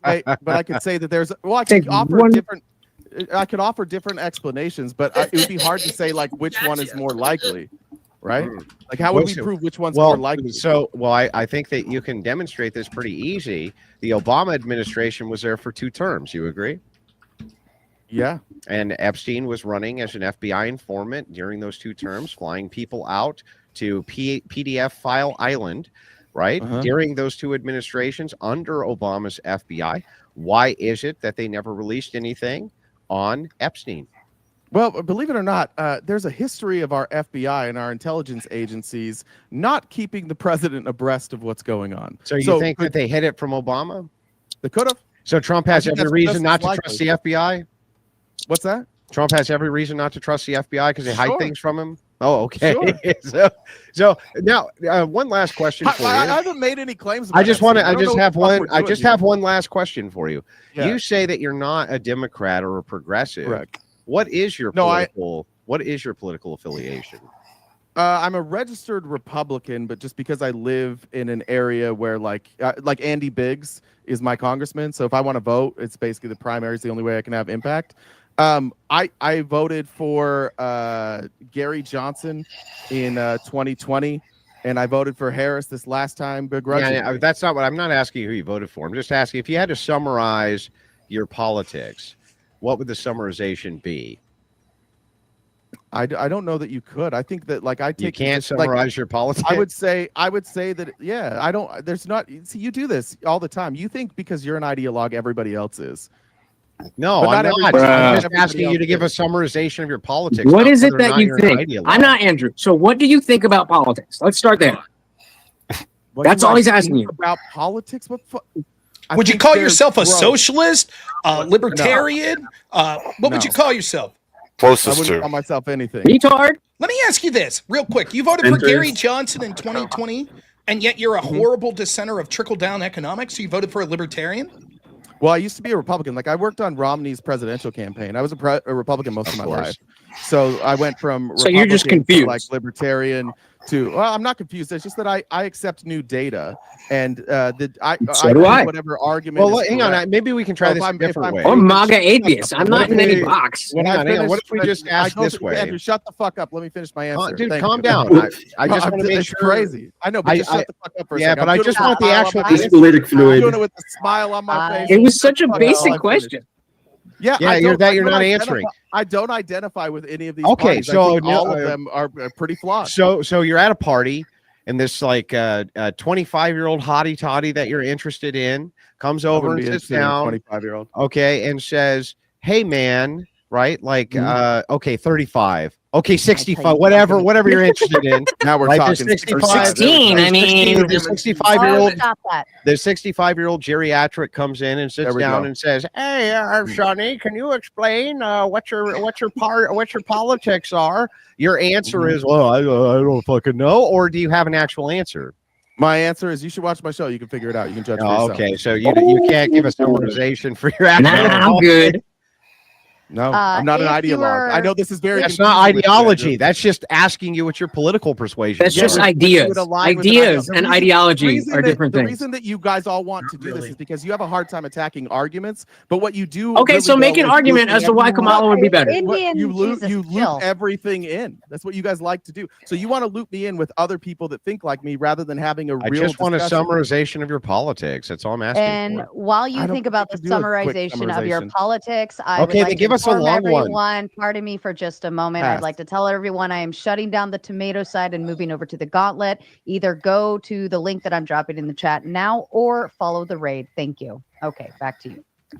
I can sum it up for him. Orange man bad. Yep. That's your politics. Just admit it. Say it with your chest. So, but fine. Let's go a different direction then. Why do you think that Kamala would be better? Just your bottom line. Kamala would be better because. So I think that just if you look at either Yale Budget Lab or CBO scoring, just on the very fact that she would have reduced deficit spending and Trump increases deficit spending, just that alone is plenty for me. So you believe that she would have kept every single promise that she made? No, what I'm left to believe is that so then what you actually mean to say? You guys got to let me finish at some point. You didn't even let me answer that question before you went again. What I'm saying is that, and Rob and I agreed this at the beginning of the debate. All I can do is I can guess what she would have done in order for her to accomplish her agenda. She would have also had to win the House. So we're living in a hypothetical world, but in a hypothetical world where she won in the same way that Trump did, yes, I would say that the policies, the tax policies specifically, she wanted to push through. Those were pretty popular with Democrats. Those would have been the policies. And then I look at the CBO scoring. I look at the Yale Budget Lab. I look at the Penn-Wharton model. And all of them say that she would have reduced deficit spending. And all of them say Trump increases deficit spending. That's a win. So just a quick question for you. Were these same economists, when they were discussing the first term of Trump before he got in, were they projecting doom and gloom by chance? They were projecting he would increase deficit spending, and he did. Were they making any sort of projections that the stock market would crash? I'd have to go back and look at them. I'm not sure if they talked specifically about the stock market. Well, why don't you name one real quick again, and I'll go look Yale it Budget up Lab for you. Yale Budget Lab. While you're going through that, Basil says, Andrew, Craig, the flat earth guy, said he demolished you in a debate and can't wait to do it again in Nashville. Who's the bigger shill? I saw that debate. Andrew won, and I'm an atheist. I'm never thrilled to know forget. Andrew's not a flat earther. That makes me happy. Never forget Radical Coder Craig's called not Sarah a flat earther either. Oh. Never forget Radical Coder. Now you just look dumb because you don't know. Just saying. Yeah. dumb 'cause Craig I don't actually know who goes Craig against. is? Yeah, he Sorry. goes against flat earthers. Never forget Radical Coder called Sarah a racist. Surprise. Andrew, what? Right. I very much approve. Andrew Wilson, you look like a chubby guy. Would Jesus approve? RTP does not have a phallus to measure. There's no contest. Shots fired. It's going to look small. It's going to look small compared to that nose. That's for sure. Fair enough. RTP, the type of guy to open a bag of chips with some scissors. All right, that was pretty funny, actually. Luca says, based, Rob. RTP, founders of Yale Budget Office, all worked in Biden administration. Is this optically a good source for a debate comparing Trump to him and Harris? Who are the founders of the Yale Budget Office that worked in the Biden administration? Just let me know who they are. And no, that by itself would not be disqualifying. That's crazy. Fair enough. Two more, and then we'll move on. RTP, bro, come on. We live in the same area. It's not some super far right Christian Mecca. A Dem is our governor. Stop. I don't think I ever said that I live in a far right stats. Christian Mecca. I think I said that Andy Biggs was my congressman. I think is what I said. That's fair, though. And he Fair wins enough. with like 70% of the vote. So it's just like my only chance is that during the primaries to vote. That's fair. Fair enough. The Tard Wrangler says, I've been slacking on my wrangling duties the last few weeks. My bad, Sarah. New job has been hellacious. Thank you, Tard Wrangler. I've been picking up. If I after you. can, Go ahead. real quick, I guess this was bad form not to ask, but can you show me the CBO predictions of Kamala's plan? You said would decrease. You can pull it up. No, go ahead, because I'm looking and it says the No. CBO. I can't find it. I'm looking and it says you need to look at the 2025 Biden budget, which is what she was her economic policy. So you're looking at the 2025 budget from Biden, and that's what they did the CBO score on. And because she said that those were her policies as well, that's the scoring I went So by. just to be clear, when you were saying things about price controls for groceries, that doesn't include in that budget, right? You said Correct. her plan was going to be different. So how do you square that circle? You said you assume her economic plan would be different than Biden's, but now you're saying that the Congressional Budget Office said that her policies would lower 1.4, and you're admitting that her policies would be different than Biden. Actually, just so you you know, mean just like that was a question for me, Andrew. I know this is Yeah, confusing. I was just saying the this Yale is a question- alumni, This is that a is question true. for me, real quick. Let me answer this question. Then Yeah, you he can was go, right. Andrew. That we'll take turns. Yeah, I don't think that price controls on grocery stores or I guess margin controls were factored into the CBO budget. I think you'd have a hard case saying that like that somehow would radically change or even marginally change the CBO scoring. That's So wild. the CBO predicted, it gave a prediction of what Biden's policies would be in 2025, and it said that No. it would lower deficits by $1.4 trillion. Something like Who that. Yeah. who is breathing like heavily into their mic? Somebody is like freakishly breathing and it's driving me up a wall. If you're not thought I was going talking, please mute. I'm reading that. Let's see. I'll look for this, but that's what you're saying that that it said that it would lower the deficit. Yeah. What was the number? Let me go back. Where was it? I don't Now, remember the you exact- understand it was that one the- point. It was 1 point something. I don't remember exactly. You what it understand was. that the deficit's different than the debt, correct? Yes. Okay, Deficit spending is so what I was talking about. then it wasn't going to. It was still going to be deficit spending, and it wasn't going to lower the national debt anyway whatsoever. I said deficit spending, but it would lower the rate of increase. Like if you reduce deficit spending, it doesn't increase at the same rate, right? Okay, right, Rob? no, I understand. I'm just making it clear that your argument isn't that they were going to lower the debt. You're not making that argument. Correct. Okay, thanks. Anyway, yeah, that claim was correct on the Yale alumni. phrase it less It quick. is true that the Yale budget office is indeed stacked with former Biden officials. That is actually true. Did you know that? Well, what he I said didn't was know the- that until right now. What he said was the founders of the Yale budget lab. were No, Biden he didn't say officials. that. Pull up the super chat, Sarah, Sarah. will you pull it again? It said the Yeah, founders. pull I'm it up. pretty sure. No, I don't think so. The super chat. Yeah. This one, founders of Yale founders. Budget Office. Oh yeah, get fucked again, Andrew. Every time you and Rob both are the worst listeners I've ever debated. That's why it sucks to debate you because you never. You hear don't what the remember other all the person says. words? So I The just want to make founders and members, founders and people who work in the administration are two different things. I answered honestly. I said I don't know if the founders were in the Biden administration. So that's what he was supposed to look up, but he's not a good active listener, and either is Rob. That's why it's not fun to debate them because they're just in their own world while you're talking. It's not fun to debate because you don't do so well, and you were inaccurate in what Bro, you said Jesus, over and that shit's over. stupid. Over and Stop over that again, you were stupid ass inaccurate in what shit. you were saying.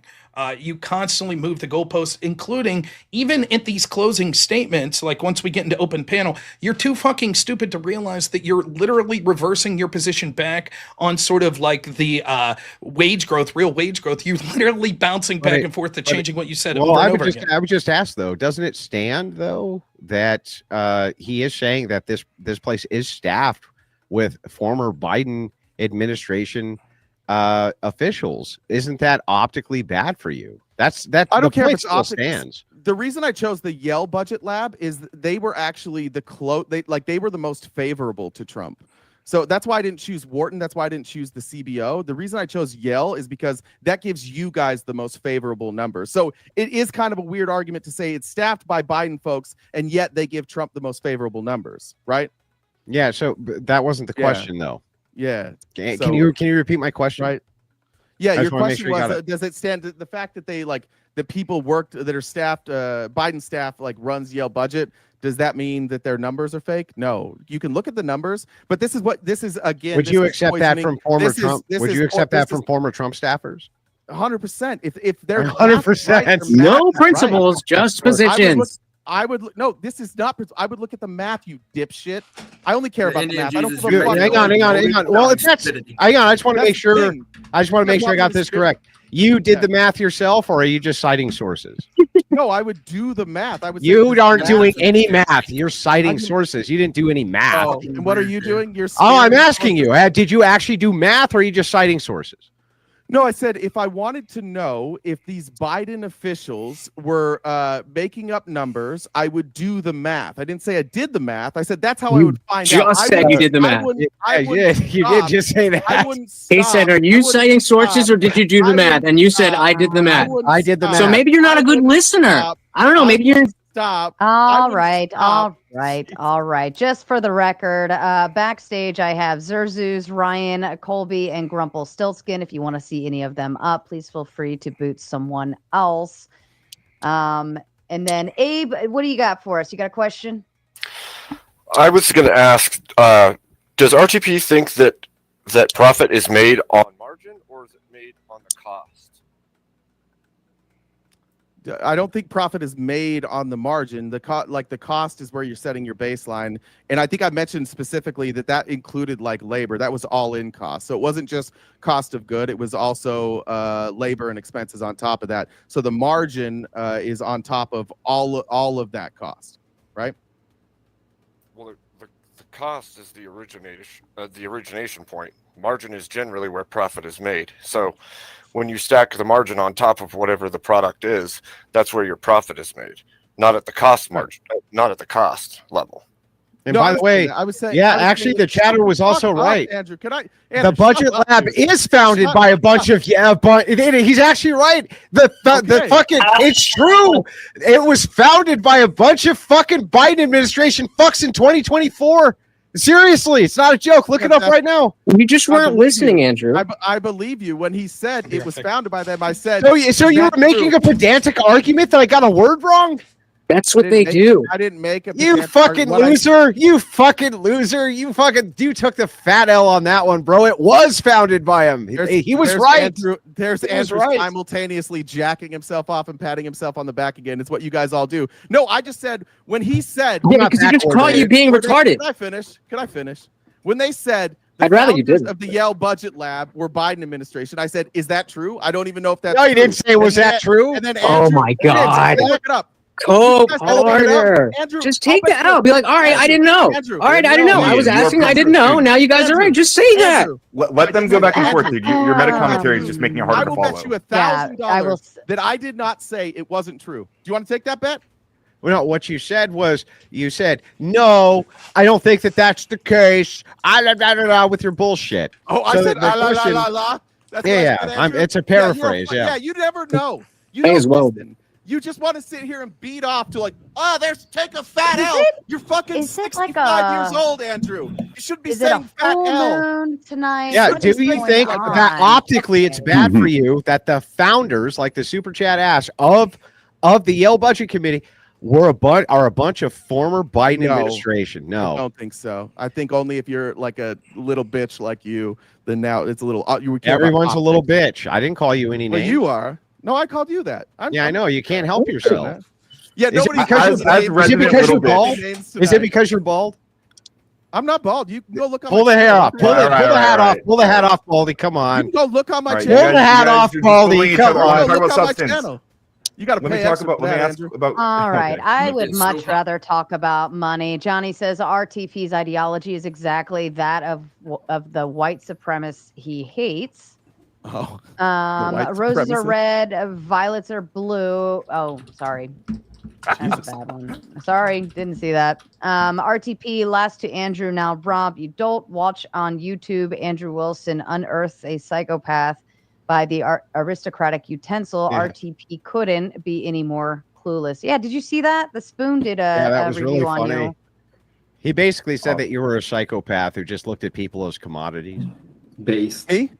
He Sounds made like a video about leftist. it? Oh, that's nice. Appreciate So it. I think I'm about to get kicked, but I have a quick question of clarification. Like earlier, we were talking about the tariff policy and how Rob was comparing it to like just raising taxes on the 1%. Rob, don't you agree that like way more business owners who are not in the 1% of earners, who are like small business owners who just import goods from outside the country, are going to be more likely to be impacted by the tariffs, and also they are less likely to be able to absorb that, and they're going to have to pass it on to the consumer more so than like Amazon or Walmart? Yes, it is true. Anyway, it is true if the taxation was just on the top 1%. However, what we see is that tax cuts benefit those same middle class people as well. And so what you'll end up seeing is that there's going to be some winners and some losers, but because the status quo is unsustainable, particularly for U.S. manufacturing, it will be more wins for those people if Trump's policies work out as predicted.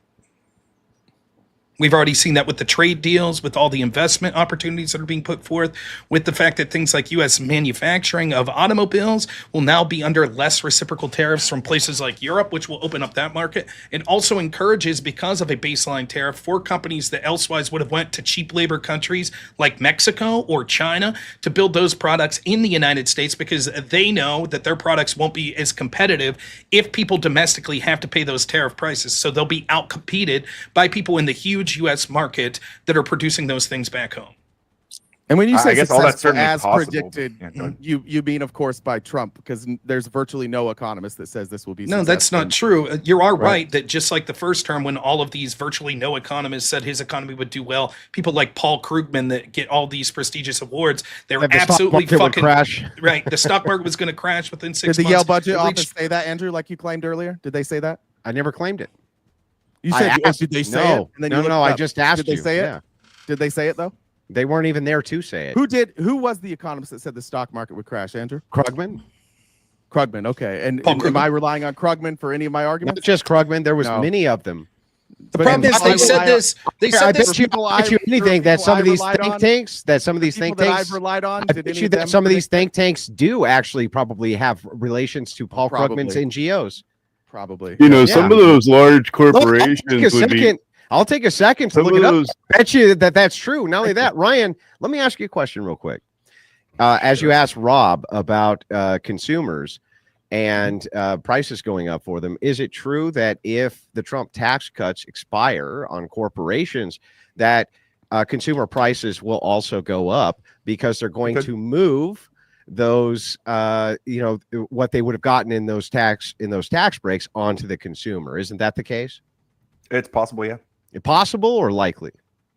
I'm not sure. I think it's possible. You're not I don't sure? know for sure. I think it would be definitely likely could happen, using yeah. the same rationale. No, Coder, in all fairness, I think you Much bring more up a likely good with a point. tariff, though, It's than not going to a be general it's not tax, right? it's not going to be a one-to-one thing. You're absolutely right that, like, if, for example, if you just said, well, fuck it, we'll tax everyone that's a billionaire, we'll take half their worth.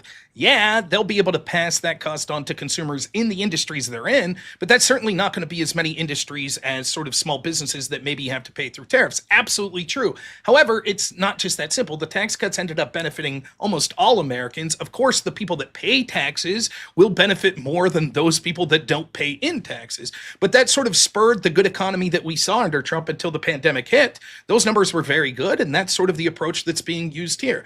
And by the way, RTP can't even keep his story straight.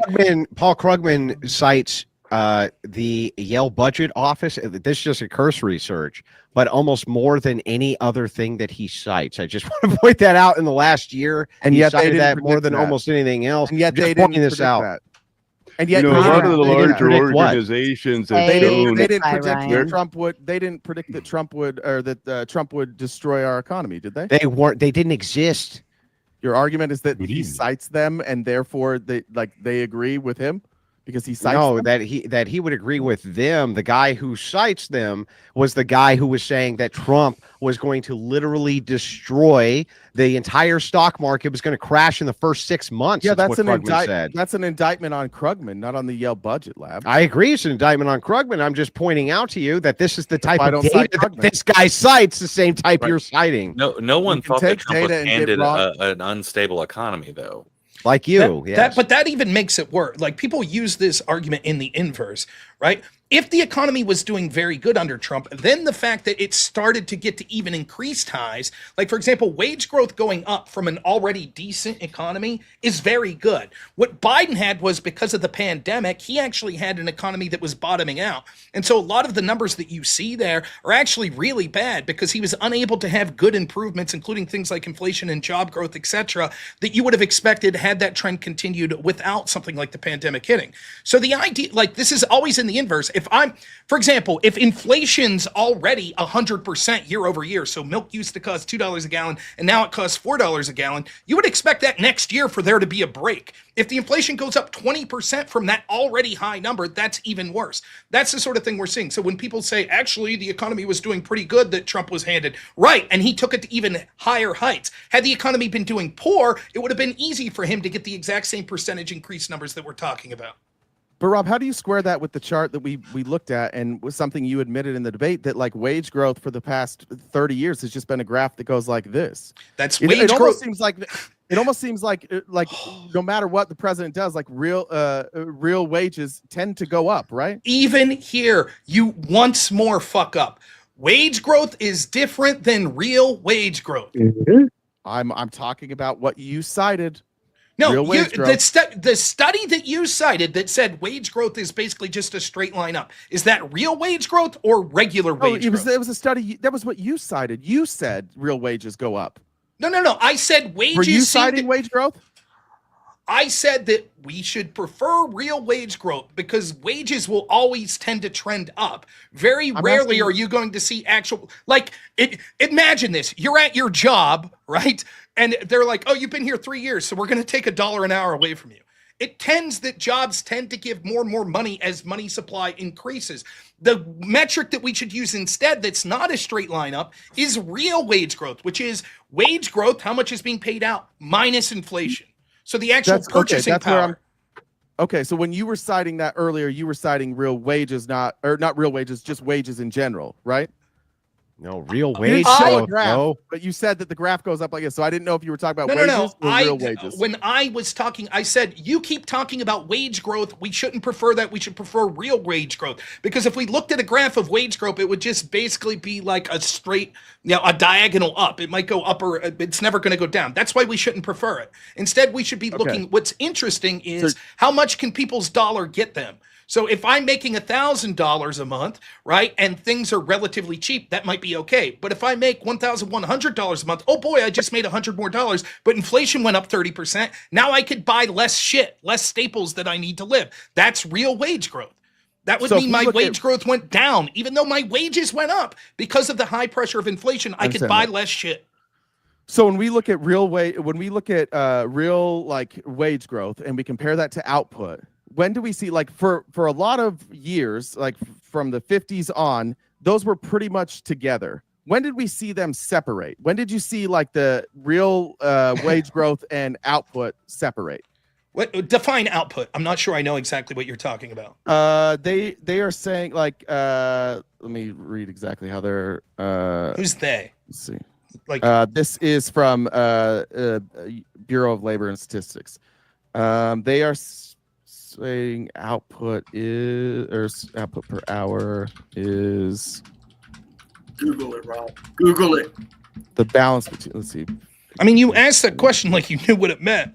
Like, no, you have to look it up. No, Rob, I don't know what the term output's referring to, so anyone could help you. Rob, it's not a gotcha. I'm asking you a question. I don't know what the term means. Why did you ask about the term if you don't know what it means either? Well, because if you look at like real wages, it's kind of like this, right? And then it levels off about in the 80s, and we've had like some spikes, but the real leveling off took place about 82-ish. Is that fair? I don't know. That might be about true. I would have to look it up. Let's look at the data. What was a big change in America around 82? Well, there was all sorts of changes that we saw. What was the biggest one? Tax policy wise? Well, I think that, would you admit that it wouldn't happen immediately, that it's probably something that would be generational that would affect this? I think that maybe real wage growth declining might have to do with women entering the workforce. That's probably something that massively devalued people's, that we needed two sources. I would say that's probably a big reason. It's women, not Ronald. It's not trickle down economics. Ding, ding, whatever. ding. It's women. It's anything but trickle down economics. Well, I just want to point this out real quick, Rob. There's a couple things that maybe you need to know. This is RTP Talks. Hate your life. Capitalism is to blame. In this video, we dissect the pervasive impact of capitalism on everyday life, and we explore how capitalism is at the root of many societal issues, from job dissatisfaction to the slow pace of NFL games. He's proud of himself. He says, and another one, this is 2024 universal health care. Hang on, bro. Hang on. Calm down. Calm down, bro. Good argument. Calm down. Universal health care, how it can lift Americans out of poverty. But he's not going to tell us, what his political ideology. He's not an ideologue, Rob. He's not an ideologue. This has nothing to do with his general positions, or not left-leaning or progressive. He's a Republican, Rob.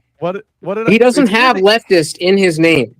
It's weird that you read the description of those videos rather than watching those videos. I think that's interesting. It's almost like we're on a panel where we're talking to people that can't watch videos. RTP, that's fair. That's fair.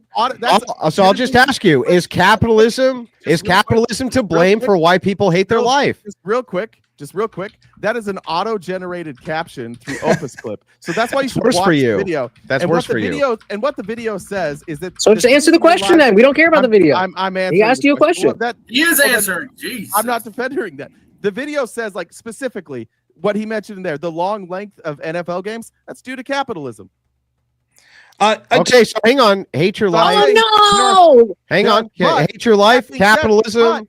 But there are parts of capitalism that I like. I think there are ways, like free market capitalism. Sometimes it works, sometimes it doesn't. It has to operate in an actual free market. If you're operating in a market that doesn't operate. But what you actually said, I like mixed economies. Well, I don't think a socialist economy is ideal. I don't think a capitalist economy is ideal. I don't think there is one that we could even look at. I think everybody in this world knows that mixed economy is the best way to handle your economy, and yet we still, like dipshits, argue capitalism versus socialism. Because people like you argue for socialism. We all agree capitalism is great. But RTP, this is 100% correct. But it's a sliding scale, right? So our economy, it's socialist and capitalist. Yeah, but it's a sliding scale. Economy is both. Yeah, but it would be a sliding scale. Which thing does it favor? Which thing does it favor towards? Well, I'm trying to, but you cut me off before I could ask the question. Is it the case that you say we explore how capitalism is at the root of many societal issues: job dissatisfaction, slow pace of NFL games, constraints on athletes, unchecked capitalism persists, what can be done about it, hashtag social commentary, societal issues, right? So what societal issues particularly? I didn't write that. I don't know why you're asking me to defend something. So why are you representing that under your name? I'm just asking you what societal issues like job dissatisfaction, things like this, should we blame capitalism for? I've explained that to you actually in our debate, but you don't listen. I'm listening now. Yeah, tying your medical care and your insurance to your job makes it so that there's a lot of people that are kind of forced to stick with a job rather than maybe going out and doing something on their own and starting their own business, because there are other options for that. If there are other options, but it's more difficult. And I think that capitalism clearly doesn't work when it comes to health. It's hard. That's why we're the most expensive with terrible outcomes. So, Sarah, I'd like to address the elephant in the room. If What do you mean? can. Wait. What do you mean terrible outcomes? You mean terrible outcomes in medical care? Yeah, we have our outcomes compared to other like rich countries are not very good. Okay, outcomes for what? For what type of Andrew, medical I've care? already debated this with you, and if you want to go back and watch our debate, You didn't and debate listen to with the me very on first medical debate- outcomes. What are you talking about? Oh wait, never mind. That was the next debate. My bad. That was the other one on Raging Tomato. My bad. You can go watch that. I debated this on this channel. You can go rewatch it. Oh, the healthcare one. It was the third Yeah. on Thursday. It was an open panel debate. While I have the floor, I'm just going to get through a couple more. But of you're not an these. ideologue, right? No. No. What's my ideology, Andrew? I would say leftist. Number one ranked leftist. I don't know. Yeah. Who would know? Who would ever think? That was Who did the ranking? That was a big you guys Baseball mad. I was says gonna say Sarah Wilson did was it. the Epstein suite deal negotiated by Alex Acosta. Any thoughts on that? No, I don't know what it is. Alex Acosta Google. was Trump's Secretary of Labor who gave Epstein the sweetheart deal. And True. after he gave Epstein that sweetheart deal, Trump made him the Secretary of Labor because Trump's not Yeah, trying to and then fuck we had 2 years of Obama, who this guy was operating as an FBI informant under, and then later Biden, who also released absolutely nothing on Epstein. In fact, is And working hand in hand with the administration in order to blackmail political officials on Was this he an island FBI informant by under Trump? utilizing sex, right, with underage people. So if you blame Trump for this, you have to indict these other two administrations. Well, actually, one of the things that people don't understand is that almost all of the charges, specifically these ones that Alex Acosta gave a sweetheart deal to, these all took place in Florida, not the island. Most of the I understand that. New York. No, nobody's disputing that. But Yeah, how do you bring? You have to bring in. How do you get brought in as an FBI informant? Usually, what happens is you get charged with something, which could be a 15, 20-year sentence potentially. The FBI says we're going to cut you this deal, right? In exchange for this deal, you're going to do A, B, C, and D for us. That's how people become law enforcement assets. Thank you for having me on. My name's Colby. I think he was already an informant though before. I think him already being an informant is what got him that sweetheart deal. And I agree with you.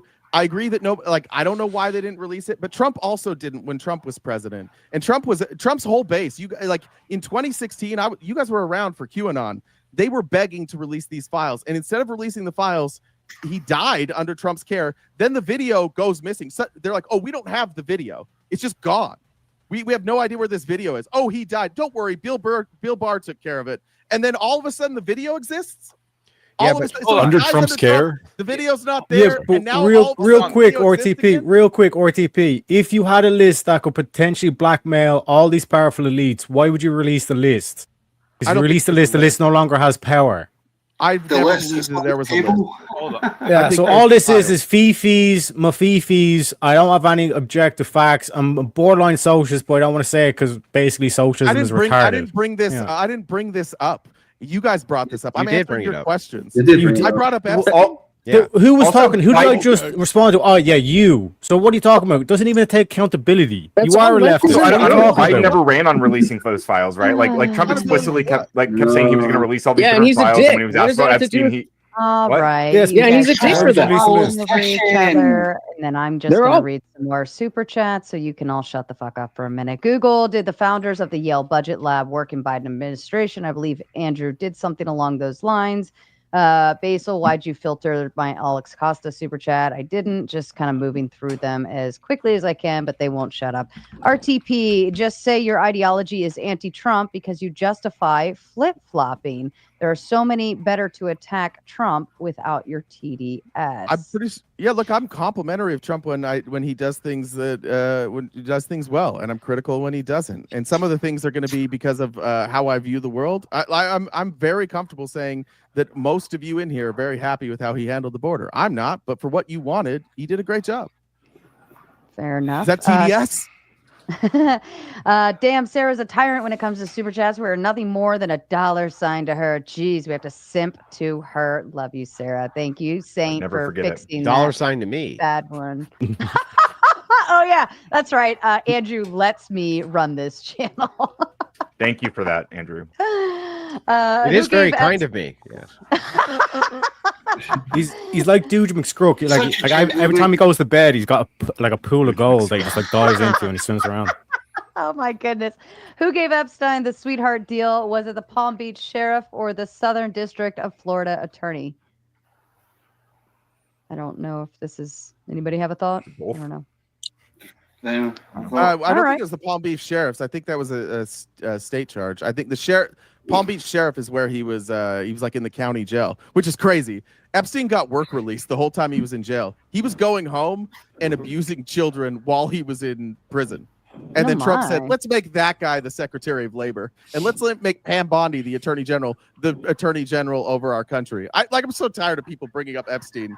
Like Trump's whole cabinet isn't all over that. Well, the That's truth crazy. of it, Hey, isn't it also real quick? Isn't it also true that Trump said in 2003 in a magazine that Epstein was a terrific guy who likes beautiful women almost as much as he does? Many of them on the younger side. The reason why so now we're taking Trump at exactly his word, The right? reason why you guys aren't impartial and you have Trump derangement syndrome is that the Democrats literally just put a guy in office who could not walk up a flight of stairs. Yeah, I want to speak to this point also because Andrew was asking. And then we're like, well, actually, Trump hired this one person that I don't even know his fucking name, but like, Trump's clearly the bad guy. First of all, Trump stumbles all the time, but like, second of all, Andrew was You really want to make that comparison? I'm sorry. Do all five of you need to respond Let's go because I speech started for saying speech. That's Sharp crazy. citation needed. I'm That's gonna cool. go ahead and read super chats again. Oh my God, trying not to laugh. Thank you, BBB. RTP, prove that you aren't bald. Take off the hat, you wimp. I bet if you took it off, that hoodie, you would look like a corpse. Dude, put some weight on. Oh my. I think you look not handsome. very That's nice. the first time. I've never been accused Spicy of being chat. too skinny Oh, no. before. That's the first. Oh, I was gonna no, flex my hair, but I'm probably skinnier than him. So Put it I back mean, on, I'm probably the only person on this panel that was like a college athlete. Was anybody else a college athlete? I was not. Okay. Triple B says, Sarah, I watch often. Tonight is epic. Love your composure. Always a pro. I've just lost patience for stupidity anymore. Here we go. RTP, what does trickle down economics mean? Also, what was the percentage of government revenue in relation to GDP before and after Reagan's trickle down policy? For bonus points, did real government, thank you, revenue grow more than average? Trickle down economics is supply side economics. It's the idea that if you tax people less, specifically the richest folks, that money will trickle down. What was the percentage of government revenue in relation to the GDP? I'd have to look up. So I don't know the answer to that question. Did real government revenue grow more than average? I'd have to look that up. I'm not sure. Let's say that it did. Then what? Let's say that the percentage of government revenue in relation to, I don't think it would really matter. Like you see what's happened to wealth inequality. It's clear that the effects, what they claimed trickle down economics would do and what it did do are not the same. I think Can you define what do you mean by wealth inequality in this context? Yeah. What does that mean? So and how does it impact people? How does wealth inequality impact people? Yeah, like, how does it make a difference to you if somebody else is a Brazilianaire?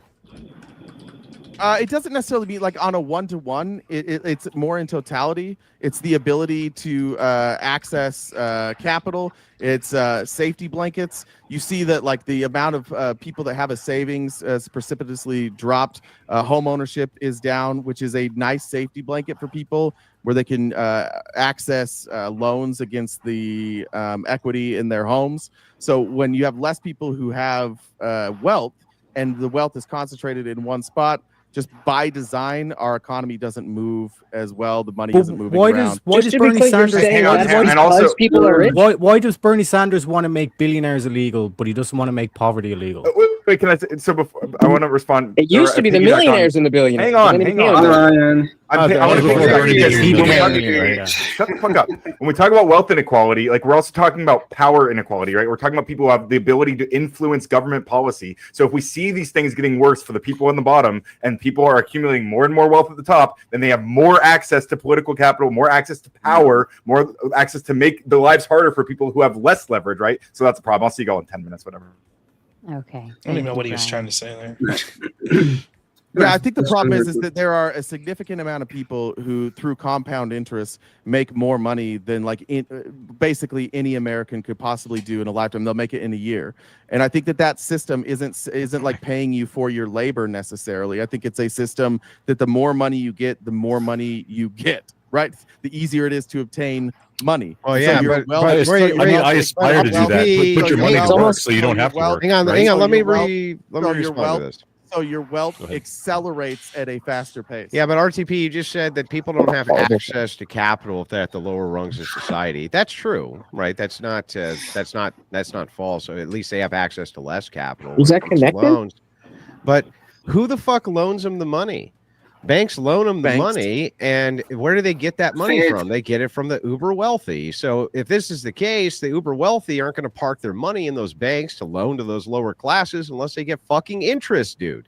I don't think the uber wealthy are parking their money in banks. Then how are they getting? They invest their money. Hang on, they invest. Hang on. How are they getting compound interest then?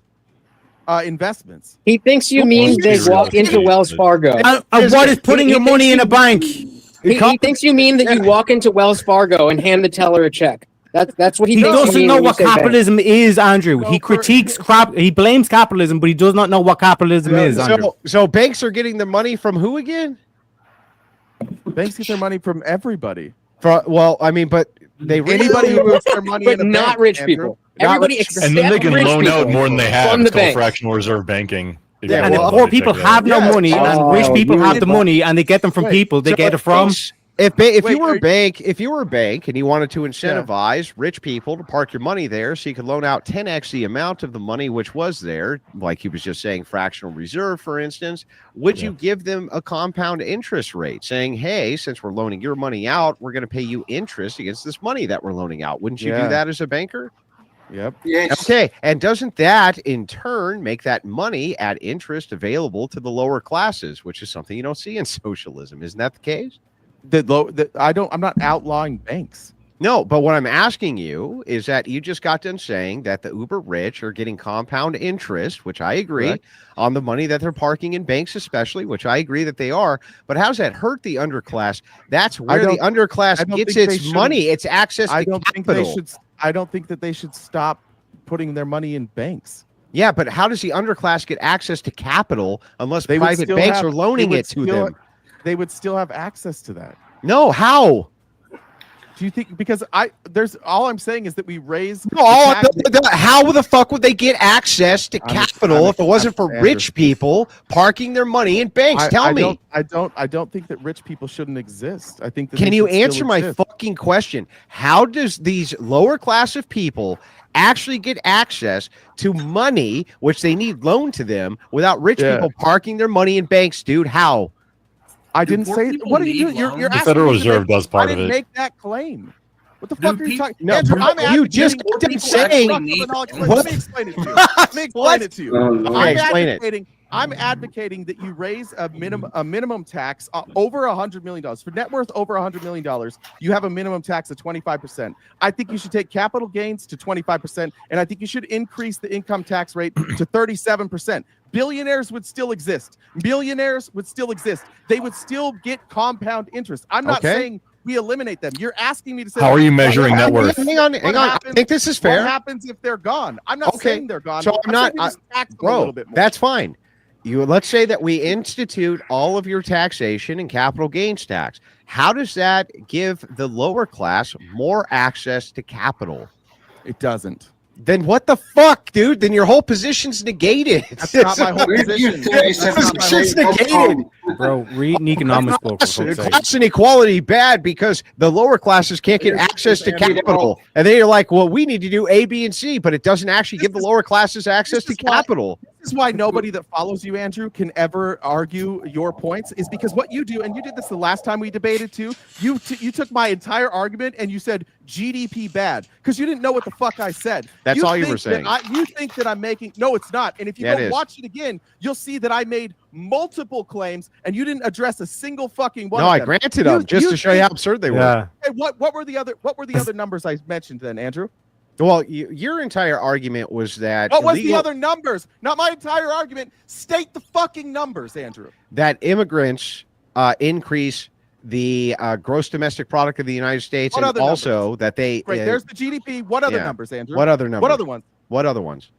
Yeah, you said you knew them. What were they? I don't think you really cited any other Andrew ones. just- No, he said he proved my no, point. he didn't say he knew All them. He said he Andrew can knew I grant talked them, about and he was can the still show how GDP. bullshit your Andrew argument is. only heard the GDP, and Yeah. all of you have this opportunity to go Okay. back and watch. So that what debate, were they? And you'll see that What were they? Andrew What were they? didn't listen. What to were a they? fucking Well, what were word they? I What said, were they? And he claimed that my entire argument was GDP. It was. just like what he's doing right now. Yeah, And this is why it was. nobody that ever listens to you can get on a debate stage and win. It's because nothing you say makes any fucking sense, Andrew. Well, at You're least just you really admit you confident. lost. Oh. Yeah, That's the first good thing you've done all Can you night. help me- Got him. You know, But can you help me Did out? you hear Can what you I help me said, out? Rob? What were the You other hear what I numbers? said, Rob? Yeah. Can you What did I tell me just what say, the Rob? other numbers that's were? why no one that gets on the debate stage with you can win.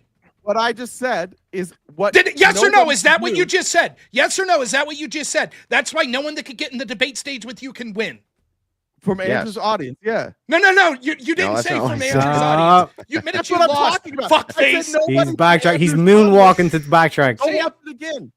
You guys With one none of glove you on, listen. rhinestones. Nice.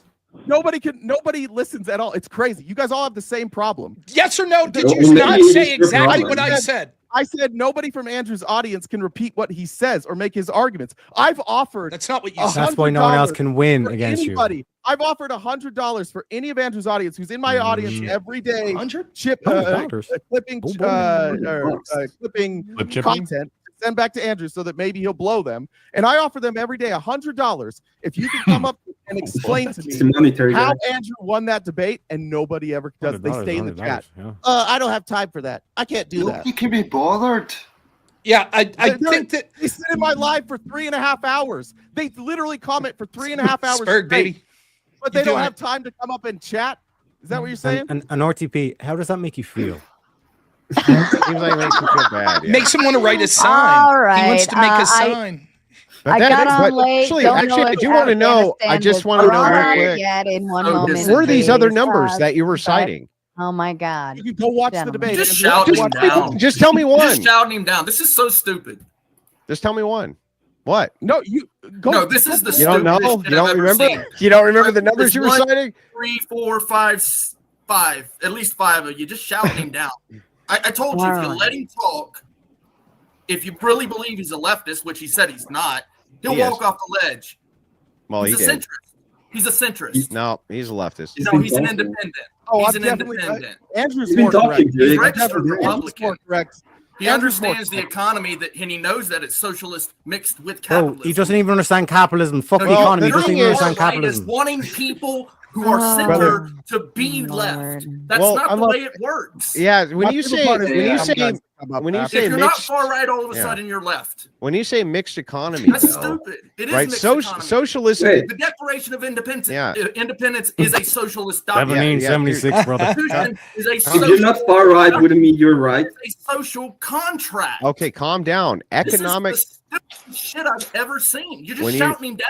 You're not really trying to understand anything. You're not trying to talk to the man. You know, It's Brick. stupid. You know, Brick. What we should have did was hold sign-ups. You're very impressed with that. You'd have been real impressed then, It's right? stupid. All I hear is, It's stupid. It's stupid. Why won't you guys? All Why are you it's hurting my his turn. feelings? Everyone can shut the fuck up fucking now trash. before I I'm start literally a getting constitutionalist. I agitated do because want it. you're still talking. I know I'm not muted. I know I'm coming through loud and clear. I got on late. Don't know if Afghanistan was brought up yet, but if not, the evac alone is why we're better off with Trump than Kamala and Biden. Oh, sorry. Go ahead. Yeah, go ahead. I was Do you just have a going to thought for that one? ask. Well, no, I was just going to ask Oh, the dude then how hold it it. was a socialist. Then hold it. The Constitution Uh, was socialist. That's all. Kissy Cat says, mine's bigger. Yes, all of this dick measuring on the screen. Shut up, Andrew. Sarah's our boss, and you are just a guess.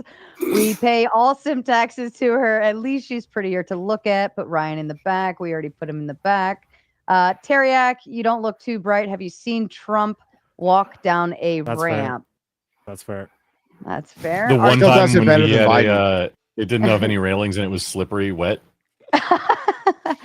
RTP, I vote GOP, but Reagan bad and Trump bad because taxes. And Andrew, does he really want us to believe this trait? It's worse than that. He said he voted for Gary Johnson, a libertarian. He had to ask Andrew for permission if he could have that opinion, because everybody that follows Andrew Wilson is a fucking dipshit. They literally just beg for your attention all day long. They have no clue what the fuck you're saying. You sound jealous. You've got an arm. I'm not. They're in my live every day. They're giving the engagement. It's I mean, terrific. a teensy weensy fraction. Jelly. You bet jelly. Bro, this far right You bullshit. do seem kind of It's upsetty really spaghetti stupid. about it. It's the dumbest shit I've ever Peanut seen. butter jealous. Get with it. It's far right bullshit. Hey, can I ask Brick a question? You said, can Go you define? ahead. You define socialism. You said the Constitution is a socialist. It's a social document, yes. It's a social That's document. That's not what she Is it said. socialist? It's socialist. Yes, it is 100%. Define socialism. Define it. But like as in the ideology? Correct. You mean like as in like the ism? Define what Yeah, socialism it's an is. ideology. And that It's an means what? ideology. It's just an ideology. That's it. That's the definition of socialism. So it's no different than libertarianism, conservatism, etc. They're all just ideologies. Nazism is just an ideology, right? It's national Are socialism. you better at socialism if you have It's the even tism? socialism. It's just national wise socialism. It's What's just wrong with it's all national socialism? ideology. Socialism, communism, fascism, libertarianism. It's all just ideologies. They're all the same. It's a bullshit. Wow, great argument, man. You're crushing Say it. goodbye, You're a man, Brett. Say right? You're a man. goodbye. What's Flawless the- argument Are you a there. capitalist? Are you a man or a capitalist? Not even the greatest debaters at Harvard could make a You wanna better trade argument than with that. me? You want to barter? That's cool, but we're going to use some money to do that. That's called socialism. That's mercantilism. That's stocks. That's called It's a federal mercantilism. stock dollar you're using. It's a federal stock dollar. Oh my goodness. Get it through your What- thick what- fucking what- skull. what We're is- what does that have to do socialists. with I'm a socialism? constitutionalist. I know. It has nothing got to do with anything, Goodbye, Andrew. This is just Brett. what Brick You does. don't realize that. Brick, you're going. Somebody booted. It's fun to be in the middle of a circle jerk, just watching this happen. You guys just all beat each other How do you off. think while I see feel To be all the the biscuit? time? I think it's amazing. If you're in the Every middle, time- then you're the biscuit. Every time you Definitely. talk to a Yeah. lefty, Who's they have gonna to eat bring me? up like gay sex and shit every time. You're dick this, circle jerk that. RTP, no one's gonna fuck you here. You know, just so you know, I know you're single and all, but don't worry, none of us are gonna make any advances. I would titty fuck you though, Rob. Would you? Got the meat Oh for my it. god. It's very nice of you to suggest something like that, but my guess is RTP, your Throw a kids wouldn't be little- very throw a happy little with that. oil on it. Yes. All the head. Would you buy him dinner first? Okay, I'm gonna bring RTP, it back would you buy him dinner down. first? It might stop. I would buy him stop, dinner stop, first. I would. Stop, I think stop, that's fair. Stop. Is a consolidated executive branch running an extortion racket with businesses and so sovereign nations, socialism or capitalism? Andrew, partisan clown shoe. Yes, neither. Okay. RTP, a college athlete. What'd you do? Swimsuit volleyball with the other girls. I was a soccer player. Oh, soccer. Nice. I like the guy who clearly hasn't run in 30 years, laughing at an athlete right now. No, All you're right, you're an Rob. athlete. That's how you would consider yourself. You would consider yourself an athlete. The only thing you're good at running from is fucking answering any questions in this debate. If you want to flop dicks about being an athlete, I played hockey from when I was 6 until 18, then joined the Marine Corps. I That's wrestled for 20. but All right. Wow. Just- Too much. if you wanna- dick I mean, if you wanna going do that. on. Bald No, rage. they brought it up, not me. I don't. Hey, Baldy, loosen your hat before you faint from all the pressure on your head. RTP is a soy boy who hides in the closet waiting to come out when it's safe. And that was another kick for. I show up here twice a month and I take on 8 people versus 1, but I'm afraid that makes a lot of sense. I give you full credit for it. RTP, why does the LGBTQ guys lisp? I don't know. You didn't. By the way, you're not taking on 8 people. Some of the people here were on your side, and you lost handedly to just one both the last times you were here. Yeah, give yourself another victory. Rob. I mean, Say it for- I don't have to give it to me. I earned it. Uh, Make a sign, Coke. Hang on, real quick. I just want to ask you a question. RTP, that's fair. Rob's giving himself too many victories. Did you win then, RTP? I have said if I'm sure that you guys have heard, because I say you don't win debates. There's really no way to win. You a don't. debate. That's true. I agree. There's You no would check. come to that conclusion. Good one. So you- Rob. so you didn't win? another fucking. So you- no, so you I don't didn't think you win. I don't think you win debates. Does anybody actually adhere to the rule that when super chats are being read, shut the fuck up? No. Thank you, sirs. Watching RTP Rage Cope made my night. Thanks, RTP. I Got follow it. Andrew. He still needs to brush his hair. Loves my fake money. Grifting motherfucker. And final one, and I'll kick it back to you guys for a while. RTP Bald Faux Show. We need to take some bets for when this hat comes out. I'll get paid handsomely. I'm happy to take it off. But if any of you did an ounce of research, you could literally just go to my page from like a month ago, and you could see. RTP, before you get into the meta again and get everybody comparing dick sizes again, you know, I keep hearing about this magical wouldn't ghost, do that a again. dragon that eats up cash and drops off change for us. It's called trickle down economics. How many of you are over 40 years old? You know, I've been waiting for this dragon to drop cash on me ever since I was, you know, at least able to have a job. I've been waiting. I'm 51 years old turning.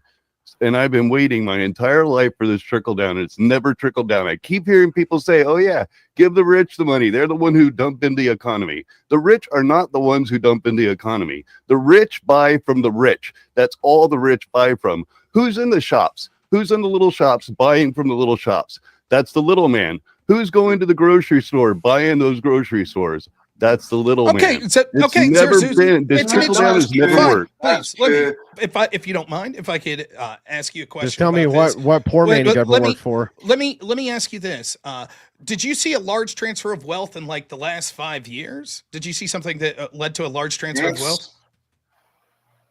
Just curious. Yes. Not you. I'm talking to the person who Zerzy. Well, that's a very big question. What are you referring to as a large transfer of wealth? One of the largest transfers of wealth in our nation's history happened about 5 years ago. What was it? I'm sorry. What was it? Well, okay, the coup, I guess, is what you're referring so to. what you're telling me is when we had the anti-trickle-down economics, when we had the socialist wet dream of command economy, where we told people they were non-essential, which meant that the little guy lost. We said that people, for example, running local hardware stores had to shut down, but the big box stores could stay. Then we gave stimmy dollars to each individual, and it led to one of the largest transfers of wealth from the poor and working class in the history of this country. Why? If we gave all this money to people at the bottom, and what I said about 40 years of trickle down economics into an exact 4-year period where a pandemic was spread across America, affecting our country. That's not really going to erase 40 years or answer for 40 years of a failure of trickle down economics. I can answer to this. There's a good answer. There's a good answer for this. The reason is because our economy is set up for money to trickle up. It goes up. And we were still under Trump's tax policy. We were like, Joe Biden is not a socialist. This was trickle down economics. We were still under Trump's Tax Cut and Jobs Act. The entire Joe Biden doesn't know what he is. The entire Biden presidency. And so when we injected wealth, we could see this is the great thing about it. When you inject wealth, you inject all that money and you follow that money, where did that money wind up? In the hands of the wealthy. That means by design, our economy flows money up. What we saw as the more socialist. Right, so that would mean ultimately we would want to tax the bigger guys and give the little guys a little bit of break, so the little guys have more money to give to the bigger guys. Now, another issue that was brought up was let me explain this. One sec. Let me clarify this as an Irishman, because my economy depends on you doing that. Because I would want you to do that, because what the corporations do is they go to a country like Ireland, do some sort of like a trademark policy or trademark thing on the product, and then they do all the taxes in Ireland, and you don't see any tax. So if you reduce it down to 10%, you guaranteed get that 10%. Right, you're arguing that trickle down is not going to work because they're going over to Ireland. But what you do is when you raise that tax, one sec, to go back to your mistake, your socialist mistake is when you raise that tax, the mom and pop shop, they can't do that. They're forced to pay that tax in Ireland, so you're screwing the very businesses you're claiming to help. This is how retarded socialism is. And the point that I was making before other people jumped in was we saw socialist policies, right? Like sort of the affirmation of socialist policies, control of the economy, and what happened almost immediately, despite the fact we were told that these sort of command economies would benefit the independent business, benefit the lower class. It did the exact opposite. And RTP's like, that's because of Trump's tax cuts. Trump's tax cuts are why locking down the economy and sending stimmy checks to everyone led to a transfers of wealth. That's nonsensical. It's shocking that you didn't understand this. I said we were still under Trump's tax policy. And so when you injected money in both the Trump stimulus and the Biden stimulus, they reacted in the exact same way. The money funneled up, meaning, and we are still under trickle-down economics. Through Clinton, through Obama, through Biden, none of them changed that. We're still doing this Ronald Reagan experiment. And what we know is the money funnels up. It doesn't trickle down. There's no evidence. Wealth inequality exacerbates every time we inject money into the economy. Wealth inequality goes up. Okay, so I just want to be clear. If the tax rate was at the rate you wanted, then locking down the economy and giving stimmy checks to people would have not benefited the wealthy. It would have benefited the poor. If it was where I wanted it, for sure. So explain to me how your tax policy would have meant that locking down non-essential businesses, command control economy, right, and then sending stimmy checks to everyone wouldn't have resulted in that money ending up in the hands of the wealthy. Yeah, so when you raise the top marginal tax rate, in my case, I would say over say 20 million, we can pick an arbitrary number, but let's say income over 20 million, you're taxed at 70%. The only way to not be taxed at that rate is if you reinvest that in your workers. So if you pay your workers more money. So when you have, for example, like Amazon, if it was structured in a way that the workers of Amazon were sharing in the profits, then that wealth would have been more evenly distributed. It wouldn't have all gone to a small group of people. They are sharing in the profits. RTP, can you clarify? Are you talking about business taxes or personal income taxes, personal earned income taxes, or business taxes? It sounds like you're conflating them. Yeah. So you're right. Yeah. So the corporate tax rate, I would also would have went up to 28%. So you have both the income tax rate and then the corporate tax rate would be at 28%. How are workers not participating in the benefits of the corporation if they're getting a paycheck? How is I didn't say that. No. Here's what you actually said. Your exact words were this trickles up. And if it was the case that we were able, you said that employees need to get a profit share. Am I wrong? I said if the employees were in Amazon's case, if the employees had profit sharing, they're getting profit sharing though. The wealth, no, I'm talking about profit sharing, not That wages. is profit sharing. On top of their wages, if they were also getting profit sharing. How is wages not profit sharing? Instead of it being concentrated. Yeah, in the how hands are of a wages few, not if profit it was sharing? If it was more equally distributed. How are wages not profit sharing? Then the wealth inequality would not have been so severe. How are wages not because profit sharing? Because it would have been more evenly distributed. Yeah, how are wages not profit sharing though? Fuck. How are wages not profit sharing? I said on top of wages, you would also but have what's my question? profit sharing. What's my question? Well, it's a straw man once again. What's my 'cause you don't question? understand basic- What's my you don't question? understand What's my basic question? economics, What's my Andrew. question? You're an ideologue. What's dipshit. my fucking And so question? you're now reframing this in a way that I didn't Oh, say. all the ad-homs. Wages not profit sharing. People would have wages and they would also have profit. How is wages not profit sharing? How are wages not profit sharing? I said on top of that. Yeah, how are wages not profit sharing though? Anybody else want to go? Yeah, how are wages not profit sharing? No, I want you to answer my question. Are wages profit sharing? Go. Are wages profit sharing? Are wages profit sharing? Answer the fucking question. I've already answered it. This is yes or no? Yes or no? Rob and Andrew are both dipshits who have to reframe questions. How do I reframe my own question? Basic economics. How can I reframe my own question? Andrew legitimately doesn't know a fucking thing about policy. This is just a Christian nationalist ideologue. You ever going to answer I'm the glad question? you brought that. I'm glad you brought that up. Now he's trying to back me into a corner for a claim that I didn't make because Bro, he's too fucking stupid. To understand are basic wages economics. profit sharing or not? What's an yes ad hom? or no? Answer question. Are wages profit sharing or not? I've already answered your question, Andrew. Go Yes fuck or no? Just yes or no, bro. Go fuck yourself. Yeah, he can't answer. Everyone else is stupid. He can't answer a basic question. RTP Talks. Let me ask you a different question. If it's true that you want these tariffs, you don't like tariffs, right? I think that's fair from getting. No, I'm okay with tariffs. Okay, nonetheless, then you want to have this forced profit sharing of Amazon and charge them this high rate. Why, please, SB, please, why wouldn't Amazon just move their factories overseas where they don't have to do this then? How are they going to access the U.S. market from overseas? What? How would a multinational corporation access the U.S. market? Boats. Yeah, we still tax them. If you're in the U.S. market, you still get taxed. So now you're suggesting that the United States should tax foreign companies the same sort of taxation you're talking about taxing the domestic ones if they don't profit share?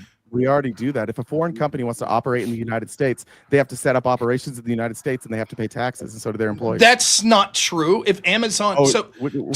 So I just want to be clear. Your argument is. Let me finish. I'm going to clarify, and then you can answer. So what you're saying is that there's some company that doesn't exist at all in the United States, and they want to sell products to the United States. All right. What's the taxes that they're paying? It depends on how they sell those products. Like if they do it through a distributor, then the distributor will pay those taxes. But if they want to set up and operate their own business, like even if it's a business from overseas, if they want to operate inside the United States, they have to pay taxes the same way. Yeah, but we're talking about their production of making all this shit, the things Amazon does. Well, Amazon doesn't make anything. Clearly, it would be much cheaper for them to pay employees overseas where they don't have to do this profit sharing and shit like that. How would they pay? How would they pay like delivery drivers overseas?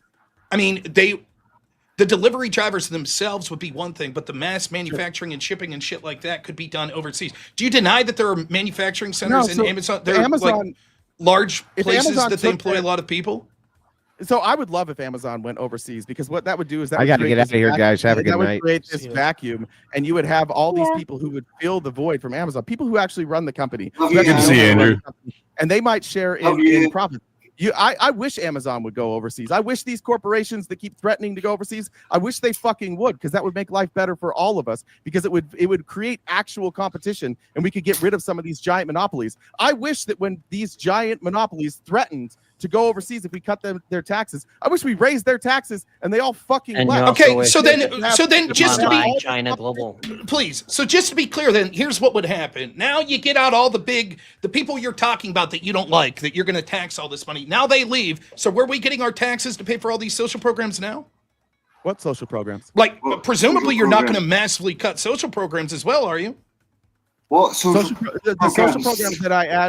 programs that I advocate for are paid for through specific taxes. So, for example, one of the things that I'm a big fan of is Medicare for All, and you can go look and you can see how that's paid for. It's not by the taxpayers. Okay, so you're going to increase taxes on the average taxpayer as well. Well, yeah. So it would increase taxes on the average taxpayer, but the average American is paying about $15,000 for healthcare now, and estimates show that they pay about $9,000. Why the fuck does it matter if it goes to a healthcare company or the government? Without Amazon, it would raise all cost of living, right? All your cost of living goes up because how would Amazon raise my cost of living? Because you'd be buying from more expensive mom and pop shops, for instance. Who says? I think why wouldn't people just commission and stock is directly profit sharing, but besides that, not. Amazon largely isn't buying product. Amazon largely is like a drop shipper, right? So most of these people are already buying their own products and selling it on Amazon. So why would Amazon go overseas mean that I bought from mom and shop stores that were more expensive? Who do you say? Man, shut the fuck up and let me answer the question. Do you believe that Amazon is not putting out smaller suppliers? What? Do you think Amazon is not taking market share from smaller distributors of goods? Of course they are. Of course they are. Right. And they're doing that because they're more cost effective for us, the end buyer. We get it faster, we get it cheaper, right? Sometimes. Sometimes. Yeah, apparently you would never shop at Walmart because that's the reason why Walmart. That's the thing. If Amazon left and everybody, because you're not going to take all the workers with you. All these people already know how to run Amazon. You could run that as a co-op or a collective, and you could run Amazon just as efficiently, if not more efficiently, than it is now. You're missing the point. And you would have a more even distribution of wealth. You would operate. Amazon and Walmart have economies of scale that a co-op cannot achieve. Well, why is that important to have equality of wealth? Because oh, sorry, never mind. That was for him. What's that? Why is it important to have equality of wealth? Well, you're never going to have equality of wealth, but artificially. You have to have a system where the money more equally distributes. If you're going to set up an economy from scratch, you would never set up an economy where all of the money and all the resources funnel up. You would never, by design, you wouldn't do that. But your entire premise is maybe based on an ideal that is maybe unrealistic. What's unrealistic about my idea? We did it for 50 years in this country. We built the greatest world middle class. America? When we had the strongest world middle class, the top marginal tax rate was like 70%. And how did that middle class get depleted? Wasn't that to pay for the war? Reagan came in and he fucked it all up. There was a whole lot of. I'm glad you're talking about Reagan because this is the reason I say that. But first of all, I am not an Andrew fanboy. You think about that? I'm not. I'm not a Christian nationalist. If anybody knows me, anybody knows that I'm far from being a Christian nationalist. In fact, I'm very openly against it. So here's the thing. you say you're a Republican. The reason why I made that comment, and I said to Andrew, yeah, isn't this kind of ridiculous, is because you want us to believe that you are these things, and yet you advocate a position that which most Republicans would be in favor for. So, which I don't care either way, because I'm not either Republican or Democrat, but Are you talking to me? want us to, yeah, I'm talking to you, RTP, because you said you're a Republican, and every Republican candidate you seem to be slamming on. No. I think you misunderstood. I'm not a Republican. I'm a registered Republican because I live in such a heavily Republican area that the only way for my vote to count is in the primaries. So I'm a registered Republican to vote against Andy Biggs. I am not a Republican. Which is he doesn't know what he is. So then why? I'm just registered. Maybe you don't need Jesus. Why don't you just? He said he doesn't know what it is. We asked him. He said he didn't know. Just because he didn't Unless reduce it down to a RTP, single word. do you want to clarify now? You said before you didn't know what your political ideology was. Do you want to lay that out now? I legitimately don't have a exactly, Ryan. So okay, what's wrong with that? What's wrong with nothing? I'm okay with representing Nothing myself is as a wrong with progressive, that. but what's wrong You with said not that doing that wasn't the case. I was listening before and knew that that was the case. Okay, I don't think you know what you were arguing with, but I wanted to say one thing real quick. It's going to be no, you can't, Emmett. I was going to say, just to answer the question that Andrew asked like 50 times, even though he ran away after asking it a bunch. Like, wages are not profit sharing. Like, definitionally, like wages are a cost of doing business. We went over that. So, well, you didn't really. Andrew yelled about it for a while and then he left. But yeah, obviously wages are not profit sharing. But go ahead, Emmett. I'm sorry for interrupting. You're useless. You're not addressing. Quiet. What? It's a very simple question. What do you think happens to Dracula? GDP when you have inflation? Sorry, he spoke. What happens to what when you have inflation? GDP. When you have inflation. I don't know. I don't. I'd have to. I don't know what the. For example, if you go to places like Argentina that had like a 200% inflation rate, do you know why I say that the GDP was measured in dollars instead of Argentinian pesos? Can you say that one more time? I'm sorry, I'm bad with accents. I'm so sorry. Can you say it again? For example, if you have Emmett doesn't have an accent. Let's say that you live in a country like Argentina. Argentina had a 200% inflation rate annually, and they measure GDP in dollars instead of Argentinian pesos. Do you know why? I assume because it's a more accurate view, because the Argentinian peso is with 200% inflation, that number would be significantly higher for GDP. Okay, so if you are talking about GDP and you say GDP good because it go up and you have an inflation, is it actually good? I've never made that. No, I'm asking you. This is a question. Oh, is it actually good that GDP went up if you're having inflation? I would say that the fact that GDP went up, if inflation went up, I would say that I'm more concerned about inflation, and I would not celebrate the GDP going up because of inflation. Okay.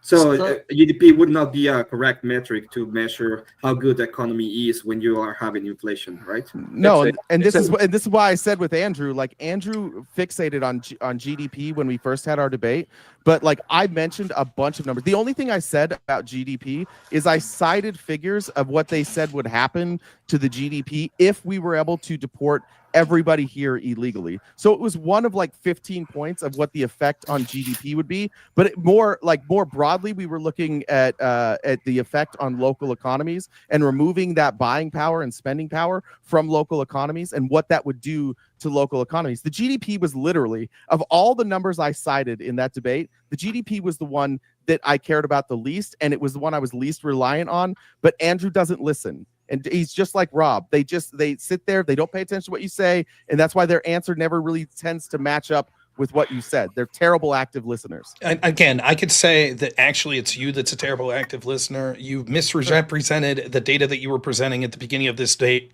over and over again. You constantly do that. A bad active listener to misrepresent because my own data. Okay, I guess let me rephrase. It's not that you're a bad active listener, it's that you're bad faith. And so what you do is instead of saying, that's not the data I was looking, you tell me, is it that you're bad faith or that you're a bad active listener when I said real wage growth and you kept citing wage growth numbers? Was it because you weren't listening to me? Or was it because you're bad faith and you were misrepresenting it? You tell me. When you go back and watch this, you'll realize that you were wrong and you're just a bad listener. I'm not wrong. You keep thinking that what I said is like what you think I said is what I said. It's not. What did you say again? I can go back to my opening statement. It was. Did you say wage growth or real wage growth when you said 2.2 to real 2.7%? real average monthly gain? Okay, so that's not real wage growth. Real average monthly gain. We're Okay, talking about I would like real to once wages. more. I would like to see that data. That the average monthly real wage Are growth we- under Biden was 2.7%. Then go look it up, bud. Show it. I gave you. You're lying. You're lying. You are absolutely lying. The data does All not right. show that. You're I'm not lying. going down that route again. Just for the record, chat, you have exactly 14 minutes to finish that dono goal, or else I say fuck off and go to bed. Triple B says, Sarah, so much fun tonight. Thank you. Wilson, so you think you can run a 12-minute mile? Kissy Cat spending 10 just to say I love you. Thank you. Trickle down economics was made up liberal leftist smear of basic economics. This is a LARP for business owners having capital to hire labor. Zeus sounds too much like Bullwinkle, so please put him in the back. This was earlier, and bring up Mosman. Emmett, hey buddy, love the song about you. Big celebrity on panel, right there, second to Andrew. Sarah, look good. Thank you. Pegging's bad. Don't talk about that. Bye, Ryan. RTP, I guarantee you were that one kid who never played well with the other kids in the sandbox. When you lose, just take the L for fuck's sake. Insufferable. Man, they're always so brutal to you. RTP keeps doing it. It's not a heavily Republican area. In 2020, it voted majority for Biden. We live in a swing state. We have a Democratic governor, etc. My district voted 70% for Andy Biggs. I don't know who this person is. I'm talking about Andy Biggs' district. He's talking about Maricopa County. I'm talking about my district and the reason I register as a Republican. This dipshit he keeps giving you money to say the dumbest shit. That's fair. I'm gonna Okay, jump. so RTP just confirmed what we already knew, that he's a liar. He poses as a Republican, but isn't one. He just registered as one. That sounds like a deceiver, typical leftist bullshit. No, and I kick Oh Rick my in the God. Sir, back. do you think I pose as a Republican? Wait, I'll You stand invite me up for on you here? there. I'll have your back I there. agree. I'll have your back there. I've been mad at everything you've said, but there's a lot of states. I don't think it's every state, but some states where you have to be registered in that party to be part of the primary. And so what RTP is saying is that he's registered Republican so that he can influence the Republican primaries despite not being a Republican. Sarcastic. Not pretending to be a Republican. If this is your best complaint, then you Trying to be good faith. Trying to be good faith. I'm No, gonna and- jump down. Thank you so Gene, much for having me on. I'm gonna jump down. Emmett. Thank you so much for having me Emmett. on. Emmett. I'll go one. Thanks, Emmett. RTP, I would still really like you to show that data, because all the Cool. data I looked at said real wage growth at best in Biden's best year was 1.4%. So where are you getting that the average was 2.2 to 2.7? I told you can go to CFR B and you can look that up yourself. What is the I don't have- exact I don't- quote? What is the exact quote that it says? I'm going to look it up and I'm going to bring it on screen. And when you're a liar, will you admit that I'm a fucking liar that gaslit everyone from the very first data that I put out at the beginning of this? Will you admit that? What's your question? What is the exact quote that it says? So I could go to this document, this website. I don't You're going have to an get. exact. I don't have. What an do you mean? exact You're quote. looking at it right now. You're looking at the No, I webpage. looked Instead at of it- just no, linking it, no, I'm instead not. of just linking it, you're Rob, saying look maybe it up instead- yourself. He's not doing the instead math, of- remember? Rob, Rob, he's not instead doing of the math. guessing what I'm looking at, maybe a better way to Link have it. a conversation with a human being would to be to say, "What are you looking at?" Instead That's of what we guessing. asked 'Cause you. I'll Link tell it. you. Link it. Yeah. So Link I'm it. looking at. So I'm looking at my outline, which I pulled from that study. So I can find the study. I'm more than happy to send it to you. But Link it's it gonna now. take me some Link it time now. to Let's get look at it while I there's an don't- audience This watching. is Link some it. typical bad faith Rob, bullshit I right don't. here. I don't have it. I'd be happy to pull it up and send it to you. So how many other sources did you claim that you were looking at that you haven't had throughout this debate? 852. And I mean, I get it. Maybe if I put it in the form of a sign, you would take the question more seriously. But I think that you're full of shit, and you know it. You know Well, that you're full of shit yeah. here. Yeah, that's what it is, Rob. You absolutely. So, you know, if he's unable to pull up the data, wouldn't it just make sense to move this conversation forward to actually accept that? And then if he doesn't provide you the data, then go over and bust his balls on your channel about, hey, look, this guy promised me data and didn't give me it. Thanks We for should the probably just thank kind of you, move thank that you, forward. Cersei. Thank Is you for that how your you YouTube? suggestion. Thank you, Cersei, for your suggestion. Wouldn't it be more productive for you to fuck right off? I don't care what your opinion is. Is it a fair assessment? Well, you're not moving the conversation I don't give a forward. shit We've if been you think going that I'm on that moving or circle not. for an I don't give a hour shit if you or think I'm moving it hours. forward or not. Rob, The no, fact as that far he as started to this data the title, misleading it, I Kamala don't give a Harris, shit what you think. I don't one give of a shit the, whatsoever. Your opinion to me It's means nothing. my The fact turn that we're now. talking about this data that was the start of the data he said, and he's incapable of proving it, and has gone back 4 or 5 Rob, times I on have what he's a claiming it question says. for you. Rob, It's my is it turn correct- now because nobody can figure out how I say it's my turn and they still talk. Kissy Cat saved all of you men in the chat. I'm absolutely You have your concerned that murder face on. That's your murder. yeah. It's been a night. Kissy Cat coming in with 10, 20, 30, and 40 to finish off the goal, along with real Robert Flowers. Robert Flowers is here. And Witzius, I don't know why it does the at things anymore. Cool says only a person that has never won a debate would say you don't win or lose debates. I guess it's about the friends you made along the way. Grump singing the Emmett song. Is there an Emmett song? Yes, Emmett. there is an Emmett song. Oh my. It's epic. Okay. Sarah, please stack the last SC with I'll this I'll one DM it to you for add- offline. I'm good. I won't watch it. This one No, okay. had on to I won't Ryan's then. No time biggie. out. He turns Robert Flowers to Bobby Knuckles. Fair enough. I mean, it's a line at this point back there, so they typically have to wait that long anyways. Triple B right, Kissy Cat. There you go. All right. Is back it to you. safe for me to break or to sum this whole debate up into would it be better to have a flat corporate tax rate? SP, you're so annoying. A flat corporate tax rate versus tariff. Isn't that really the gist of the whole argument? No. I think that there's plenty of other things about why I would prefer Trump to Biden. And it's not clear that that's exactly what Kamala Harris was advocating. Was she advocating for a flat tax? I don't necessarily think. I think she was advocating for more of a progressive scaled tax. I don't think there was anything about a flat tax about it. I'm sorry. You're right. I misspoke. Not a flat corporate, but a corporate tax rate across the board. Well, and again, even there, her at first term with Biden there, they had tariffs and things of that nature. So no, it wouldn't be fair to say that it was literally tariffs or corporate tax that's progressive. Under Trump, we also have corporate taxes that are on a progressive scale. So no, the importance of this question, and like, I'm not trying to be a dick about it. Like, the importance of this data question is because this is where the entire debate stems from. RTP keeps saying, you guys can't hear, you never listen, you are blah, blah, blah, blah, blah. He can't provide the very Can't even first quote person. what I said. He can't That's how even bad you are provide. listening. He can't provide a piece of data. What is the name of the organization, RTP? I'm going to look it up myself.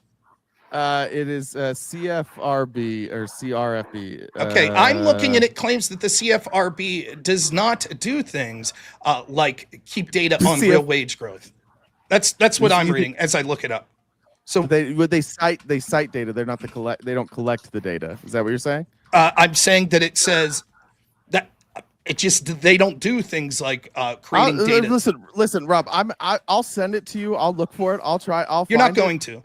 You're not going to. I'll tell you right now what you're going to do. You're going to say when no one's watching. When he does, in order for Rob to Rob's going to now tell me what I'm doing. You are such a little bitch. It is crazy. You can't take any answer from anybody. Okay, then we'll see. We'll see. When you write a paper in college, if you write a paper in college and you quote a source, and you don't quote that source, it won't get accepted. It's easy to prove me wrong. Rob didn't cite a single source from today. That's so not true. one I time started did he off cite citing a sources. single source. In fact, the first source that he cited, he had to walk back. He's like, I don't even know where this is but we're from. talking It's not true at all. I saw every source.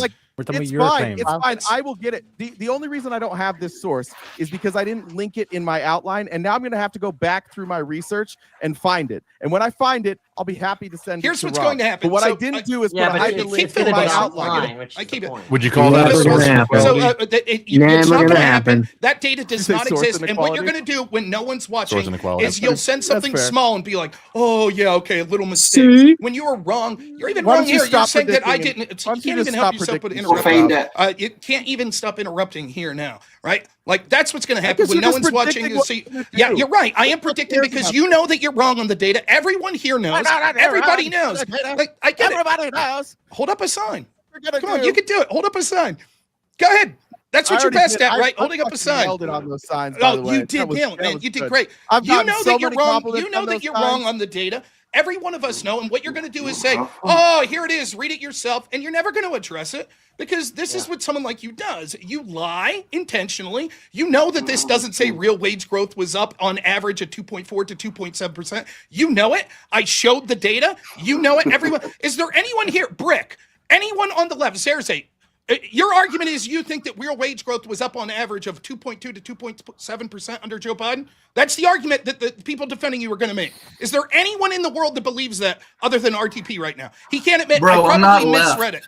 I'm not even fucking left. I don't. What You're the a fuck are you talking socialist. about? What the fuck are you talking I'm not about? You're socialist, defending bro. I'm RTP. center right. I know my fucking political ideology, bro. You I'm said that the center-right. Constitution is a socialist document. No and you're shit. a It's a social constitutionalist. document. Shut the fuck up. Man, you tried to say that you were Bro, you defending don't RTP and you were Bro, incapable bro, of fucking very even much, having bro. common sense. Is there anyone here? Is there anyone here common that sense. remotely thinks that that's what that data is going to suggest? Anyone? Read some Is there fucking common anyone? sense. Is RTP So the only over one? everybody and- Hey, Rob Noer's got to be right. He's always fucking right. I He am wins right. everything. He's a winner. It's not that I Woo! have to be right. It's that Oh I my am. gosh, That's what happens when you say true things. Calm down, Ric Flair. Tariffs. you I for the keep compliment. hearing another fairy tale. I would say that these tariffs are going to bring. We're changing the subject. Great. Not interested. Well, Seriously, you you're not guys moving are the kinda just conversation dick forward on the bites topic that we're talking comparison. about. We're You're not moving really the conversation changing the forward. So subject. The I'm just tariffs going to go were ahead and interrupt definitely you. brought up Not just moving a the moment ago. conversation. When we're talking about the tariffs, the claim was Not made interested in that what you're saying. You're And the if you one want who's to try to doing move the this, conversation Rob. in a different direction, I don't really give a shit, Seriously, what you say. To do was sign up for tier 2 'cause you're my Patreon girl and your love for me depends on how much money that I pledge to you monthly. Awesome. That was a sick All video. right. Let's Sorry, stop son. being stupid. Let's just stop being stupid. Brick, you got it in the back too. Ryan still has his 20 back there. But the tariffs were brought up. and Seriously, it I'm was not interested mentioned- in what you have to say trying to move the conversation. You can get invited on as a guest and take the conversation in the way you want. I'm not interested Yeah, go, in Rob, let having it you all move out. the Well, okay, the conversation in title is direction that you Kamala want it to. Harris. I gotta don't ask give you a a shit where question you about want to move Kamala on. I Harris don't then. give a shit where I you're would trying to love move to on to the talk about conversation. Kamala Harris. You're just trying to Completely irrelevant to overtalk where because you you want to don't move. want It to has say nothing to it. do with moving on you over talking you. It has to do with your confidence that you get to decide the direction that these things go. We're talking about a specific point here. If RTP wants to address the fact that everyone understands that he was full of shit with the very first data point that he said, then we could move on from that. Then after He's that, we changed talk what he about said Kamala. over and Well, over. your data And you, point, Cersei, wait, your tried to come data in. point, I You're, clearly Cersei, I'm not remember was interested a in you copy trying and to- paste you, from Cersei, TikTok. your talking That was point your of trying data to move point. on to something about tariffs is irrelevant. Tomato, fierce and red, juicy curves, This message is sponsored in part by. I've been waiting for 2 hours to Hey, get on this chat. keep Can I? acting gay, and I will treat you to the delicious Sarah. fireman. Why are you fucking talking over me? Okay. Who am I booting? Sarah's on, please bring flow back. No harm, no Apologize. foul, sarcastic saint. Who am I booting? Literally Uh, else. Yeah, I am so done with all of you. Saint, tell me who you want me to boot, and I'll get him. All right. Go ahead, Colby. Yeah, sure. You've been waiting forever backstage. Whatever. Go ahead. Thank you. We've covered so many topics throughout this whole debate itself. I don't even know what topic we're on exactly at this point. Rob brought up to fall back to RTP's first point. I don't remember what the first point was. The question I want to ask is RTP asked a specific in his closing statement of the debate. RTP brought up that with the tariff system, you said China would pick up the contracts of USAID. What did you mean by that? Because hold on. Because let me just finish the question. Because USAID is what came out was that it was a money laundering scheme for the CIA and other dark projects to basically instill coup operations across the world, where we would use that money to overthrow other governments. Do you think China, the Communist Party, is going to come in and backtrack those contracts to then overthrow countries? And if that's the case, do you think they're going to instill communism into these other countries? All right. Well, two things we have to be clear on. We did not find out that USAID was just money laundering. There were people who laundered money through USAID, but to say that blanketly it was a money laundering system is absolutely silly.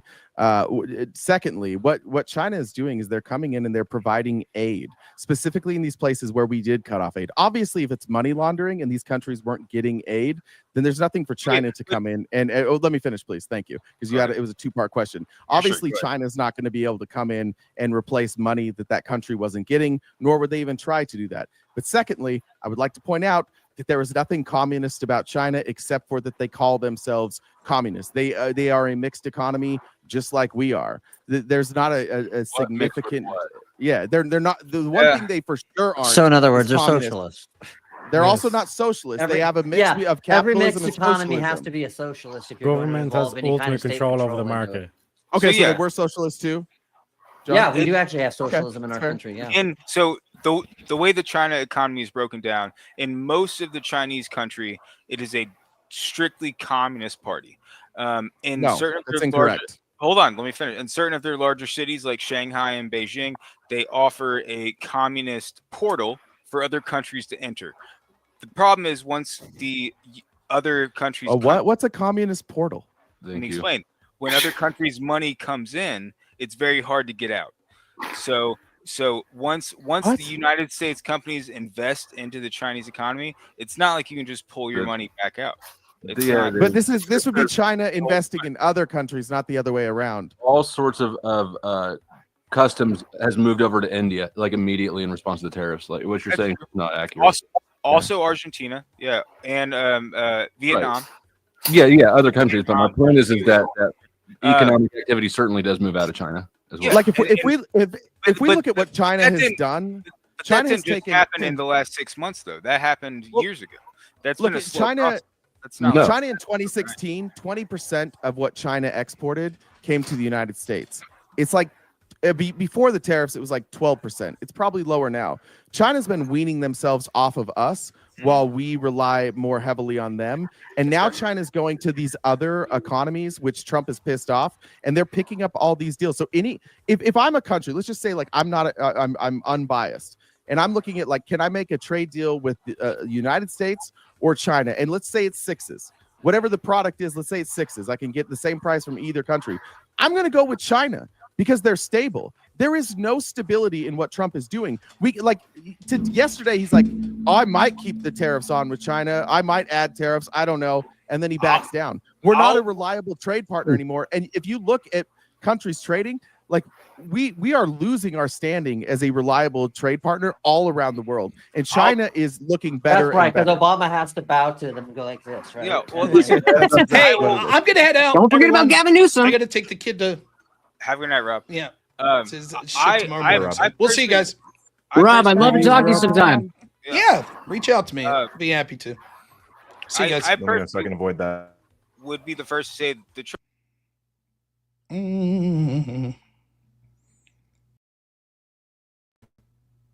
Oh, let's do this. All right, reading super chats time. What a shit show. My goodness. After panel was a little rough as usual, but also it sucked that during my opening statement a couple other times, I'm glad it wasn't just my computer, but that the computers were shitting the bed. Let's read super chats and then we'll talk about the debate. One thing. How'd we do total? Oh yeah, man, crushing it. $605. You guys keep getting them in, but that's fucking awesome. Blaster bought $10 says the real question is which kind of dinosaur is RTP's favorite? He seems like a Triceratops guy to me. Maybe. Bandit, $2 says let's fucking go for the grift, not one step back. Tiggle, $5 for the grift. Amagad, member for a month, says let's go. I'm looking forward to seeing some. Joseph Romano sends his blessings, and Magus, $20. Thank you so much. Bandit for $2 for a computer that won't drop when it's hot. I don't think it was me. I think it was StreamYard. Cool Vic, thank you so much. $20. Bandit, $2. We know Rob is making the best points because he's mute. Jantix, $5 says go get him, Rob. Blasterbot, $5 says RTP thinks if he talks, he's bored. Then the issue Rob's bring up aren't a big deal. Rouge for $10 says I asked my Google buddy and he said it's probably you. Magus, thank you so much for gifting 5 memberships. William Kramer Jr., great to hear you. The chat of the week, $5 says, blame Sarah. We already know you can't trust women. All hail the patriarchy. J Beans says, let him feel the burn for $10. Thank you. Blaster bought $5 says, sign is completely wrong. RTP is coping and seething. Jantix for $5 again says, science guy has little man hands. Project Viopod, $5 says, this dude's holding up signs like he's a woman on TikTok holding up signs about her SA abuse. And like, this dude is getting wrecked. He did. Postal Joe, member for 3 months, says, amazing. Postal Joe, $20 says, remember, this guy isn't a Democrat. Rob Inspire here. Tiggle, $20 says, discount Dave Smith's getting old. Blasterbutt for $5 says, did he not read his sources or is he just a lying sack of mush trying to mess with us? Miggy for $1, thank you. Blasterbutt $5 says, I'm not sure he understands how to read the data is he looking at and trying to spin it into supporting his position. Bandit, $2 says, Rob, Biden didn't take office until January 2021. Right, I don't know where I would have messed that up. But Wade Boggs, $50. Thank you so much, says Rob's real wages go up. Thank you. William Kramer Jr. again, $2 says, welcome to the sign show, everyone. Tiggle, $10 says, I need a gold bar also. This guy sucks. FTW nil. Thanks so much. $5 says, someone doesn't actually look at the bills that have been passed. It's on the government website, by the way, LOL. Blasterbot $10 says, RTP's living in his own reality. This is wild. Only Mr. Bill, $5 says, Yo Budget Lab was founded by 3 individuals who previously served the Biden administration. Natasha Sarin, Danny Yegan, and Martha Gimbel. Google. Thank you so much. That came up in the after show. Blasterbot $10 says, he isn't concerned with China. This explains so much. FTW, $5 says, this guy voted most popular at the Glorial. Mr. Ubercross, $10 says, it's impossible to actually limit margins. I may have to increase a price margin this month to cover the cost next month. Inputs fluctuate, capping margins also will put people out of business. That's exactly right. It'll lead to scarcity. In addition to that, it's very inefficient the way the government works. So it will be near impossible for them to determine what the price you're allowed to sell your bunch of bananas this particular month is. The way it would work is your input costs may fluctuate. Maybe you had to pay labor more this month because of a hurricane or something of that nature. How would you then be able to efficiently determine what the profit would be if you only allow like a 2% profit? The margin's always going to shift. Blasterbot $10 says, what a dishonest debater RTP is. The coping and seething sign is back. $5 says, if 10% of our cost doesn't include labor and runs at a loss. So the dude's saying we should have grocers run at a loss when including labor. Bandit, $2 says, this guy's a joke. Rob for the win. Project VO Pod again. Thanks so much. $5 says, Trump versus Kamala. Stop using what about Democrats? LOL, this dude wants to argue without mentioning Biden or Kamala. This dude's wild. Yeah, he just said generally the status quo. Blasterbot $5 says, Chad is lazy. Send more donos. Rob, keep wrecking dumb, dishonest Dems. Thank you. Gary M, $5. Not one step back, Rob. You got them on the back foot now. It's time to finish it. Thank you. Wade Boggs, another 20, says, I refuse to be number 2 to a bot. Blasterbot. FTW nil, $2. He said he thought that was a mic drop moment. Draco, $10 says, Rob just mag dumped on this donkey called us EDW. Thank you. Turning around, $14 says, you ever going to build a studio? Please, the autocorrect on YouTube mobile is atrocious. If I make enough money, I would build a studio maybe someday, but I have a small house, so I don't know how I would do it. FTW, $2 says, I dare you to drink every time RTP just insults. Blasterbot, $10 says, he's coping and seething. What a joke. Caleb becomes a member, says, get him, Rob. Thank you. Magus, member for 3 months, says, Rob, turn the vid back on. We got it. Wade Boggs, $10 says, no blaster bot bad. That's a bad bot. Rachel Wilson, thank you so much. Rachel, $10 says, for the revenue. Susan Griffith, $5 says, this guy sucks. Here's some money. Thanks. Kellen, $20 says, Rob dropping the hammer on this turn. That a boy. First person gives 5 memberships. Thank you so much. Amicad, $5 says, watch the entire debate to get Rob defending against the personal attacks was worth it. Thank you. Neil Devo, $10 says, thanks, Rob. Thank you. Blasterbot, $5 says, it's almost like people throw money at Rob because they like him and bots don't super chat. Wade Boggs, $10. Thank you. Blasterbot, $5. How dare you ask to pull up docs? Take my word, even though it disagrees with my precious info. Lucas Apan, $20. Thank you so much. Blasterbot, $5 says, sis, every dollar over the goal is another minute Austin Hall cries into his Escanor body pillow. I even know who Escanor is. Thank you. FTW, $2 says, admitted neocon. Blasterbot, $2 says, he's a Republican like Mitt Romney. Lol. Wade Boggs, $5. Thank you. Unforced Ego, thank you so much. $20 says, Rob, that chart where wages and productivity separate is non-farmer, non-supervisory wages, subset of workers. Real median individual income does not separate. That chart is BS. Thank you. Did not know that. Blasterbot, $10 says, I don't care what lefties would pick Biden and Kamala would have done over the files when Trump who ran on it and is failing on it. Yeah, that's true. It's still criticism of Trump. Totally agree. Wade Boggs, $5. Thank you so much. M, $2 says, check your Twitter. It sent you a rebuttal to the CRFB. I saw that, but it was obviously too late. Wade Boggs, $1. Thank you. Alexander R, $12 says, only making $12 today makes Austin Hall look like Einstein. Wade Boggs, another $50, says, YouTube dropping cash on Rob, making it rain. Thank you. Incredibly generous, Wade.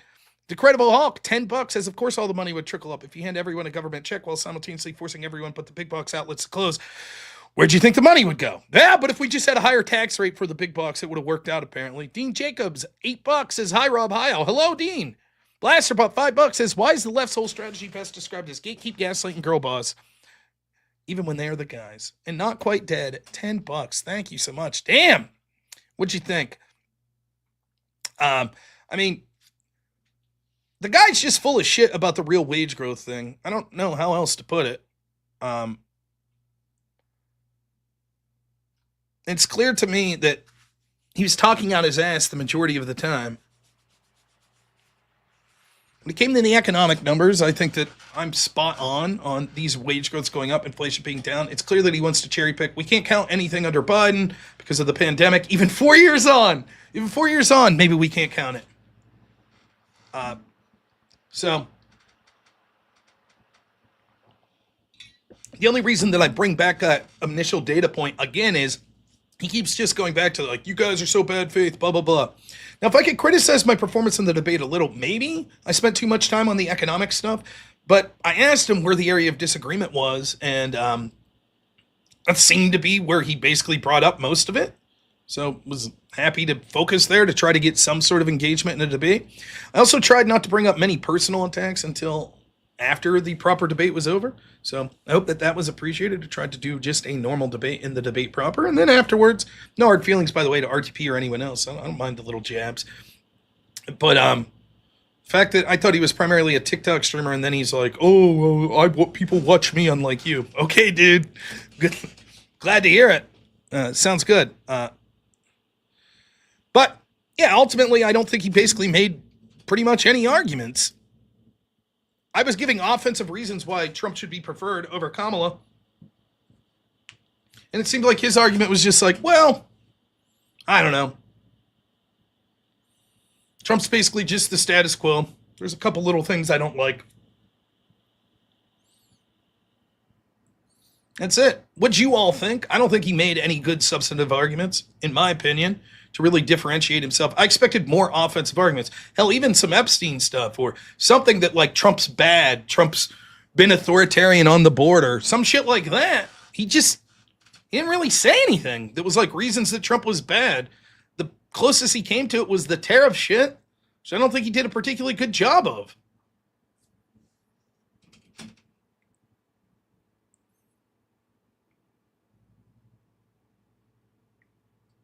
But it was fun. I did enjoy myself. It was nice to get back into debating. But again, he was more focused on just holding up signs and shit like that, as opposed to, I don't know, actually fucking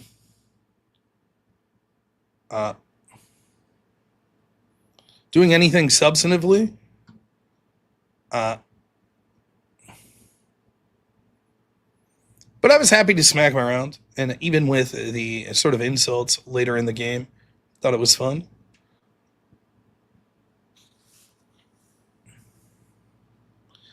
Yeah, and another thing that was shocking, he was like, why wouldn't we include Trump's first term as well? Okay, sure. Yeah, okay. Economic numbers. We're pretty decent then. All right, I got to go to the restroom. I'll be right back. Send more super chats in. I thoroughly enjoyed this tonight. By the way, just in case anyone's wondering, the reason that it did say that I only made $12 today, it's true, it did say that, but that's because I didn't realize it had passed midnight. That's why it said it. So actually, if you're very interested, here's what I actually made yesterday. I made $1,212. Little different than the $100 he made. But you know, No one watches me. No one cares. Ah, shit. Anyways, that's because you guys are great. That has nothing to do with me. All right, let's do, where's your raise? Nah. All right, let's go to the restroom. We'll play a grift song. What are we going to do? We'll just do a little big grifting song. I'll be right back.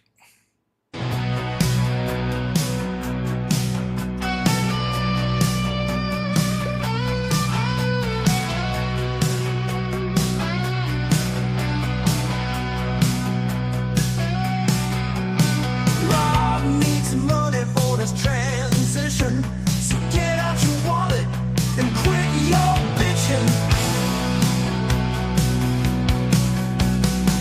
Big Bucket 7 is the dollars he needs, but he will take more cause he is full of greed. Big Clifton, Big Clifton, Big Clifton, Big Clifton.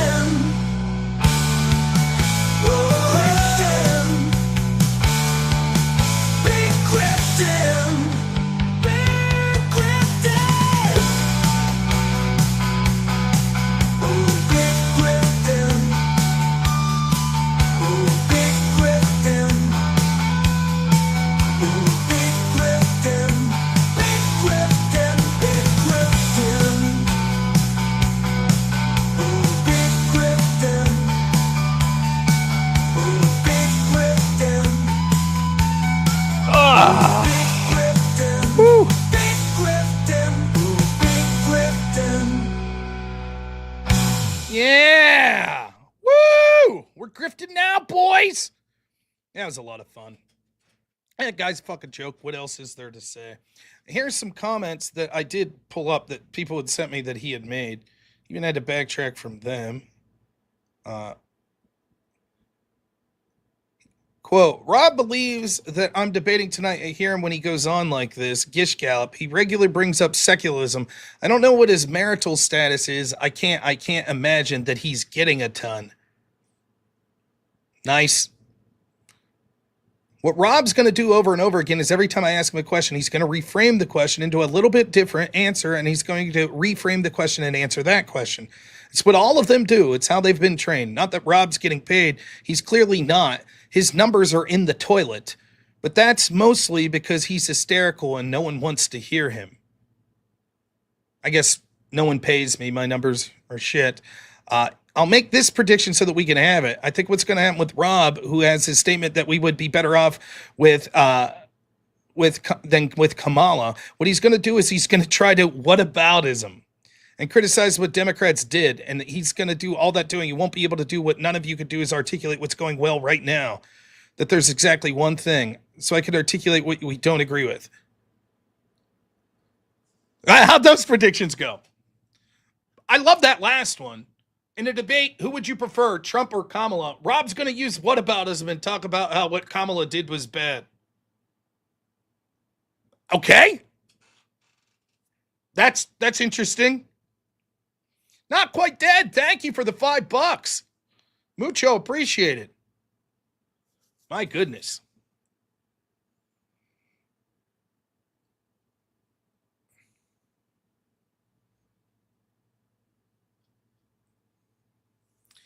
It was fun. Man, did I have a lot of fun. But the sign thing, I'm just like, bold strategy, I guess. Very bold.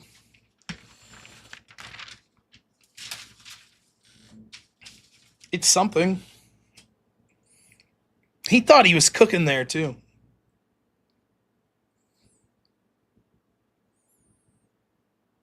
Play the clip of his shit talking before. That was it. That was basically, I just read a readout. I knew I couldn't play the clip during the debate, so I just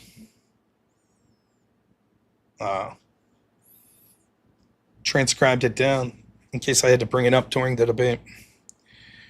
So, no one ever wins a debate, says the guy who's never won a debate. It's a pretty interesting strategy there.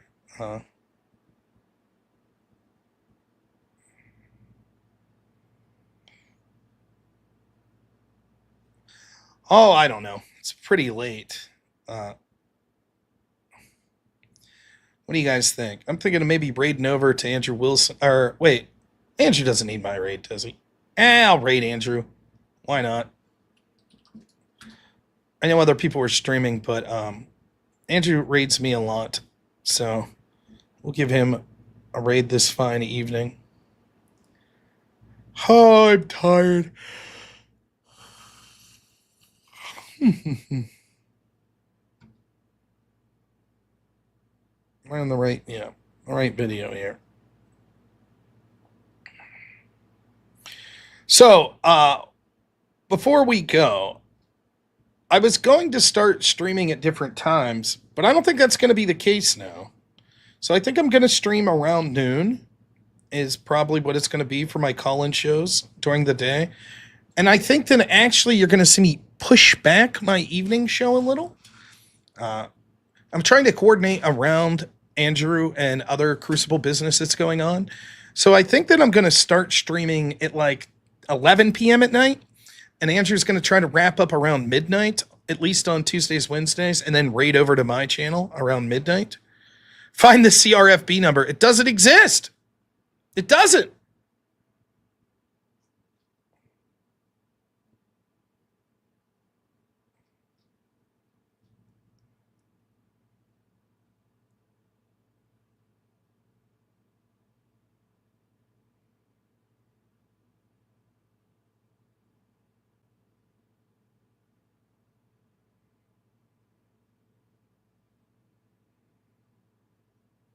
Like, I don't know what to say. Like, he's full of shit. Here, I'll show you. Here's another source. He's just full of shit.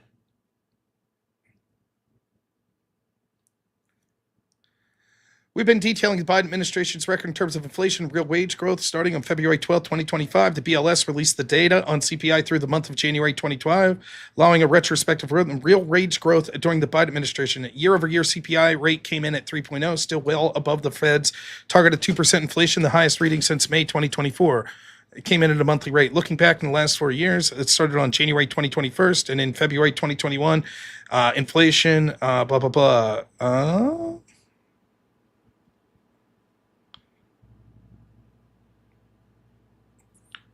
There's real wages. See where they started? The final result, an overall 1.3% decline in real wages, shows the destructive impact of this inflationary period on purchasing power. I mean, I don't know what to say. Every data that I've ever read on this shows he's full of shit. It shows it. I think he was misreading data, which is fine. He could say, oh, yeah, it was wage growth. But the way he did it, it was like wage growth. Now it's real wage growth. Then he said, no, what I'm saying is the average monthly meant that there were more months that were up than down. Why would that even be a metric that we would prefer to use? Imagine that. That'd be like saying if all the months stayed the same except 3 months, and then we had real wage growth go up 0.1% 1 month, then 0.1% another month, and then drop 30%. He'd say, well, on average, real wage growth went up more months than it went down. Why would that matter? Over the period of Biden's term, your purchasing power would have massively decreased. He's just deflecting. He's being bad faith. That's what it was. That's why he constantly changed what that was said. And that's why he's like, I'll send that to you later. I'll send it to you later. Yeah, I'll someday after it, I'll send it to you. What do you think the chances are he sends me data that shows that over Biden's term, on average, real wage growth was up 2.2 to 2.7% per month? What do you think the chances of that occurring are? He's going to say, oh, actually, in this 3-month period, that's what it was, or blah, blah, blah, blah, blah. I don't mind if the numbers are close, but one of us is saying that it was down like 1.3%, and the other is saying it was up like 2.7. That's massive.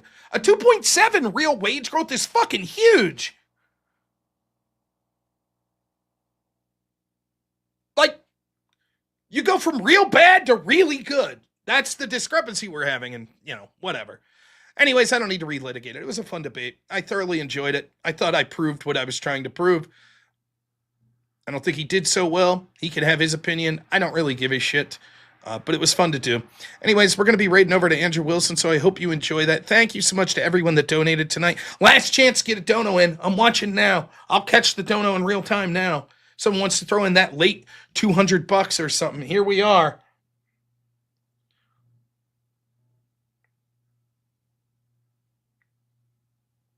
Oh, President Trump emailed me. Thanks, President Trump. No, thank you. There he is. Only Mr. Bill, $2 says use Biden's beeps data and didn't realize it. Yeah, I know.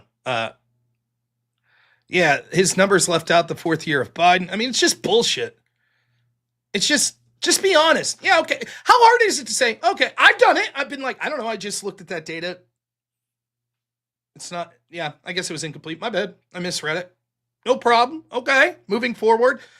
But he instantly he realizes that the data doesn't say what he's claiming, so he flounders about, and then he's like, who gives a fuck anyways? It's because of inflation. We can't use numbers that had inflation because of COVID. Yeah, I would have loved to go over the Afghan evac and all, but all right. Thank you guys. We'll talk to you all around noon or 12:30 tomorrow. You guys are the best. Look forward to seeing you all tomorrow. Then we'll do the late show tomorrow night. Should be a good one. We're going to try to set up the process of doing Discord invasions. I think it's going to be a lot of fun. Thank you so much for all of your support. We'll talk to you all soon. As always, have a good one.